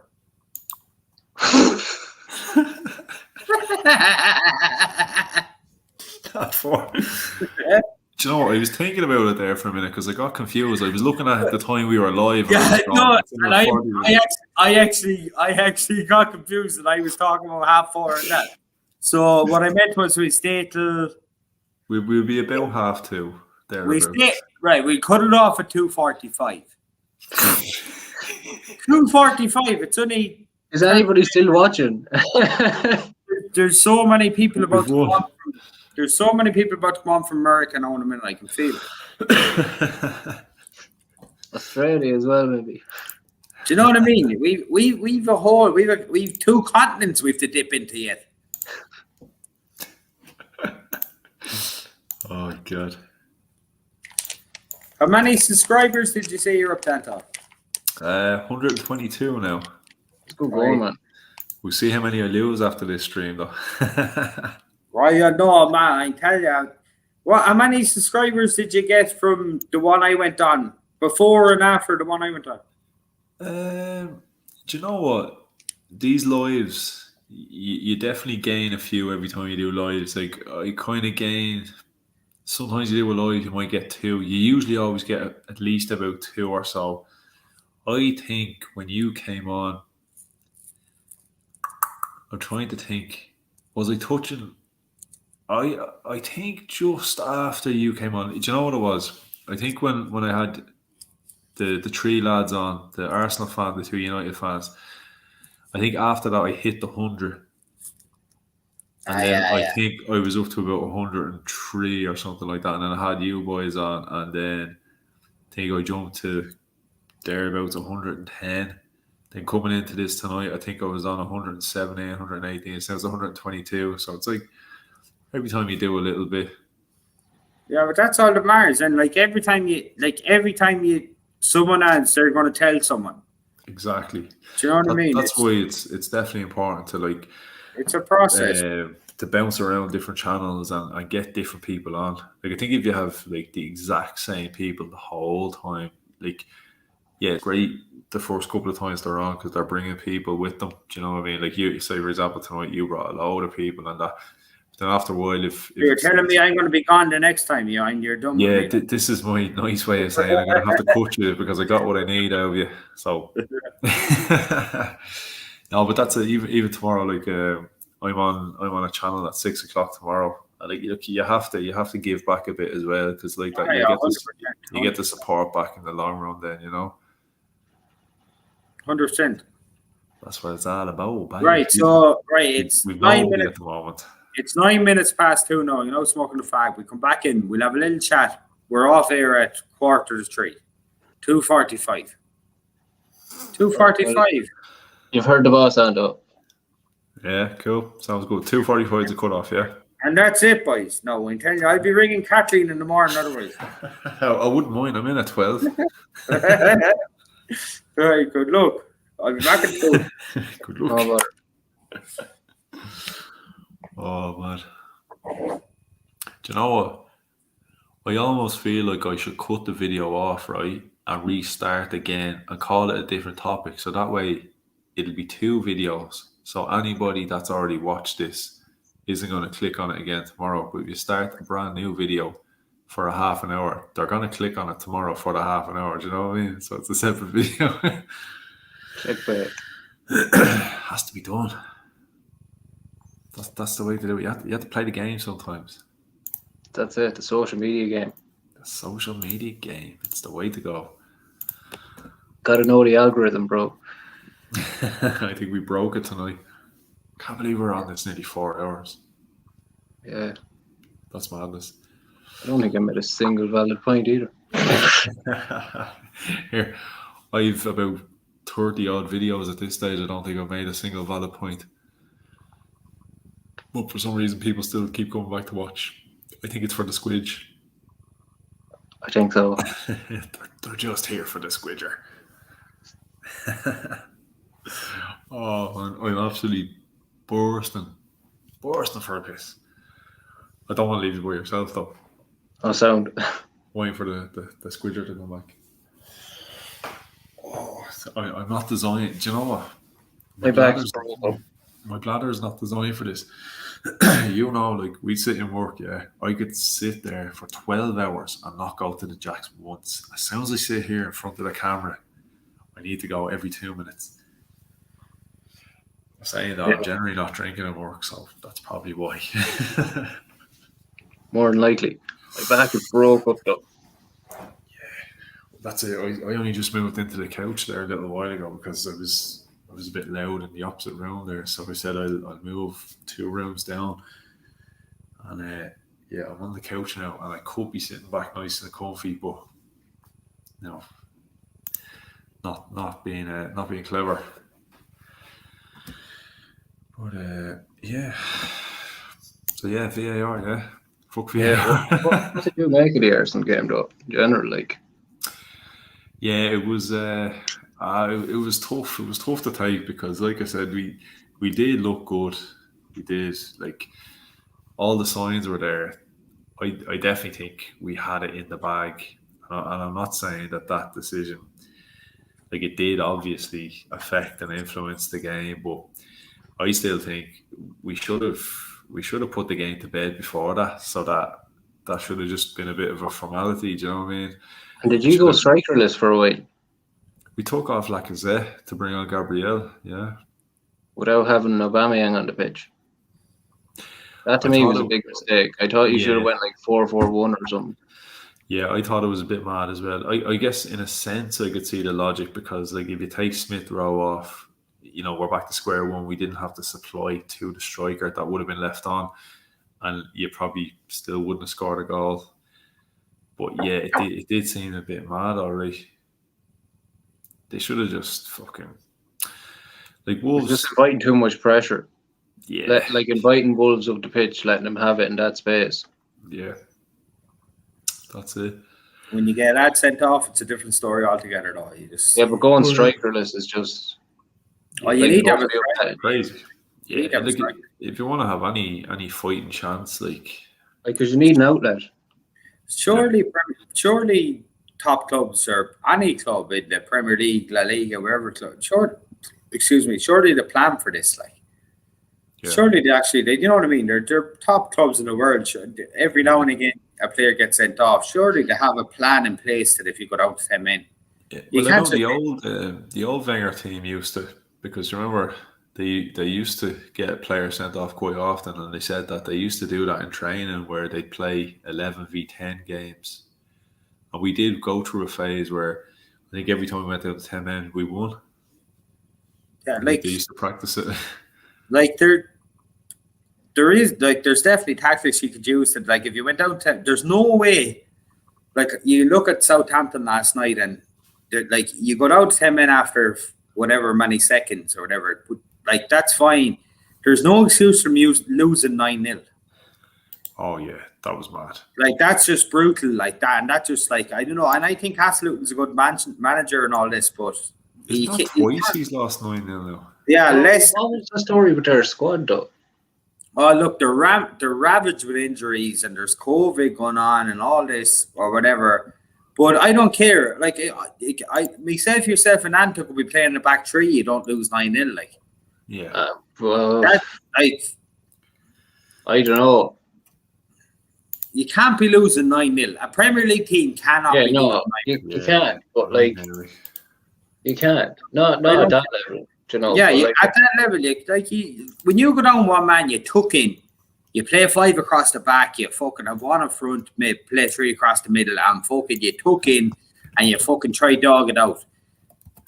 Southampton just fell to bits. Like they literally fell to bits. Like, but United were good though. Yeah, United. I mean, how often does Martial score that goal that he scored? You know, very powerful one. Yeah, and did you see him after it? No, like literally no celebration on the face whatsoever. He doesn't he didn't give a fuck whether he scores or not, I don't think. Martial. Look, United were class, and I hate saying I hate them scum. But United were class. Yeah, you beat a team 9-0, you play class, but I'd have to, you really need to question Southampton's fucking want after getting a man sent down. You cannot lose a game 9-0. And no player getting sent off at any time can excuse you getting bet 9-0. Oh, I know. I think though as well, you know, like they kind of like once it got to 3,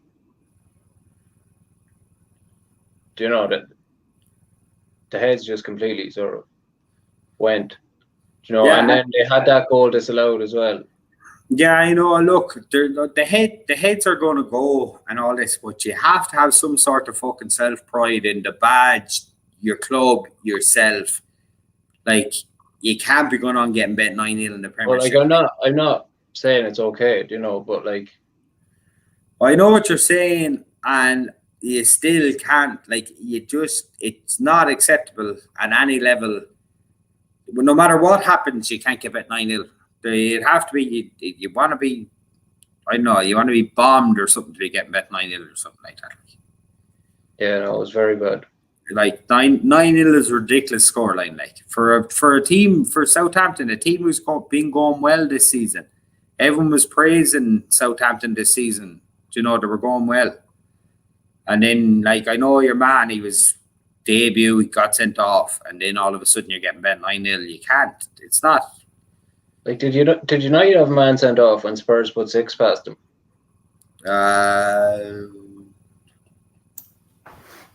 Maybe. I couldn't. And Villa put 7 past Liverpool. Yeah, Villa put 7 past Liverpool. All right. I think they got a man sent off late on, but Leeds they were already like. 6. No, Leeds lost 6-1. Let's leave that out of the equation now. I'm a closet Leeds United supporter. Yeah, no, but I'm just saying that, like, it just seems like there's been a lot of crazy scorelines. Oh no, there's no doubt that does happen. Do you know what I mean? Sure, didn't Arsenal get bet 6-1 by United or 7-1 or 6-1 by United? I don't remember that now. Was that 2? No? There was both 8-2 and 6-1.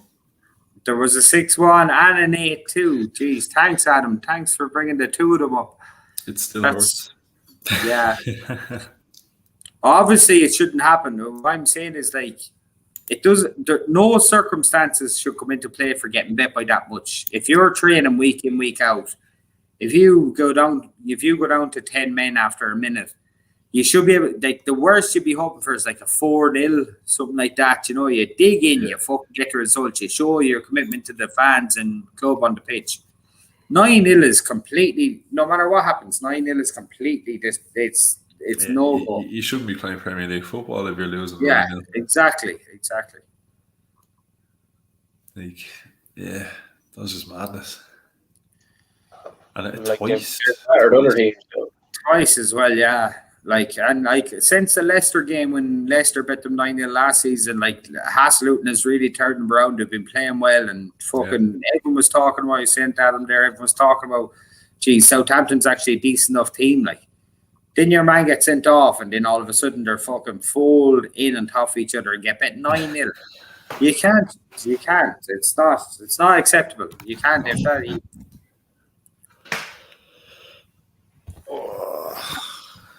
Oh boy. Get comfy now. 4 hours later, we get comfortable.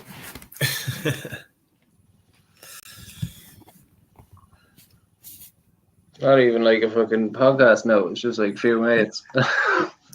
Yeah. That's all it ever was. It's a zoo. Tell you, any professionalism is long gone out the window. A work zoo. Yeah. I'm still here to work anyway. I have content here if you need it. Oh, that's how do we manage to get 4 hours out of this? And you know what? I'll be honest. It's a topic I worried a little bit about because I know, like, you can look at bits and pieces and you can, talk about last night and a couple of big decisions or whatever. But you talk about VAR all day, man, all day, because it's so black. It's not black and white. It's ridiculous. I know it was 4 hours. It wasn't 4 hours of VAR, but look, I think we did all right, over. I think we could do 8 hours. Yeah, well, I was only saying to Adam the way we should do it. If this was to happen in future, the way you should do it. You need to keep it shorter. You need to keep it instead of doing like a 4 hour video, yeah, because everybody's come in and watched the 4 hours. Like, you stop it after a certain amount of time, you start a new video so that people come back in, and then that's another new view from the same person on a new video. Yeah, but like let's say, like, the last video we made there during the week. Yeah, I was like sending that to my friends or whatever, and then when I send that to my friends and they see, I don't know what it was, 3 hours and something minutes or 2 hours or whatever minutes. I'm not watching that. They're not, like, even though, like, they go into it and say, "Oh, Jesus Christ, man, fair play to you after whatever and all this." You're not sitting through 3 or 4 hours. But no way is anyone going to watch fucking the full fucking me, Anto, and Adam talking shit for the night. Do you know what I mean? Although the assemble came close. The assemble, he's always there. He came close. He's a trooper. Where is he from, Anto? Where is he, or what? Do you know where he's from? I'm not too sure. I know the assemble from when I appeared on Arsenal Fan Circle. He's a regular over there, and he's like, he always supports me. Like, he comes over here. Every time I'm on. You do have there's a group of regulars every time you're on the course. I know, like fair, like, and that's fair. Fuck some, like, I'm delighted to be on, like, but like I like. Would you listen to us for 3 hours, 4 hours? Yeah, maybe you listen to your whole thing the other night. 100%. I said that last night. I was like, going, just know what, thanks very much to everyone that did watch and all. And I was like, but you know what? I was like, you need to reevaluate your lives if you're watching me at night. Did you, Adam? Did you listen to the whole? Yeah. You're only saying that to be nice. Well, no, like, it was Pat went first, then Carl went. It was just yourself and Mikey. Yeah. Yeah, no, I thought it was good. Like, I actually, to tell you the truth, Anto, a few of my friends who listened, they were like, they said to me, when I put up the link, they were like, that's the last thing I was expecting to see. And then they were like, tell you the truth, the more I listened to it, it actually wasn't bad, they were saying to me. So I was like, well, that's it. Look, at the end of the day, we're just a load of regular bluffers, aren't we? With an opinion and a laptop. Yeah, I know, but sure, everyone fucking regular's a bit of a stretch, like. No, but I think fucking, like, even there the other night, you the Spurs, United, Arsenal, Chelsea supporter, but I think we all fucking talked halfway through. You know, there was None of this blinkered support for your own team shite. Yeah. And it's hard to find that balance. Do you know what I mean? I've been lucky so far because, like, anyone I know who's like an opposition fan, they're, any of the ones that I've brought on, there's obviously a reason behind the certain people you bring on because you know that they're gonna see it from all aspects, and it's not just like, my team is better than your team. Yeah, obviously you don't pick them lads or whatever, but even though even still, there's always a bit of blinkeredness, that kind of way. But do it like with Pat and Adam Knight and fucking Call or whatever. You just talk straight about football. Obviously you support your own team, but talk straight about football in general. Then that's all that matters. Exactly, but that's that's what I mean. Like this, although like I said, it's an Arsenal-based channel. Not every topic is just about Arsenal, so it is nice to get an outside perspective outside of that bubble.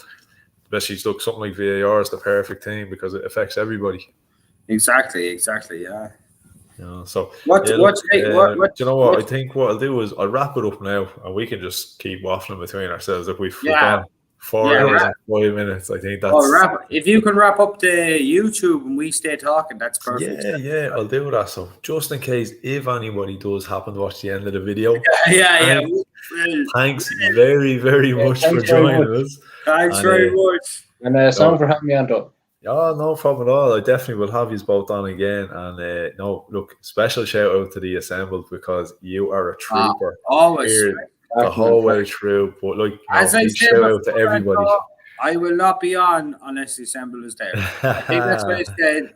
I'll not be on unless the Assembled is there. Yeah, so hopefully he might come on and watch the end of this video, the part that he missed. So big shout out to the Assembled. Big shout out everybody. Appreciate it. So like, share, subscribe. Come on, you Gunners.